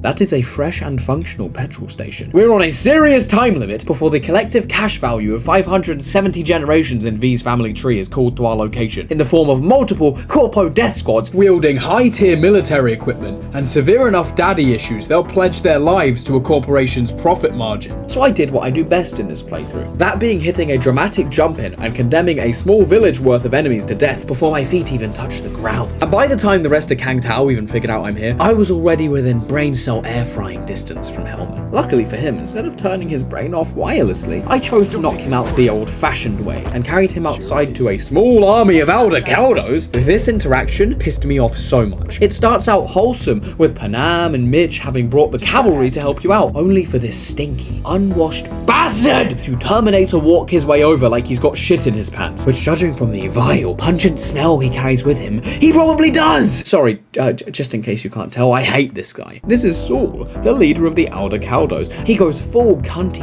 bitch, getting all, oh, I think you've helped enough, when Panam asks if she can help. You know the worst part? After that, Mitch goes on this whole rant about how Saul really does care about Panam, and he ordered everyone to follow just to make sure she was safe. Why is this grown man being a tsundere?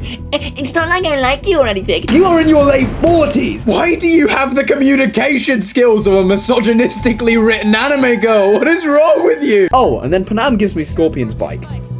Thanks, Panam. I know this meant a lot to you, but between my best friend who I learned to be a merc with, who taught me my dreams of being a legend and who I want to be in this city and died in my arms, leading me to give a speech at his funeral, and some guy with less screen time than the actual sex worker I hired, I'm gonna keep using Jackie's bike. Thanks, Panam. And with that, me and Johnny begin our unconsensual, threatening-based therapy session with Anders' hairline. I tell him I want to talk about the biochip, but all he cares about is that Yorinobu Arasaka didn't send me after him, going as far as to be all, so you must have an offer to make me. If you'll pay more than Kang Tao, we can talk. Man, you are surprisingly chill about this. Do you often get kidnapped for job interviews? Hellman explains that the chip was meant to install a person into a new body, and after giving it a scan, he lets out an "oh, fuck," before letting me know the bad news. My brain is cooked. The combination of using it to overclock high-tier malware into every random gangster I meet, and the rockstar alcoholic itching around in my skull, have left my brain completely unusable without the engram biochip.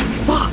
Hellman starts psychoanalyzing me, saying that both me and Johnny's personalities will begin to merge. Morals, personalities, decisions making. I will, quote, start doing things that were once unthinkable to my old self. Oh yeah? Clearly you underestimate how much thinking my old self could really do.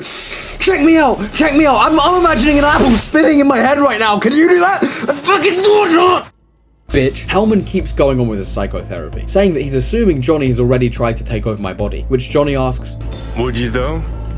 Could be fun. No, Johnny! We both know damn well you'd immediately ingest every illegal substance and down it with vodka as a mixer. You're already destroying my brain. Leave my liver out of this. Now, by this point, Hellman's getting a little too big for his boots, recommending me clinical isolation and to come with him to Kang Tao. So I politely remind him that there is an angry anti-corpo fanatic in my head and he, a corpo, just insulted him.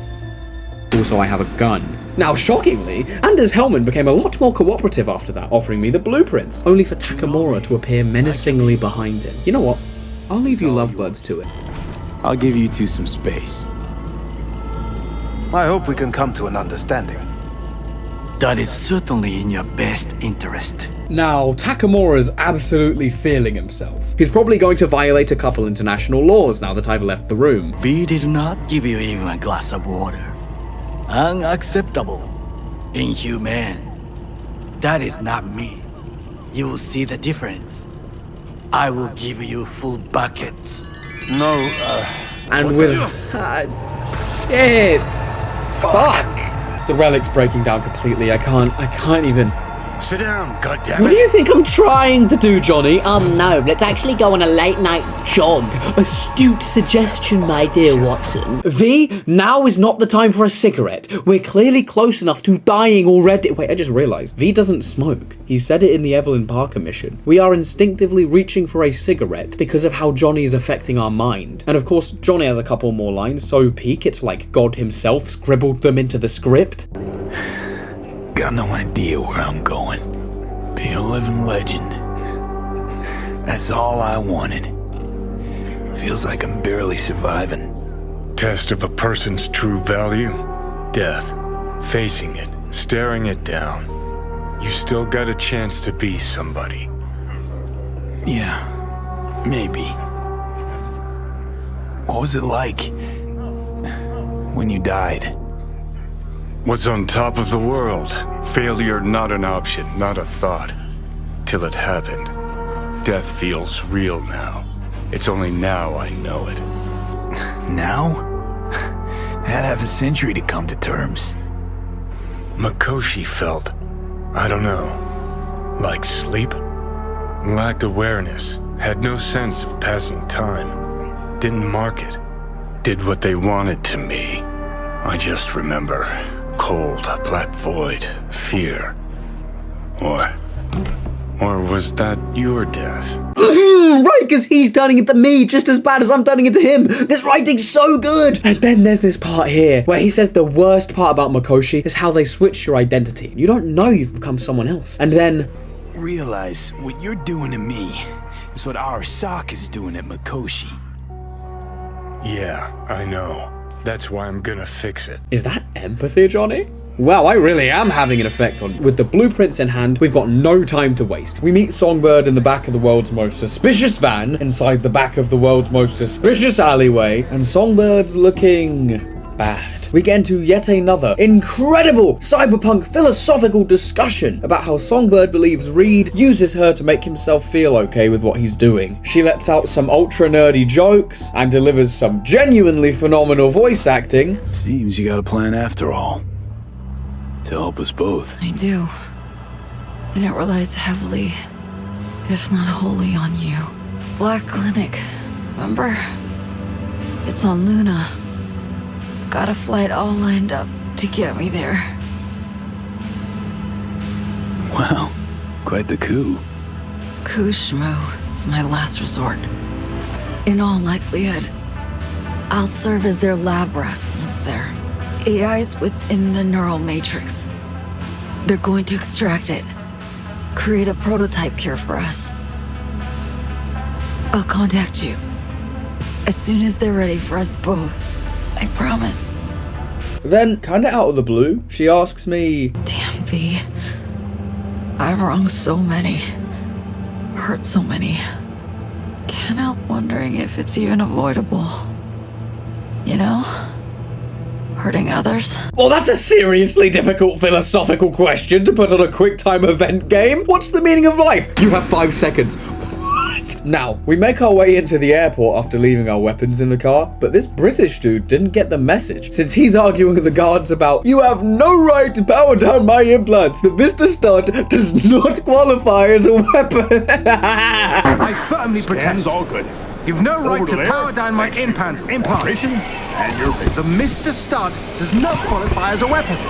Okay, why does he care about his dick being turned off for the flight? We got the Bay Harbor meat beater over here. Songbird slides me a fake uniform, and I waltz my way into the, in development, Tycho terminal. Sadly, our original plan of me just opening a side door for Song didn't work since, surprise, surprise, the airport started worrying about the world's most suspicious van being parked right outside the door. Yeah, brilliant plan from us. So, new plan. I'll let her in through the roof by pulling her up via the fire hose on the wall. And in case I needed to point out how shit a plan this is, 1, it is a miracle that hose didn't snap. And 2, we have 2 dying people, one who's so sick she's barely lucid and can't even stay awake without medicine, and one who literally collapsed like 2 hours ago and has all of his cyberware turned off. So yeah, after nearly dropping my only ticket to a cure off the side of the building, we both take a well-deserved, holy fuck I'm dying, power nap. And then she has the audacity to ask me, oh V, what's up, Songbird?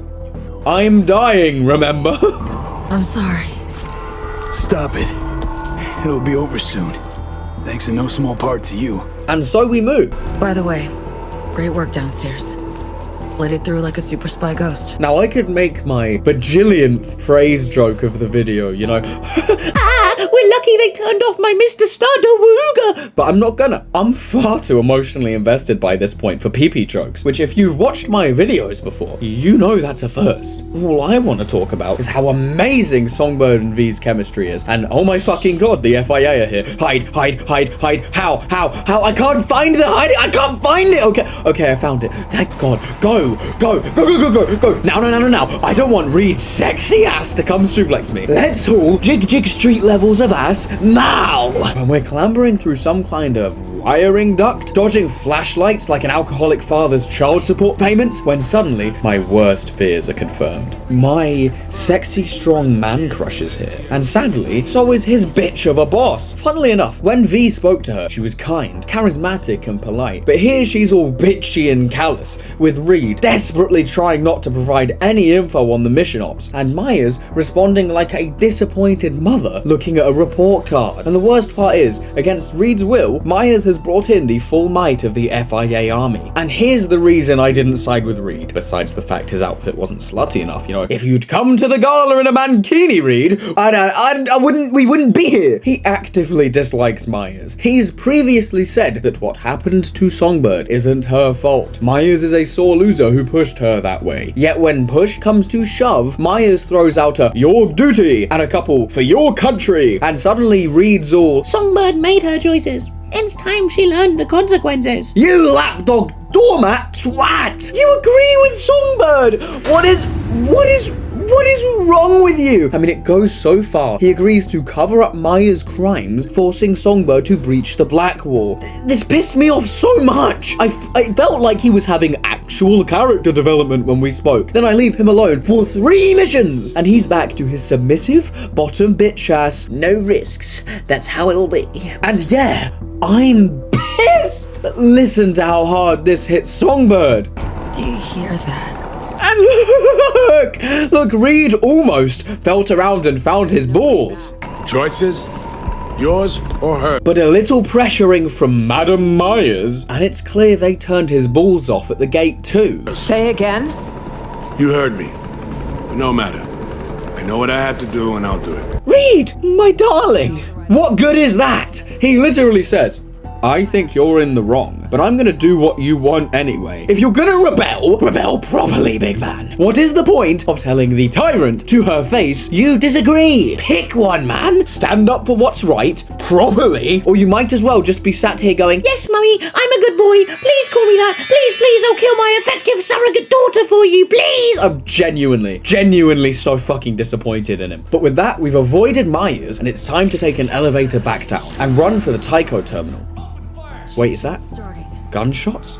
Holy shit! The NUSA have started gunning down everyone here, orbital air worker and civilian alike. Myers has invaded a foreign country and started a war to stop her little Black Wall shattering secret from escaping, which puts into perspective how important Songbird is and what she had to go through. Finally, though, that's enough philosophy. It's time to expand some minds the old-fashioned way via brute force. After running through the halls, inflicting enough brain damage to fill a League of Legends ranked queue, me and Songbird reach the elevator. And it's at this point where things start looking bad for us. We're pinned down by enough LMG fire to make the American industrial complex look simple. Meaning, we can't move from this spot. To make matters worse, the enemies have just thrown a grenade straight at our position. So I take my revolver, and with no Sandevistan, no Koreznikov, just liters of caffeine, and a burning desire to get us out alive, I snipe that grenade mid-air. I genuinely have no idea how I pulled this off, because I promise you I couldn't do that again. I had a microwave ready meal before this mission, and the microplastics in my brain were piloting me like a Titanfall 2 mate. Now, me and a horrifically exhausted Songbird are taking the elevator up to the Tycho terminal, only to get a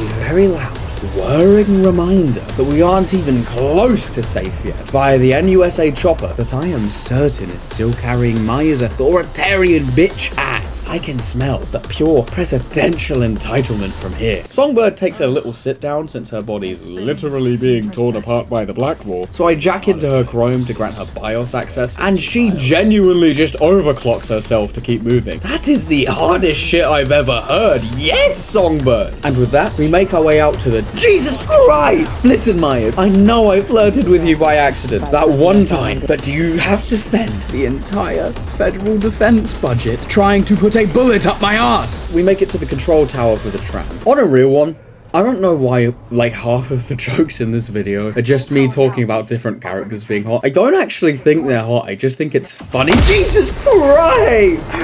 Oh, yeah, hack me. Good try, dumbass. You won't even get time to realize how stupid your decision was. And with that dealt with, we take control of the tower, is what I'd like to say. Sadly, the entire NUSA army is here, and I can one-shot rooms full of people using my health items. But if I need my health items to heal, I can't use them for the combo. For the first time in literal hours, using all my combo puts me a small sneeze away from single-digit health. Luckily, my goat, Borrowed Time, is always there to clutch up for me, and by comboing Borrowed Time, the Synapse Burnout one-shots, I can effectively scrape myself through the infinite one-shot combo, just very slowly. Problem is, this is Wire's Edge precise to do. If I'm a little too healthy when I go for the second one-shot, I won't receive a new health item charge, stopping the combo. And if I'm a little too unhealthy before the kill goes through, the NUSA are going to mag dump their entire military budget into my torso, which, as you can imagine,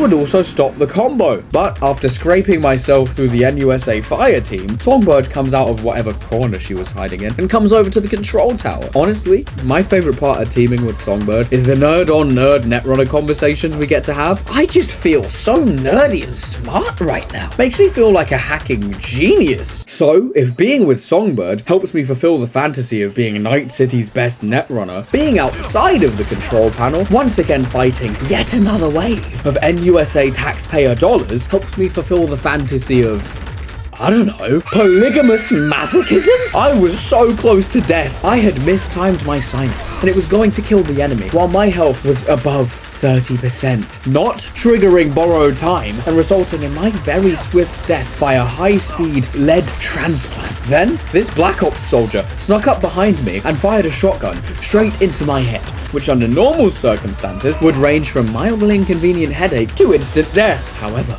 right now I could kiss this sexy bastard because that shotgun blast pushed me over the edge, triggering my borrowed time and clutching the entire mission. But despite how horrifically close this is, we've done it. We're finally... No. Myers is here. We're so cooked. I can't even hack her. Yes. Oh my god, yes. Let me Blackwall Myers. Fuck yes. Don't get me wrong, right? Seeing her reach past the wall like this in person was genuinely unsettling. The way her eyes look dirty and sick at the edges, and that jolt back her head does as she uploads it. But then V looks up. I see the NUSA battering through the window, cracks reaching up the glass as it threatens to shatter. I could practically feel Maya's smug face staring through that helicopter screen, probably saying some shit about the country and following orders. But I'd be lying if I said I gave a fuck about any of that in the moment. Because all I noticed was that beautiful release Blackwall pulse button. It's time. I'm going to release every piece of brain rot on the unfiltered Blackwall directly into all of you. Enjoy doom scrolling past 57 ironic memes just to feel something. Yes. Wait, no. So there we are, lying in a flaming wreck, the propeller luckily stopping seconds before V receives an impromptu circumcision. Sadly, using the Blackwall again has really worsened Songbird's condition. A lot. Fuck, that hurts. Oh my god, that hurt my soul. No, she's so sad. That genuinely gave me a little pain in my chest. Breaking news. YouTuber discovers empathy for the first time. And he really doesn't like it. Ow. But we can save all the sappy emotional bullshit for now. So I'm one-shotting the entire NUSA. Every kill reverberates a glitched scream across the entire area, and I get this is corny, but watching the animations and knowing the lore, combined with that horrifying voice acting, I actually felt bad using this on these people. It could be that Songbird just made me unlock the human empathy skill tree for the first time back there, but everyone here is being sent to cyber hell, one scorched neuron at a time, which, don't get me wrong, knowing that happened to Myers brings me nothing but sadistic joy. I hope we uploaded that bitch to an empty Gmod server with just horror next bots installed, but all of these people just feels damn. But we gotta stay focused. We carry her into the tram. V even gently comforts her, which, given she looks moments from death, just go give her a hug or something, big man. There's no need to be nonchalant anymore, V. We've done it. We'll make it to the shuttle, send Songbird to space, and get ourselves cured. You can stop all farming, you can stop mogging, just go be human for a bit, bro. And I just love this part of the game. That beautiful atmospheric rain as the space shuttle comes into view. The banter V and Songbird share. An optimist analyst. How the hell did you ever hold down your job? Proper work-life balance and separation. Followed by this moment of genuine vulnerability, where V's care for Songbird is made strongly apparent. Listen to the hum. Wish I could fall asleep, never to wake again.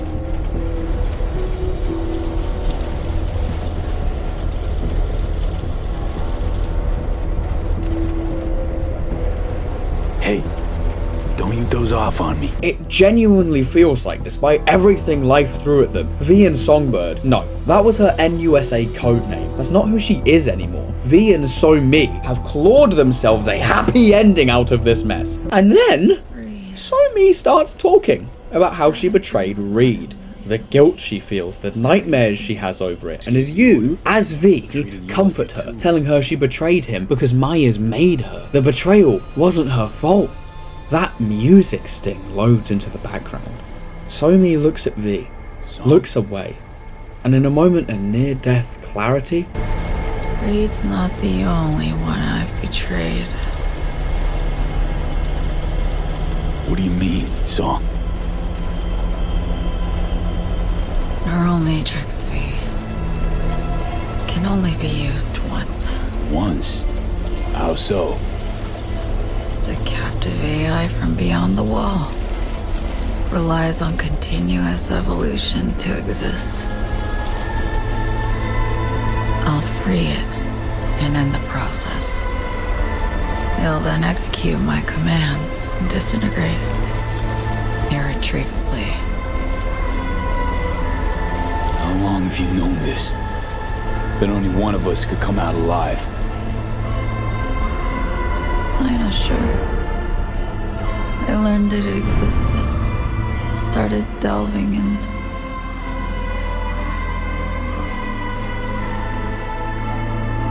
You fucking serious? I think I'm gonna die soon. The regret wasn't honest with you. I'm sorry. Fuck! This reveal hit me like a truck. I always assumed Songbird was manipulating me since, you know, she's dying and she needs my help. I never once thought this. There's a reason I played that whole scene for you, despite knowing damn well it wiped my watch time to leave the screen without some goofy silly meme or camera cut or effect or Subway Surfers gameplay for that long. Everything about this scene is perfect. That haunting musical score that slowly fades in. The way both you and Songbird are ravaged by your respective diseases. More and more as she explains, with her passing out and your screen turning a deep relic malfunction blue. And then Johnny lays the cards out for you. He says you've got a right to feel rage. So Mi dicked us over badly. It's why her plan was for her to go to space alone and then send the cure to us later. Shit, even describing it now, it's so obviously a scam. Why wouldn't she just have us come with her to get cured? And then Johnny suggests calling Reed, handing Songbird over to him. And at first, I went straight to that option. I was pissed, but I couldn't bring myself to press it. I couldn't bring myself to fuck over So Mi, even after everything she'd done to deserve it. V picks her up, calmly, gently, even reassuring her, and carries her to the exit. I'm not even gonna hold you. This shit had me emotional. Not even YouTuber faking it for views, doing a funny face, oh my god, emotional. Cause I had my mic muted while recording this bit. It just, wow. Like, V's so gentle with her. The way he carries her, despite how you can hear V is dying just as badly as Songbird is. And as you carry her out into that shuttle, in that glorious atmospheric rain, you... Fuck, of course you're here. Look how badass this spot is. I should have known. Reed would never miss the chance to aura farm in the pouring rain. The rain blowing his coat about with that glorious lighting to show off his fit in all its beauty. I put So Mi down and we talk man to shockingly sexy man.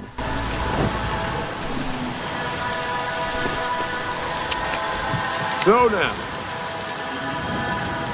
So, what do you want to do? Reed, she's fucking dying. I see 2 near corpses with a death wish. Your fault alone if she kicks it. Right, because you and Myers had no hand in this shit. That is all that awaits her on the moon. You want to save her?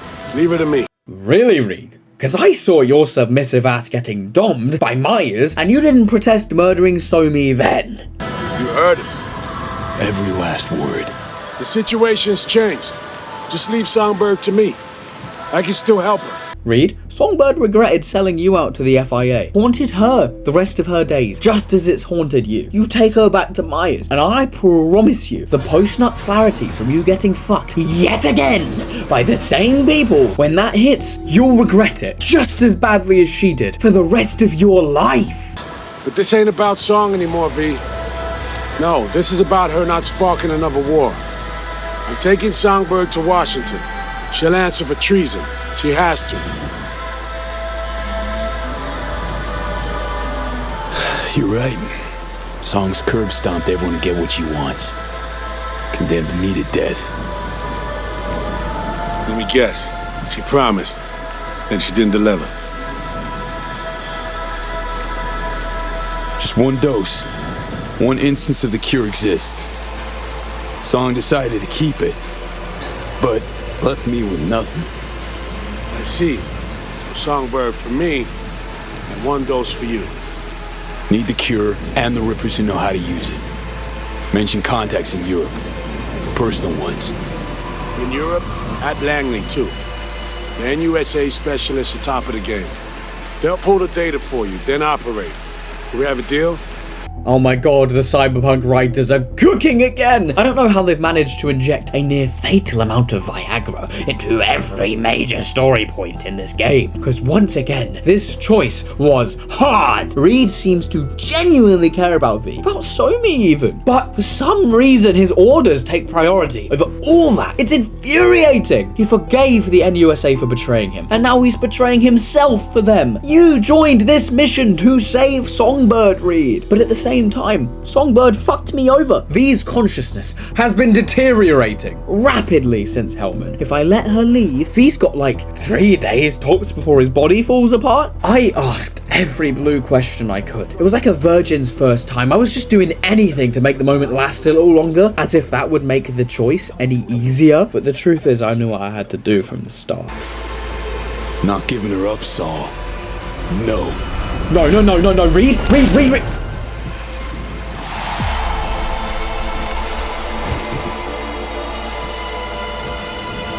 So damn late. That's it?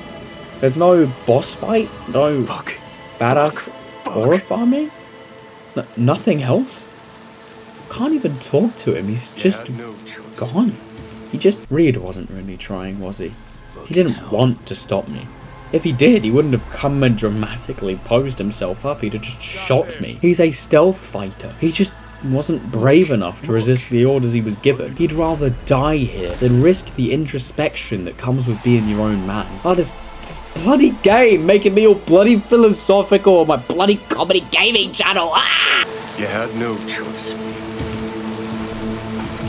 But your friend there will join Reed in the Beyond if you don't hurry your ass. Gonna be okay. One last push.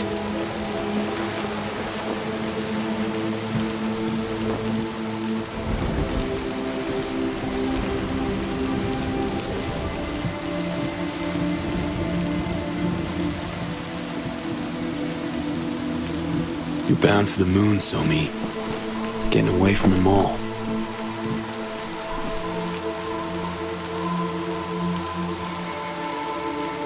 Get that feeling too sometimes. Drop everything, leave it all behind. Wouldn't it be nice? Let's see, what do we got here? Life support activated. Diagnostics. Pressure, O2, infusion pump. Gently now. Warning system memory clear. Happy trails. Of the vapor variety. Wow. That was... It's very, very emotional. Don't mind me. Don't mind if I do. And with that, all that's left for me to do is sit and chat with Johnny as the relic kills me off. First time I've ever launched a spacecraft. You? Same, man. Same. T-minus 50 seconds. Solid propellant engines burning. Spark igniters active. Whatever awaits her in orbit. Hope she ends up happy. She's free. Slammed it home. Songbird really did get that happy ending she wanted, and all it costed was V's. And then something I wasn't expecting at all happened. In our final moments, Johnny had some self-realization, even if he kept lying to himself at first. She has just a bit of what I lacked entirely. Fucking luck. Luck played no part in it, Johnny. You and her just wanted different things. Really? So do tell. What was it I wanted so badly? Applause. Cheers. Did absolutely everything to please the crowd. Nah. Maybe. Guess I could have done more. Been different. Maybe. Could also be I was convinced I couldn't make it out alive. And maybe, just maybe that chick had great follow-through to the fucking end. And I lacked that last ounce of determination. Dunno.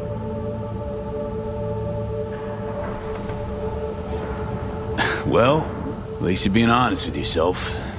That in itself is some version of freedom. What do you say next? Be all you could be? Limitations are all in my head? Just watch the show, Johnny. T0, liftoff.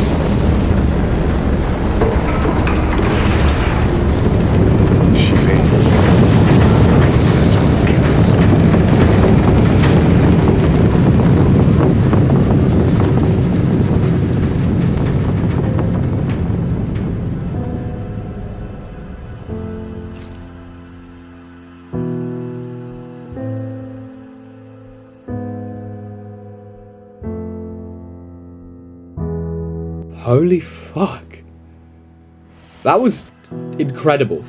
Listen, I get it. As a YouTuber, it's my job to tell you, this is the best thing ever, or this is the greatest thing since, or some other hyperbolic bullshit like that, right? Keeping a neutral sentiment like, it was okay, doesn't exactly keep up the watch time and inspire clicks, you know. But genuinely, this was one of the most emotionally charged stories I think I've ever interacted with. I can't think of another game I've played that has made me feel the way this DLC made me feel.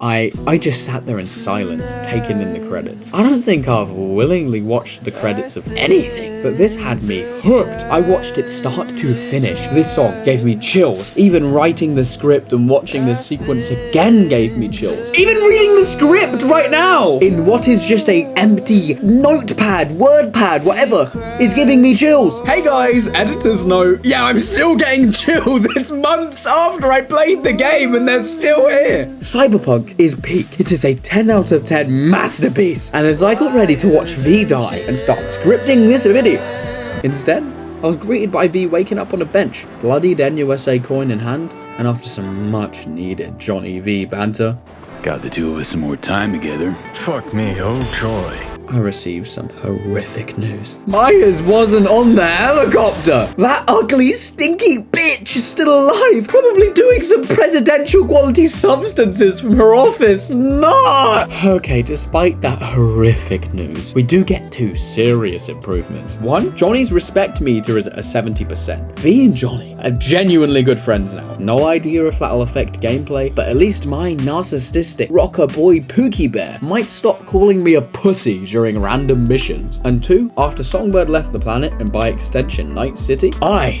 am officially Night City's greatest Netrunner. Yippee! The title's fulfilled! Kinda. Now I've just got to prove it to the world and make myself a Night City legend. For Jackie, for V, for what I'm hoping is a shit ton of ad revenue, I have a couple more shitty unregulated kebab munch boxes to buy. And so, despite the fact I'm still emotionally reeling from the whole wires and chains situation, I do my best to progress the story. Funny thing is, after completing the DLC, I'm viciously overpowered. I just walked into a street gang. I just mowed them down with quick hacks, like a vaguely disinterested sentry turret. I go to pick up Johnny's car I bought, but after realizing it's been stolen from this Johnny Silverhand cosplayer, who was graciously gifted extra cosplay realism by his robbers via bullet to the skull, I whimsically stroll over and eviscerate the entire gang with slightly less effort than it would take for me to undo the lid of a peanut butter jar. And you know what? I'll leave this one alive. What's the point of being powerful if I don't give in to a little one? And with that, Takamura has finally finished his reconnaissance on the float storage center for the parade. How did it take you that long, big man? I've experienced a whole narrative with emotions and twists and turns, and you've figured out that the complex is well guarded. Well, nice. Just letting you know, I achieved that feat with my eyes the second I saw it, but you do you, king. And with that, Takamura, this was supposed to be a badass setup shot of you driving out. It's a gate, Takamura! Just go through the gap! No, not like that! Move the gate first! Get it, bro. Good try. Let's just hope Arasaka Security doesn't have one of those children's toys with the shapes and the holes, because you're not getting past that shit, are you? Oh, now I'm sneaking my way in. Sadly, they've all got a bloody spider sense implant. I walk meters behind this guy, and he's just suspicious activity detected before spinning round with the meanest melee attack of all time. Listen, I know you feel badass for spotting, but me sneaking in was a courtesy to Takamura. One that you just stole from me. Yeah, this one's on you, big man. Enjoy unzipping 5,700 terabytes of Solomon Reed Rule 34 with just your optical nerve. Arasaka have some netrunners of their own, but I can just trace their location and introduce them to the business end of my revolver before the upload's complete. And after uploading our custom RootNet malware to Hanako's favorite float, Takamura takes over the control room and opens up the roof for us. Keep in mind, when I say takes over, I don't mean it in some super secret netrunner sense. He just murdered the entire room, which, now that I think about it, isn't that different from the super secret netrunner bullshit that I'm doing. And with that, Takamura tells me to arm myself with patience and not get into any more trouble. Big man, I literally have Johnny Silverhand in my head, and I just spotted a group of distracted Arasaka guards. This is like leaving a steak in front of a stray dog. I need this. I gotta say, I respect the bravery of the Arasaka workers. I just iced an entire squad, including a giant robot. And you, normal ass man in a suit, try and fight me with your basic bitch pistol. And then the next guy sees me obliterate the last guy who did that, and he's all, he ain't me though, he ain't gonna be able to handle it, and then he fucking explodes too, because of course he does. I need to get my hands on whatever Arasaka branded implants they give their workers to provide them these gigantic balls of steel. But enough Arasaka bullying for now. Oh, no, don't worry, Johnny, I'll get right back to some corpo smashing, I promise. I just gotta get myself new cyberware, heal on kill, and ram on kill to help with my running out of health and RAM issue. And with that, it's time for me and Takamura to attend the parade. I pull up to watch my fancy pants corporate brown noser throw out a perfectly good Scott burger. Like a whole burger. What, does it not taste enough like Saburo Arasaka's 158-year-old balls for your liking? You fucking... Anyway, moving on. After that culinary crime, we get to the original crime we came here for. Arasaka have 3 snipers, and thanks to the malware, we know each of their locations. I love the way Takamura talks about it too. You must make each harmless before they do the same to me. What do you mean, make them harmless? Do you want me to go have a polite discussion with them? Explain the situation in detail? Once I'm done politely debating the snipers, I'll use the malware to lower Hanako's float, and then Takamura will explain the situation to her. I gotta admit, this plan has a lot more debating and explaining than I'm really comfortable with. I'm more of a detonate the brainstem and ask questions never kind of guy, but it's your op, Takamura, and I really don't want to get a hit on my head for killing the Arasaka royal family. Again. Now, this mission has 3 big problems I wasn't ready for. 1. Arasaka have a netrunner of their own, and I'll have to stop them before uploading the virus. 2. If spotted, Arasaka drones will come after me, and I'll get swarmed by them like paparazzi to a car crash. And with all that in mind, it's time to make the first sniper harmless. I gently make my way next to him and politely explain to him that we need access to the float, using my best advanced debate techniques. Then, we listen into a call between Oda and some guy, where Oda rightly says that Hanako doesn't have enough security, which, honestly, yeah, I'm effectively attacking the Princess of Arasaka. Why is this defense squad 3 snipers and 1 shit-tier bootleg netrunner? To which the caller just hits that meh, orders, do your job, that Arasaka loves so much. Now, we don't know who the caller was, but Johnny does. Johnny's tweaking, begging to kill him. Guy killed you, right? Guy, motherfucker's barely human. But hey, know what? I'm glad he's here. You're glad? Seeing as I woke up in a world without any Saburo, I'll have to be satisfied with smashing. You gotta be satisfied. You got fuck all to lose. Now, V's reaction here is completely valid. I want to try and explain this to you in real world terms. You are an 8-year-old who just finished his first boxing session. You get home and a random rock star from the 80s appears in your room and says, "Hey kid, I need you to go kick the shit out of Mike Tyson right now." No! And the worst part, I left out the fact that Adam Smasher is a freak! You not gotta just worry about Adam Smasher jumping into the ring and touching you.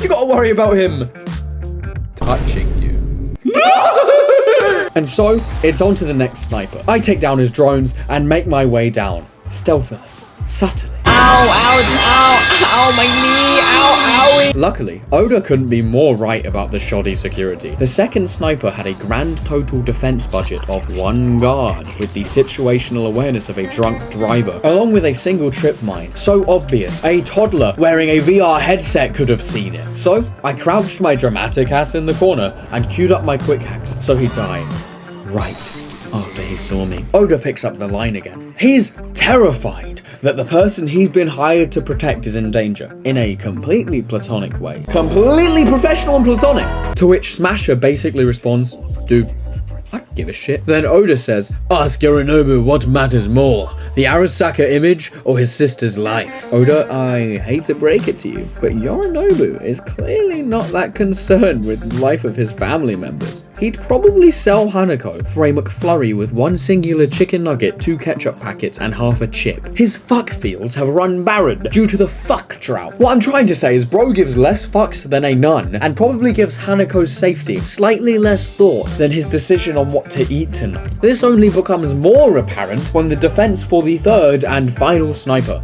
is just 2 dudes.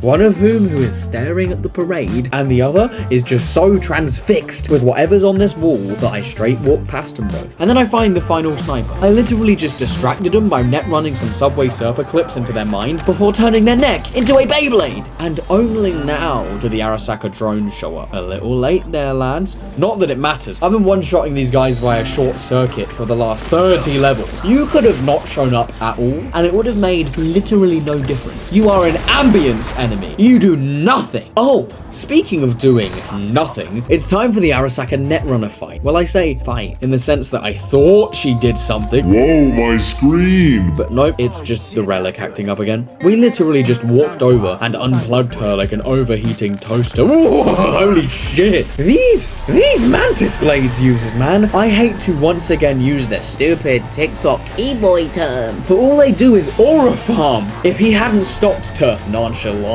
pose by the window, filming a thirst trap to send to Hanako, the boss fight would have been a 2v1. But no, he'd rather show off the fit than actually defend Hanako. Honestly, I kinda gotta respect it. He's even got a fuckboy mask and LED mantis blades. He's going all out on that thirst trapper TikToker fuckboy aesthetic. And somehow, despite that, he is terrifying. He is a high-speed Sandevistan user, who if I let him get close, he'll turn my torso into one of those satisfying chef knife skills montages. Or at least, he would be doing it if he had Netrunner support, because without it, I just queued up enough cyberware malfunctions to turn him into a marginally faster normal dude, before using a single synapse burnout to swipe half of his health bar and then bonked his TikToker fuckboy mask. Sadly, same as all TikTok fuckboys, Oda is horrified by the prospect of showing himself without the mask and had an inbuilt flashbang directly attached to it, followed by some active camo, which he uses to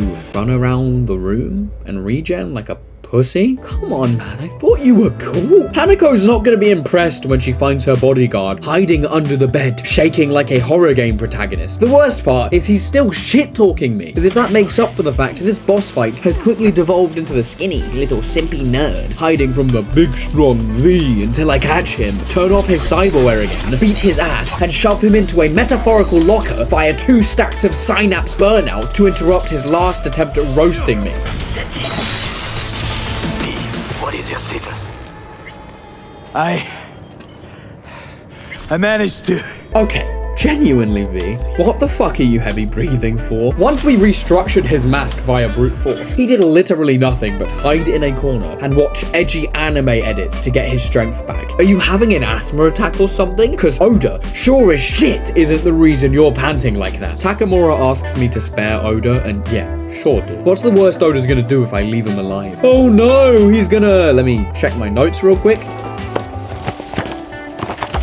Hide in a corner and say mean things to me. Oh no! I've had a dude in my head doing that this whole game! Whoa! And with that, I hack my way onto Hanako's float. Hanako's trying to quit, saying Oda's not answering her booty call. Something must be wrong. He'd never miss that. But Yorinobu proceeds to hit some S-rank manipulation along the lines of, I mean, if we do cancel, everyone's gonna think we're pussies. Plus, everyone else involved is doing it fine. But if you really need to quit, that's fine. Just say the word and I'll let everyone know you wanted to stop the parade I set up to honor our father's death. To which Hanako obviously folds and says she'll finish the parade. Bad news, madam. No, you won't. Because Goro, no social skills Tanaka, pulls up. And after the most suspicious conversation starter I've ever seen, saying, I want to tell you the truth of your father's death. Yeah, because the lady who thinks you murdered him is gonna take that well. Dumbass. What's the plan, Nat?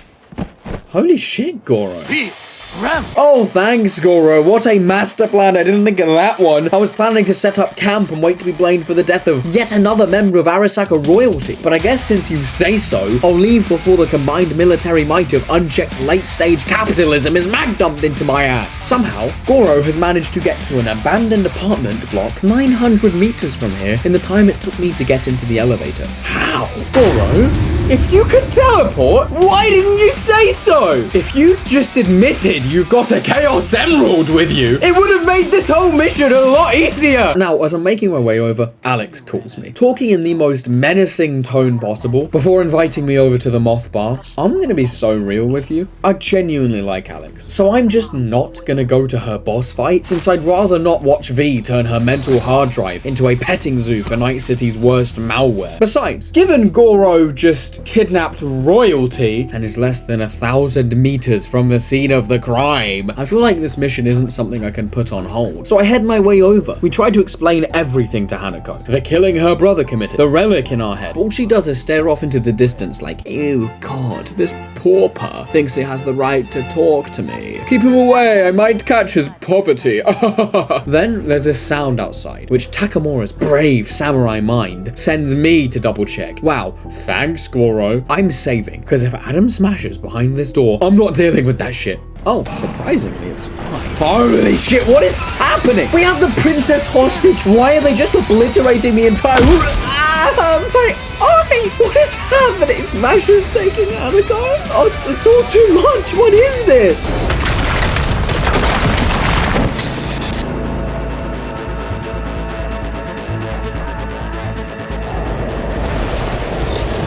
Oh, hey, Pookie Dookie Bear, what's up?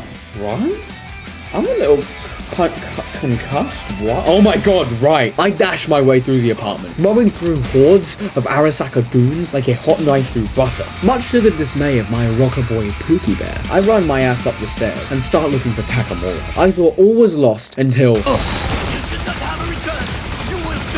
Listen, big man, I am a short power nap from one-shotting everyone in this entire building. Best part is Takamura's evil laughing as I do it, like my little evil henchman goon. And now, we simply make our way out of the exit like the dastardly men that we are.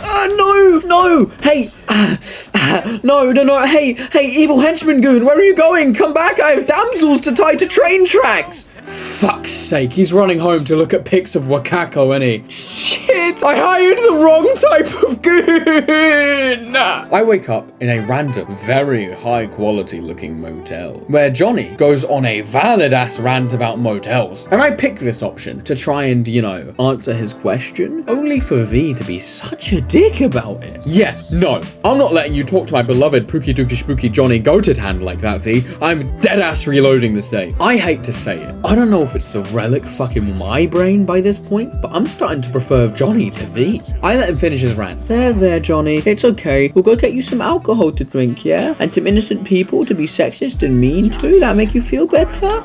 Yeah. Okay, good. What? Wait. Why the fuck do I like this guy again? Johnny says to blast the door if anyone shows up. So of course, V does the logical thing and lets a random sex worker in. Wow, good one, V. Luckily for us, the only STD we're contracting today is another conversation with the great Hanako Arasaka. She showed up as a message inside of a sex worker to prevent herself from talking to any paupers for too long. She says that she believes us, that she wants to help us stop Yorinobu. We tell her that we'll help if she gives us info on Mikoshi. Hanako explains the servers for Mikoshi are kept in orbit, and then says that I won't be able to do anything without extensive knowledge of the relic and of construct creation. Wow, good thing I literally already found Alt and Hellman to help with that. Now get the fuck out of my room, because every second I talk to you, Johnny is about to go into a bout of Arasaka-induced psychosis. But with that, it's time for us to get out there and... Fuck! Shit, get ready. Fuck.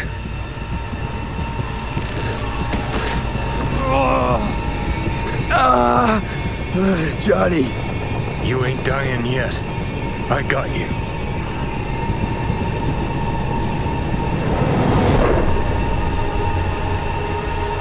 And now I wake up with a bottle of Johnny Silverhand control-giving pills in one hand, and I'm in the middle of bumfuck nowhere. Johnny, where actually are we? The view's nice though, and here Johnny drops a bombshell on me. If he wanted full control, he could have taken it ages ago. Which begs the question of why he didn't just take my body and empty the nearest bar of all its liquor. I know he could be lying, but given he just dragged my ass to a beautiful ocean scenic view to revive me, I believe him. Speaking of which, why are we in an old abandoned Pacifica hotel? Most people don't have a life-threatening medical issue and think, I know where I'll go. An abandoned building in the biggest shithole in town. Turns out, Johnny stashed something here, that being his dog tags and yet another banger Johnny Silverhand speech. Genuinely, every line of dialogue this man has is just... I'm gonna stop glazing and just roll the clip.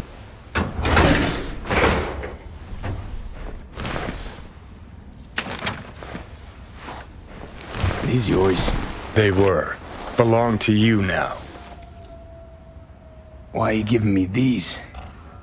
Imagine we're deployed together, fighting in a war, side by side. Would you take a bullet for me? I would. Yeah. Tags belong to a man who sacrificed his life for mine in Mexico.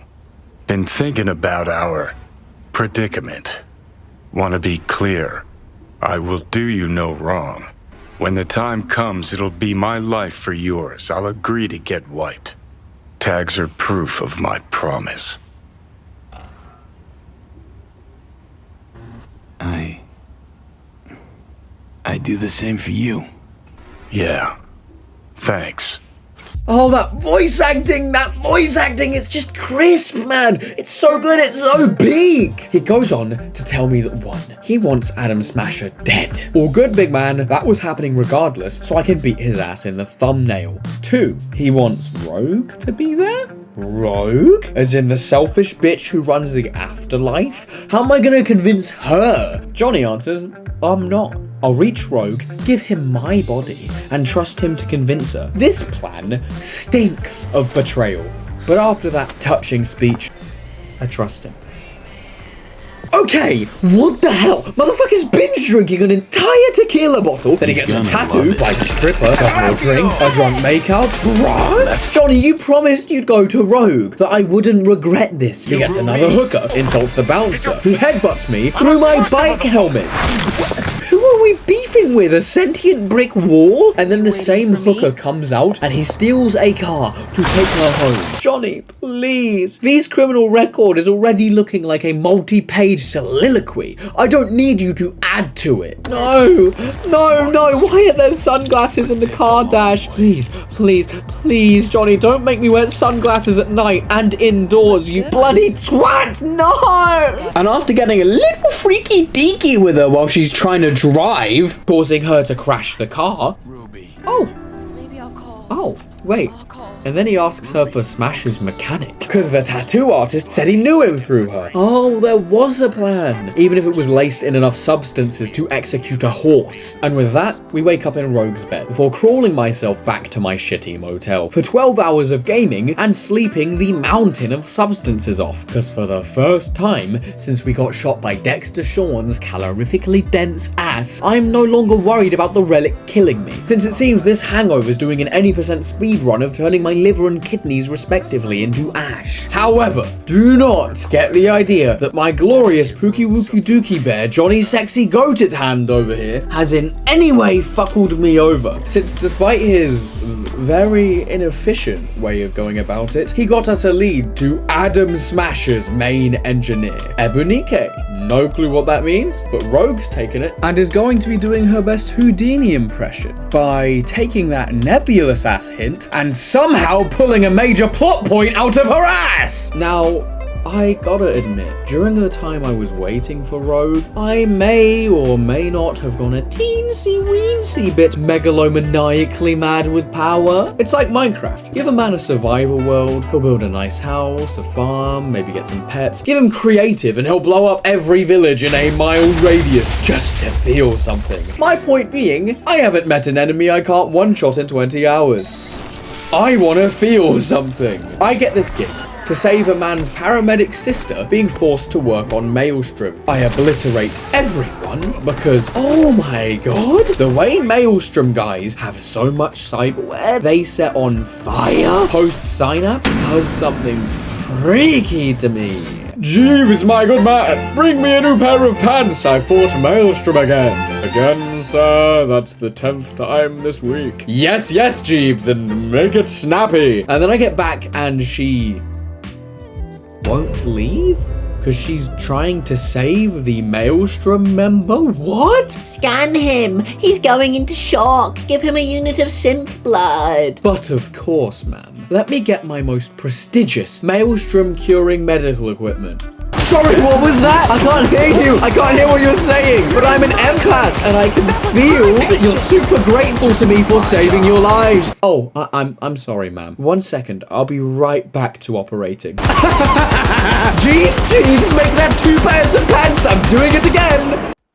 You're welcome, dumbass.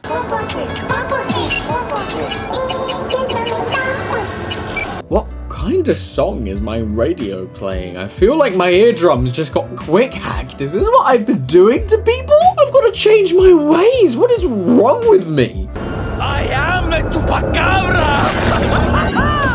Okay, big man. How was I meant to resist that? This isn't even a katana build. I just can't resist it. It's too fun. No. Were you gonna throw that grenade at me? No, we can't have that, can we? That would be dangerous. Sit there in timeout and think about how your actions affect others, okay? I said sit there! And so, the kind YouTuber Jimmy McAwoo gifted this lucky individual a lifetime 50% off discount on all shoe purchases. Oh, Rogue. Thank God. I was genuinely turning so evil. I'm going crazily cyber psycho. Please bring me more story missions before I start tying damsels to train tracks. Now I go to see Rogue and she's got something for me. A replica of Johnny's jacket. Ooh, now listen, I know I've been ragging on this man's fashion sense all game. Cough, cough, sunglasses indoors. But this jacket is fire. Finally looking half decent.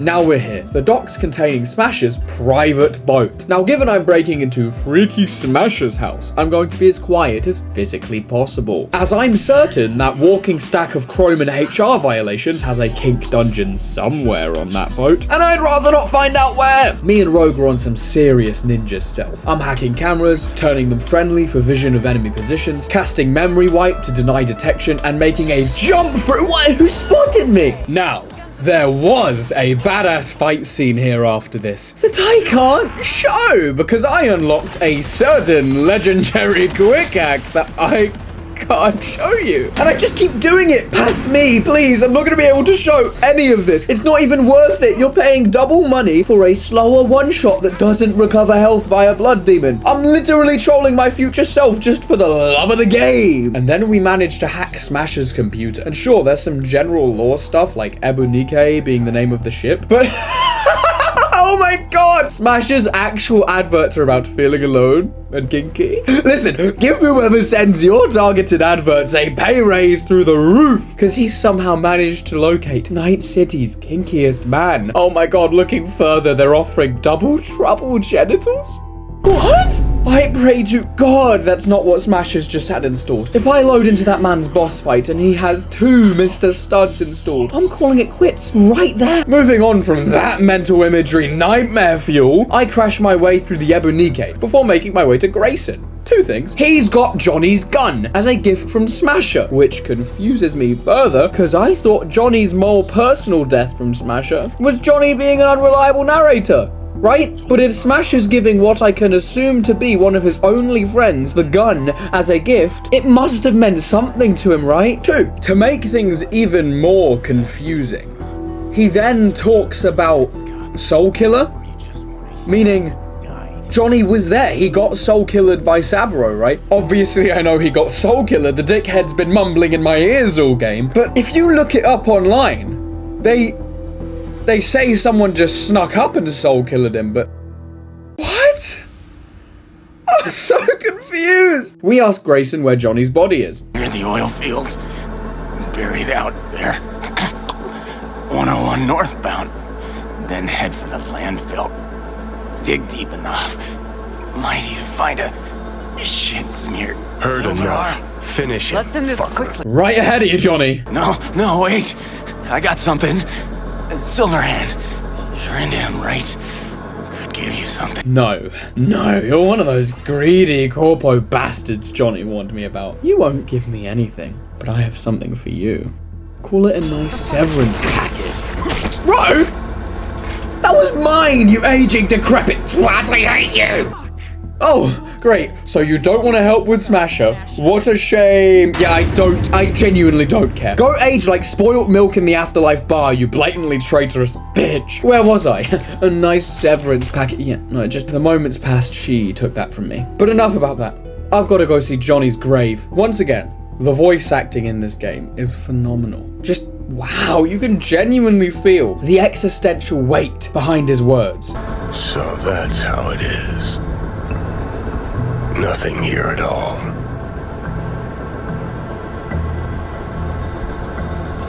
What did you expect? Headstone, flag, and flowers? No, I don't know. A marker. Something. Anything. Then there's this beautiful bonding moment where V scratches his initials and death date into the scrap heap, and then Johnny asks him this. Better now? A bit. But let's say it was my real grave. What would you write? Here lies Johnny Silverhand. And I was following a guide for something that will come up later in the video here. So I put the guy who saved my life. Yeah, I agree. That's wholesome and nice, and it sets up this beautiful character moment for Johnny. The guy who saved my life.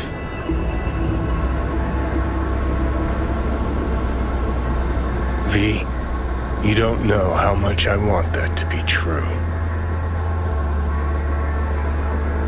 Listen, I realize I fucked up a lot of things. Either let down or used every last person who gave me their trust. Blind, selfish bastard that I was. But I've managed one thing for now. Not to fuck this up. What we have. Wow, that's wonderful. He's coming to terms with his mistakes, he's becoming a better person, and he's finally starting to believe in his ability to be a better person, which during Phantom Liberty he admits he struggled with. And then the guide's like, yeah, this dumbass is being vulnerable and emotionally open. Let's kick him while his walls are down. Because genuinely, what the fuck is this dialogue option? V's so angry. No, Johnny, you fucked that up too. You used me. Lied to me.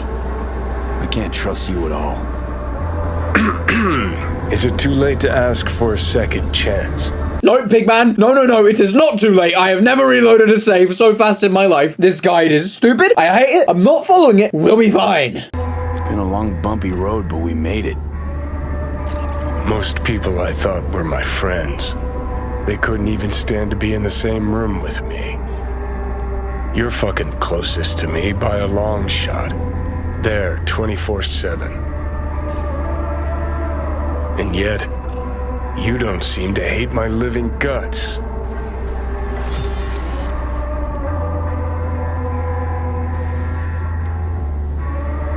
It's too bad we didn't talk like this earlier.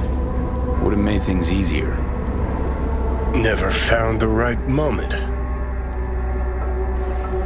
Remember waking up at Victor's not knowing about me? I'm seeing things, I'm scared. Then moaning at Misty's about how you didn't want to die. Remember you whining for smokes in the middle of the night? Complaining about not being able to kill me?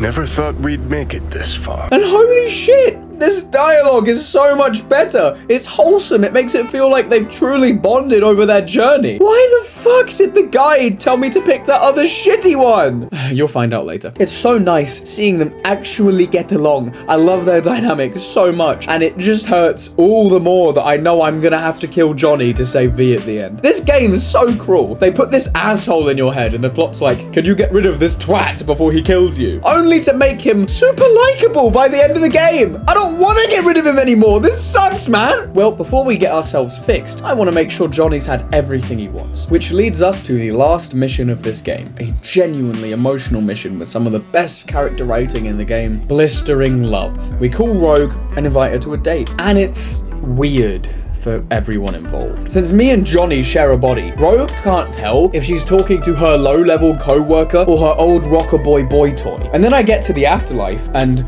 wait until evening. Only, for some reason, waiting in the menu doesn't work. I stood there, completely still for 2 days waiting for Rogue, right in front of where she works. I'm in direct line of sight of her. She sees me doing this and probably thinks, damn, the relic's malfunctioning again. What a dumbass. Because it turns out, unlike every other wait for X amount of time mission in this game, I have to wait specifically in front of this drunk dude while he scratches his nuts. Yeah, that makes sense. Can't go on a date without some nut scratch spectator sport. Of course, everyone knows that. Thanks, Cyberpunk. We make our way to the digital pixel cloud. Turns out Rogue wanted to take him back here when he was alive, but back then Johnny's idea of a romantic night out was a cheeky wee bit of domestic terrorism. But once we arrive, that's all gonna change because holy shit, it's closed down. That's bleak. Wait, I'm a genius high-level Netrunner who's faced megacorps, governments, and entire armies by this point. Whatever their security is, I can take it. Let me at them. It's a padlock code set to 0000. Another win for Night City's greatest Netrunner. Let's go! And after willingly putting on the worst movie we can find, I give control to Johnny. And wait, this movie goes kind of hard. Bushido 10 goes crazy, dude. Look at that. No, wait, stop looking at Rogue. I want to watch, oh, wait, right, the plot of the actual game. Okay, I guess Bushido 10 can wait for a little bit. Let's pretend it's 2015, huh? We just met, and I got no idea what a bastard you are.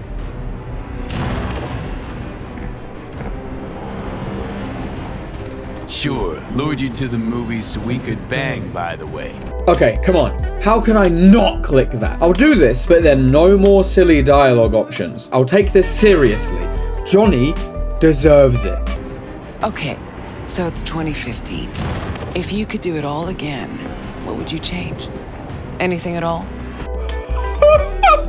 No, don't do this to me right after I said I'd be serious. There's like 3 actually good options, followed by the funniest thing I've ever seen. And you can see I'm torn between what's right and what's absolutely hilarious. Taking a while to mull that one over. I do carry.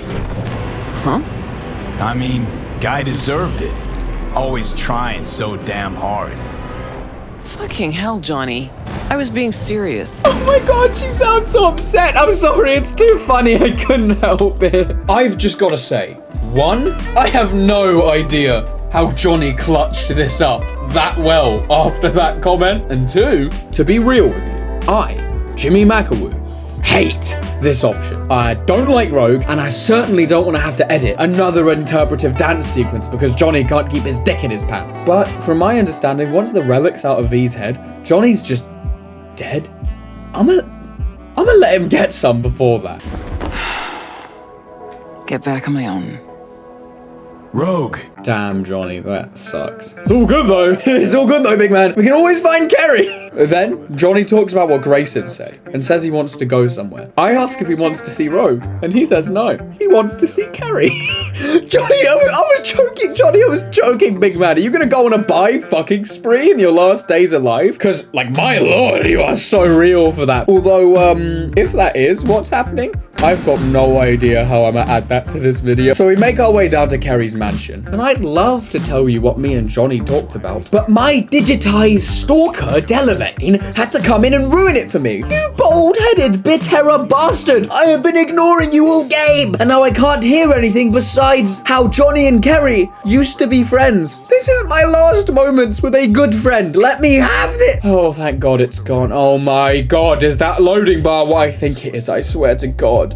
Enough of this! I can't self-destruct! Oh my God. Not only did it not work, but I think I've actually broken the game. Sorry, guys. Remember, we love Cyberpunk and we glaze it indiscriminately. I don't want to see a single comment talking about any bugs. It's not broken. It's a relic malfunction. We are immersed in the story and the relic is malfunctioning. There will not be a single negative comment, or I am going to crawl through your screen and hit like, you know, like a little shimmy, like a... but like a really intimidating little shimmy, you know? Like a really scary one. Enough of that. It's time to make my way into Kerry's. You triumphant twat. No escape! Stop moving. I don't need to, but I'm so mad I'm overclocking for this. Oh my God, that's a police car right there. Am I really petty enough for this? Stupid question. Hell yeah, I am. I'm sorry, random tier 1 beat cop. You're not relevant enough to follow me into Kerry's house. Bye-bye, broke boy. And now I'm inside Kerry's house and it's impressive but empty, soulless. It's like the housing equivalent of an AI video. It's got all the mechanical parts of a house, but none of that human spirit that truly makes it a home. Unrelated note, or you know what, fuck it, completely related note. I hate when I see a funny video of a silly kitty and it's AI. I like my silly kitties drawn green by man! And now I'm Johnny, absolutely riffing chipping in on a random guitar in Kerry's house. Kerry is rightly confused and comes out of the shower showing me the fun end of his revolver, which, you know, most people just shower with shampoo and conditioner instead of live weapons, but you do you, big man. Now Johnny just keeps jamming out, which leads Kerry to realize that V truly is Johnny's Silverhand, leading to this truly wholesome interaction. Ow! Holy shit, Johnny, why are we seeing this guy again? What is happening? Okay, well, after a little bit more conversation, I absolutely get why Kerry's acting like this. He's horrifically confused, as you would be. One of his best friends died and then reappeared in his house with a new body like 50-ish years later. Plus, Johnny is certainly not helping. All right, come on. Tell me, why do you look like a small-time klepto-punk from the afterlife? This is V. You like him. The fuck, Johnny? Doesn't explain a thing. Yeah, Johnny, that really doesn't explain anything. Could you be more vague? I thought you were a rock star, not the second coming of the Riddler. Sit down. Start talking. Steel yourself for a long story. I just really want it to be tragic. Sad as all fuck over all those years. 'Cause if I hear you spent them with the nomads, open road, wind in your hair, or cool and relaxed in orbit, and now you've just popped by to shit all over my life, well, I'ma lose my damn mind. Oh, it is a heartbreaker. Oh, big man, you're in for a shock. Wait, what? We don't actually get to see Kerry react to it? No! Okay, plus side, listening to these two yap about when they were in a band is so wholesome. And eventually, Kerry and Johnny decide to get Samurai back together and play one more gig. It's such a nice moment for Johnny. Shame it's cut a little short when V collapses with yet another Blackwall red screen. I agree to help Johnny play one last time. Fuck yeah, nice. First member of Samurai, Nancy. I call her and her assistant picks up. And this man is giddy to tell me that she hasn't come back since starting a story on Maelstrom. If anything happens to her, I'll be the first to cover it. Nah, that's vile. Okay, with that, I make my way to the Maelstrom Totentanz and am immediately recognized in a way that felt so badass. Wait a fuck. No fucking way. Remember that tape from All Foods? That's the Jumu did Royce. No. Wouldn't be that stupid to show up here. You the one? Yeah? What? Anyone actually boo-hoo when he went? Come on, pricks. I'll quick hack this. Oh, Patricia. No, please don't talk to me. I want to commit yet another act of Maelstrom pest control. You know what? Fine. I walk with Patricia and she takes me to a back room where 3 Maelstrom goons have in their substance-abused minds decided Nancy from the news channel is actually a super spy, which, admittedly, the guy who murdered an entire Maelstrom branch pulling up to save her certainly doesn't help the case. Yes! Finally, it's gratuitous violence time! Trying to actually talk to Maelstrom is like trying to converse with a brick wall, only the brick wall has anger management issues, a substance abuse problem, and half of its frontal lobe replaced with cyberware.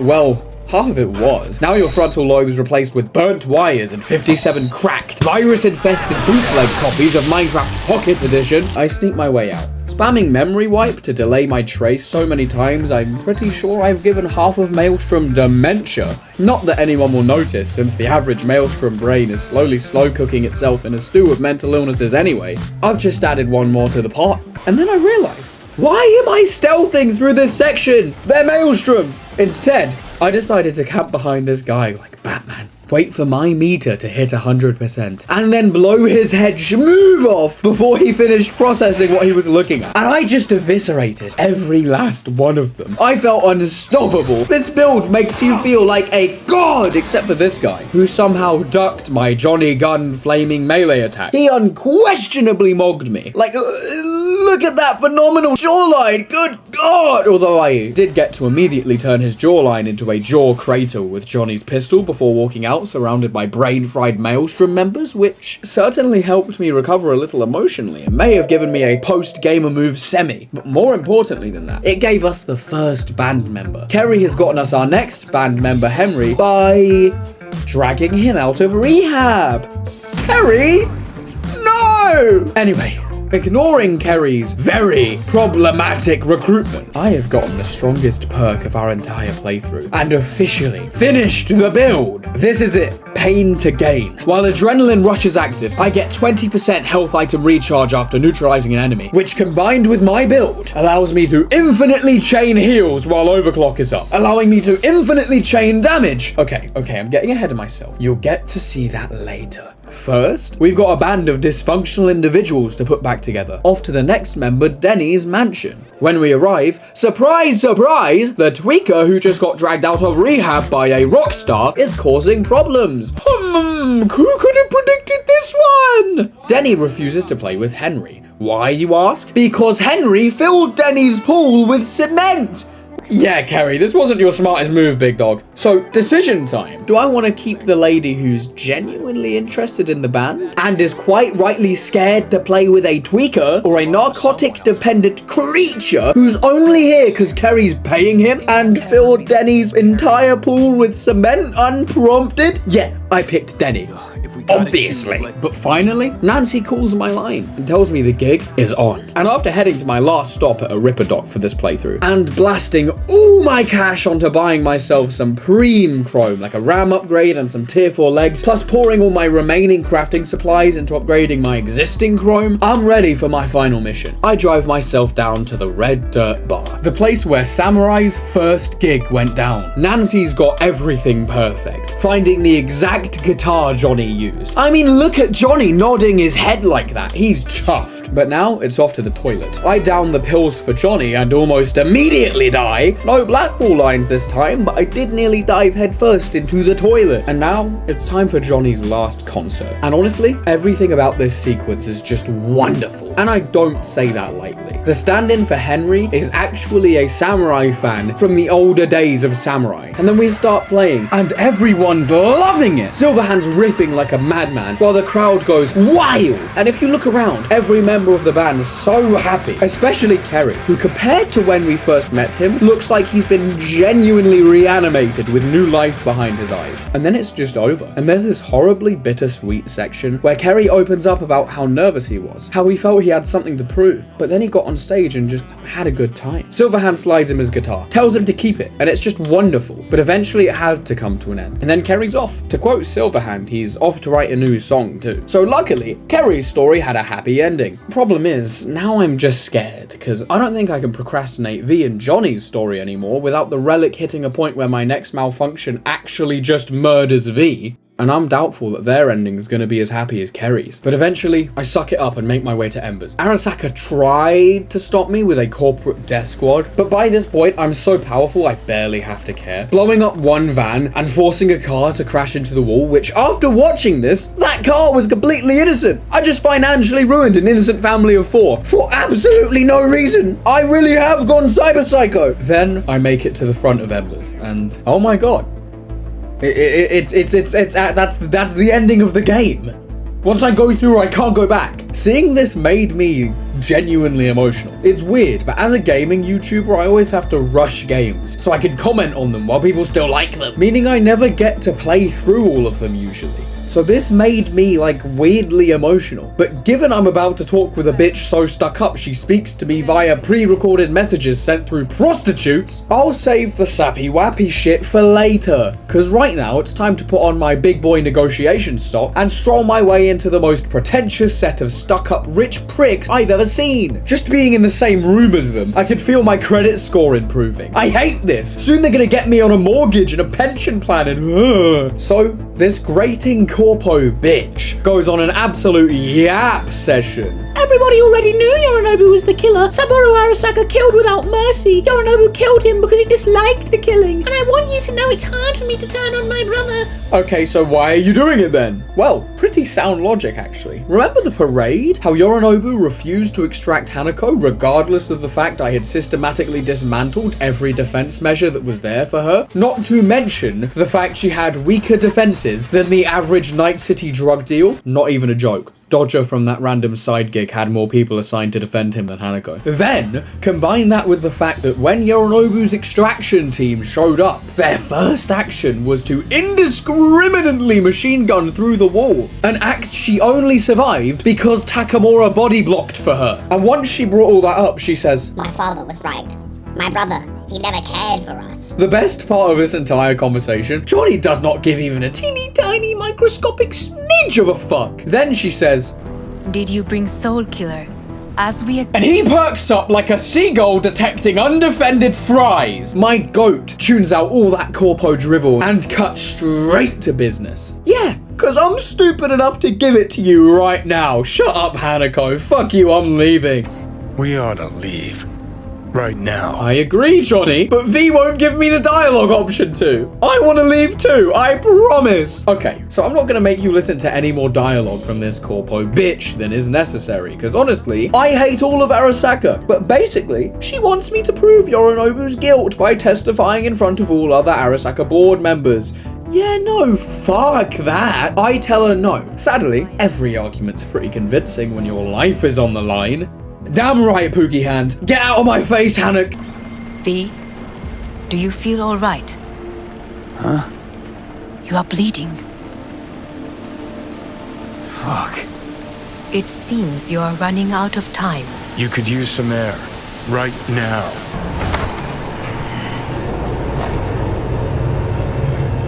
I warned you. What? What are you doing? Shit, we could be hours from it now, V. And you can't stand on your own 2 feet. Well, I'm good to go. Body listens to me. See what I'm getting at? Of course I can see. You want me to hand over the keys. I want to save your life. Pop some pseudo-endotrizine, scooch, and let me get behind the wheel. I'll get us to fucking Mikoshi. Yeah? How exactly? Without that porcelain cunt's help. That's for damn sure. Don't stand a chance without help. Right about that. But that's why I'll bring Rogue. She's not rusted through just yet.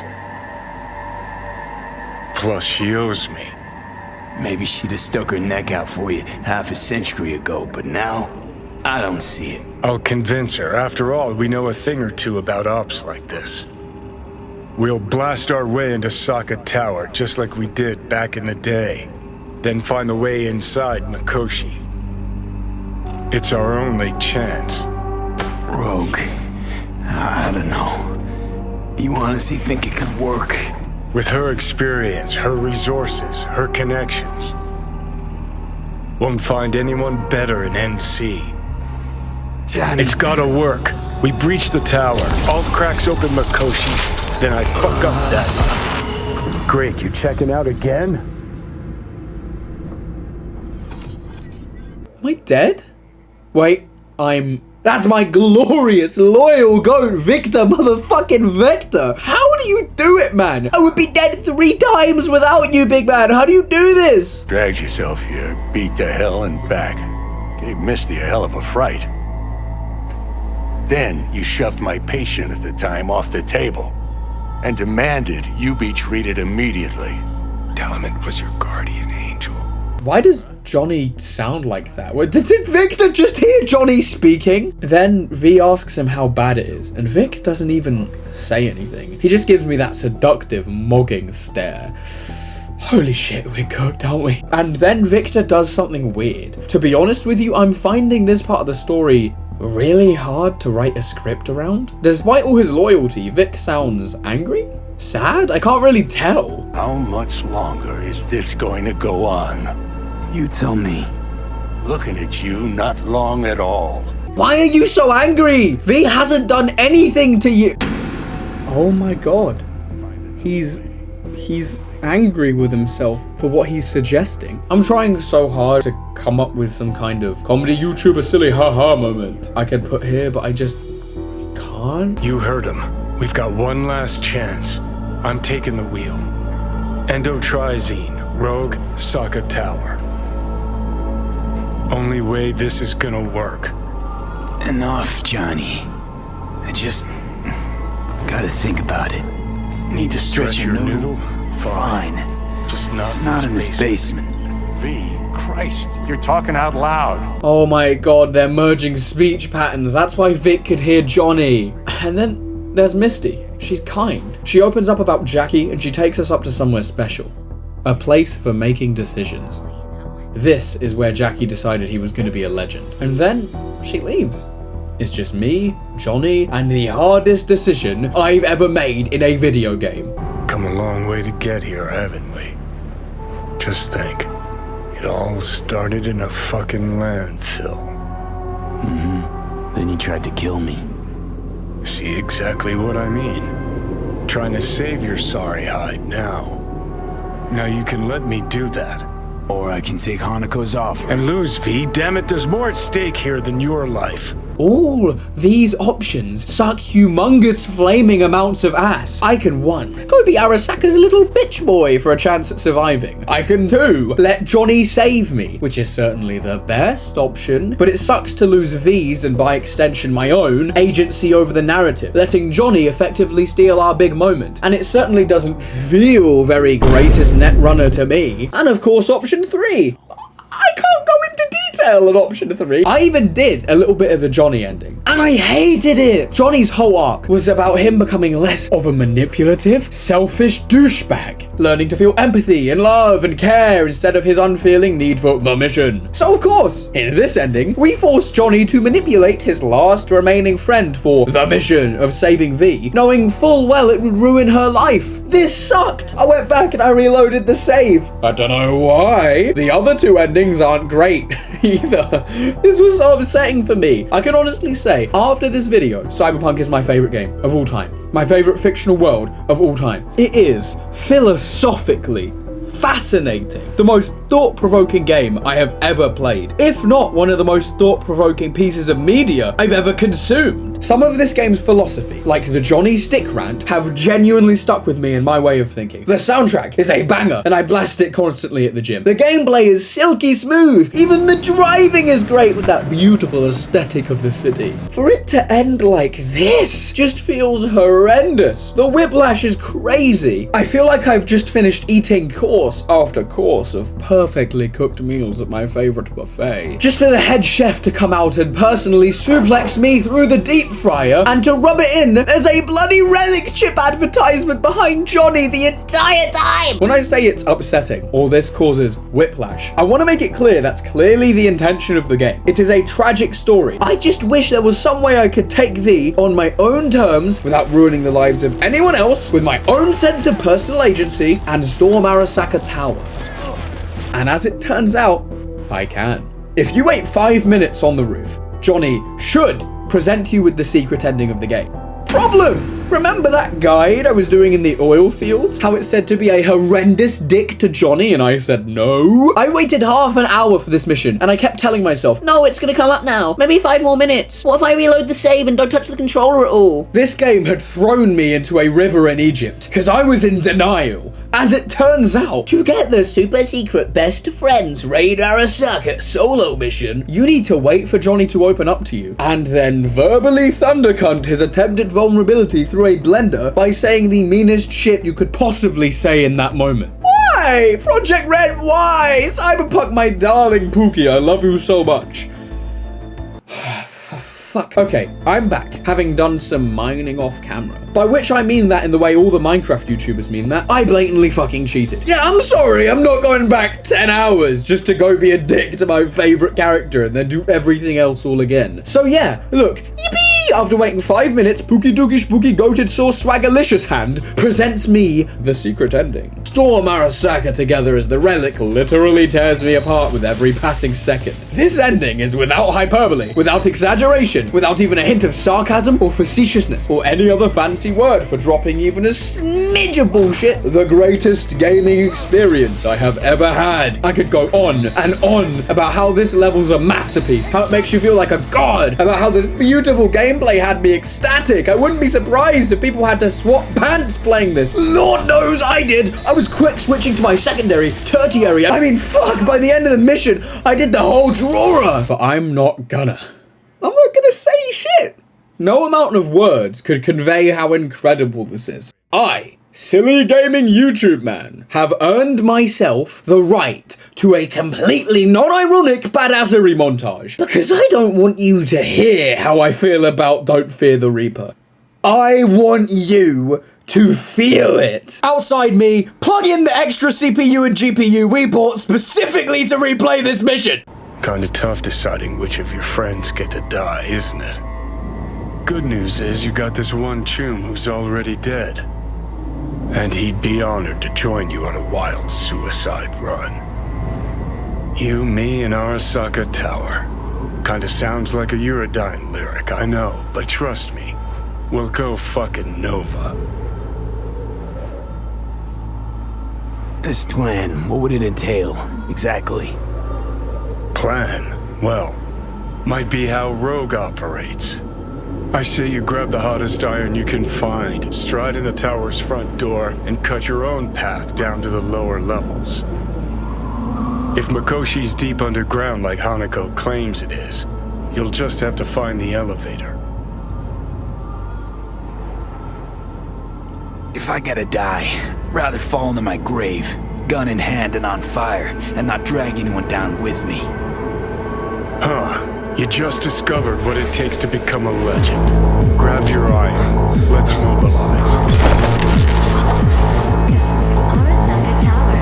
Time to party like it's 2023.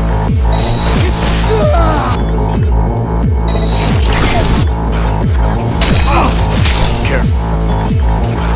This is their house. Got a game plan all polished and rehearsed.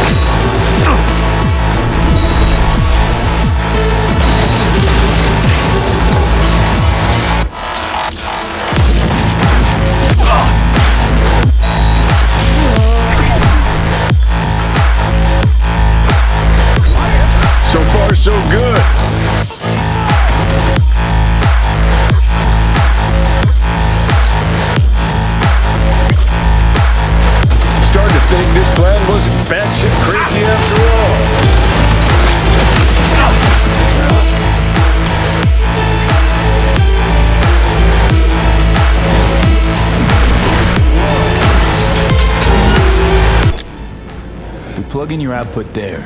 See how she settles in. I'd expect a very warm welcome down below if I were you. Good. If we're going out, it better be with fucking fireworks. Gonna be an ambush, no doubt. Just focus. You're better than them.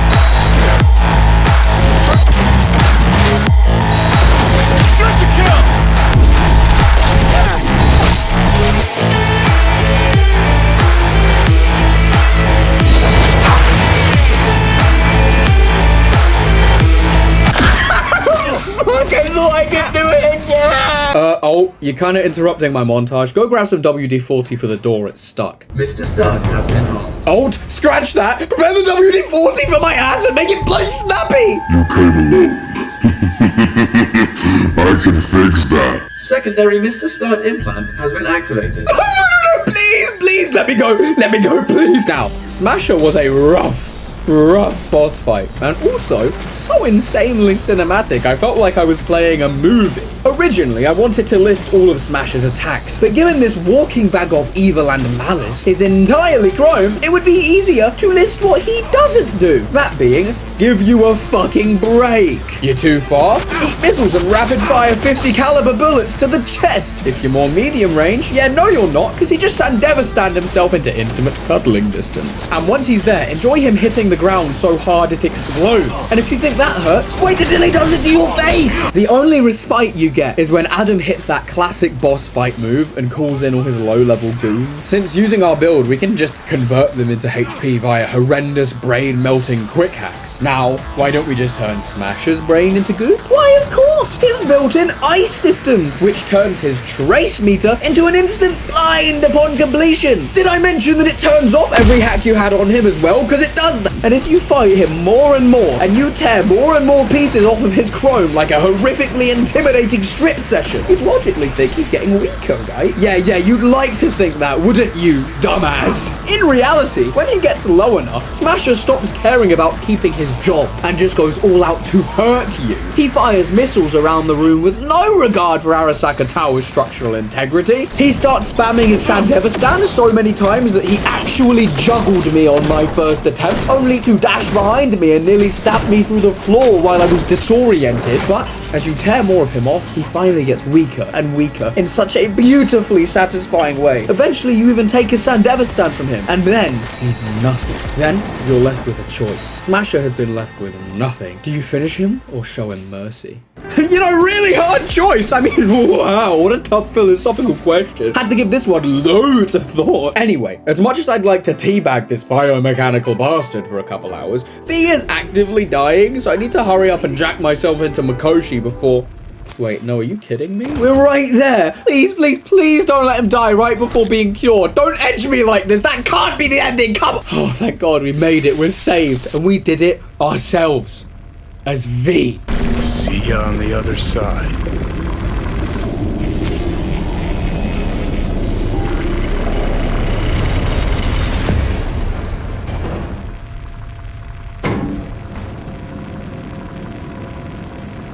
Wait, it put me back in the elevator with Misty? Where's Misty? The kitty's here at least, but like... Wait, what the fuck? Did it put me back? I guess it's a secret ending, so it just like doesn't count? What the fuck is happening? Oh, I am so confused right now. Stop aura farming with poetry. Stop it. She's just randomly whipped out the love song of J. Alfred Prufrock. Nobody gives a shit. Tell me what's going on already! Oh my God, Johnny, there you are. I need help, man. I must have bought defective shoes from a drug dealer the way I'm tripping. You're here.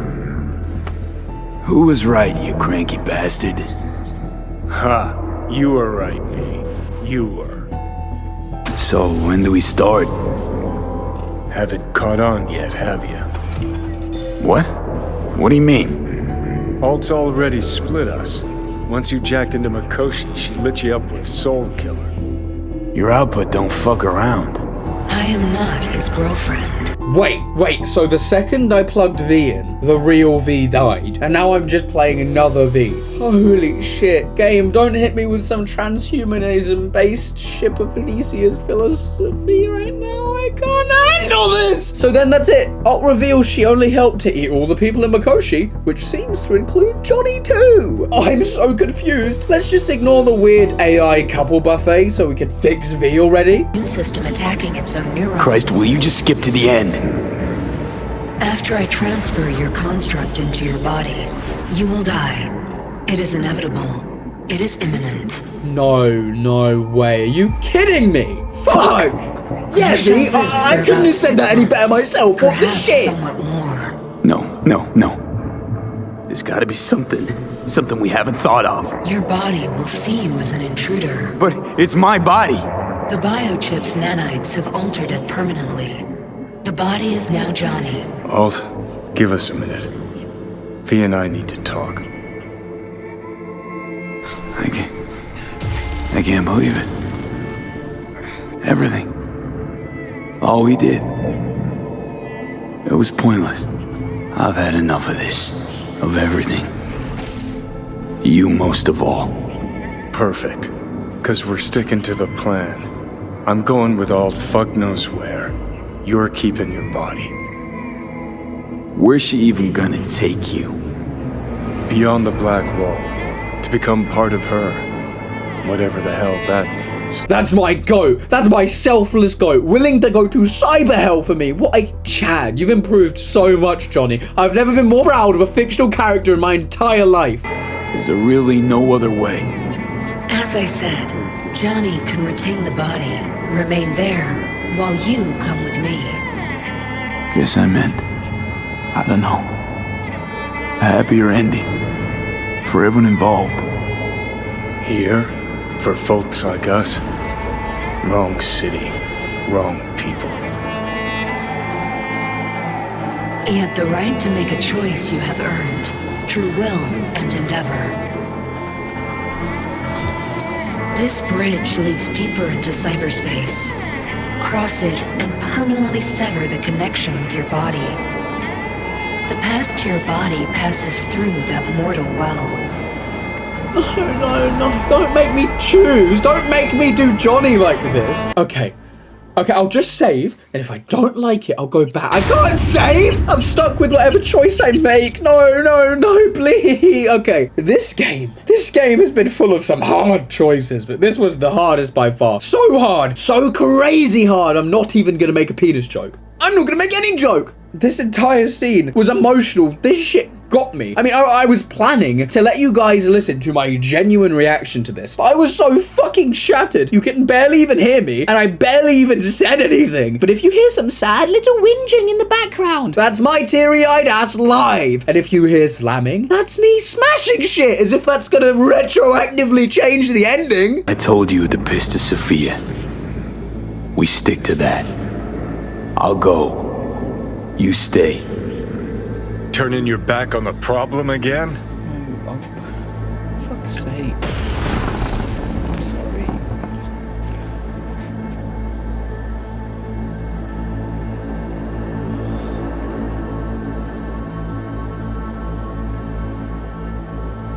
Talk to me. Fucking talk. Fucking talk to me, cunt. Please, come. Fucking say something.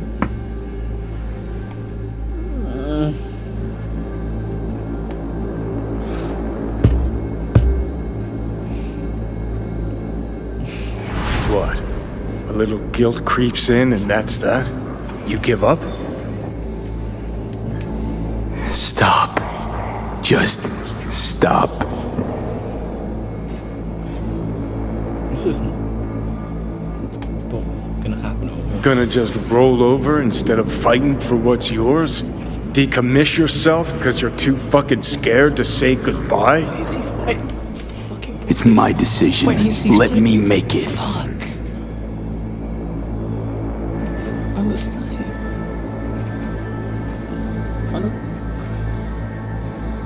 You're loyal, grant you that.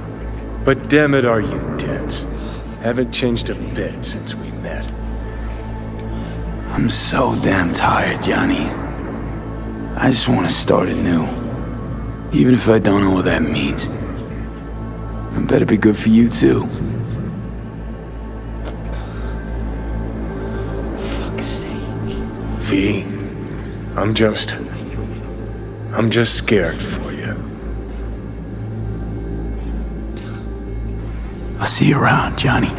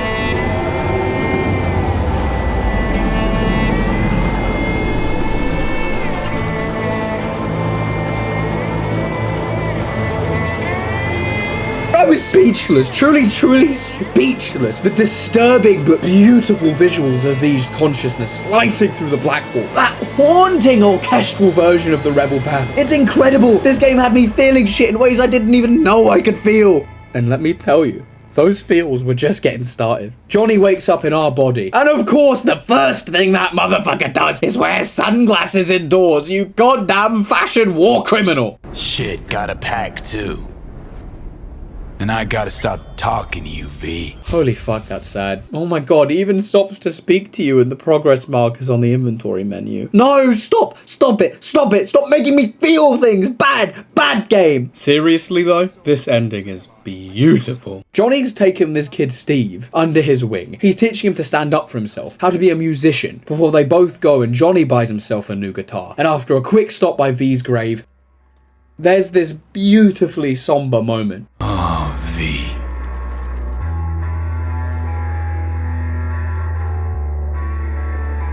Can't carry this around anymore, you know. Can't keep wallowing. Can't keep obsessing over what happened.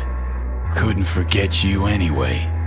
I'm wearing your goddamn face. Thanks for... well, for everything.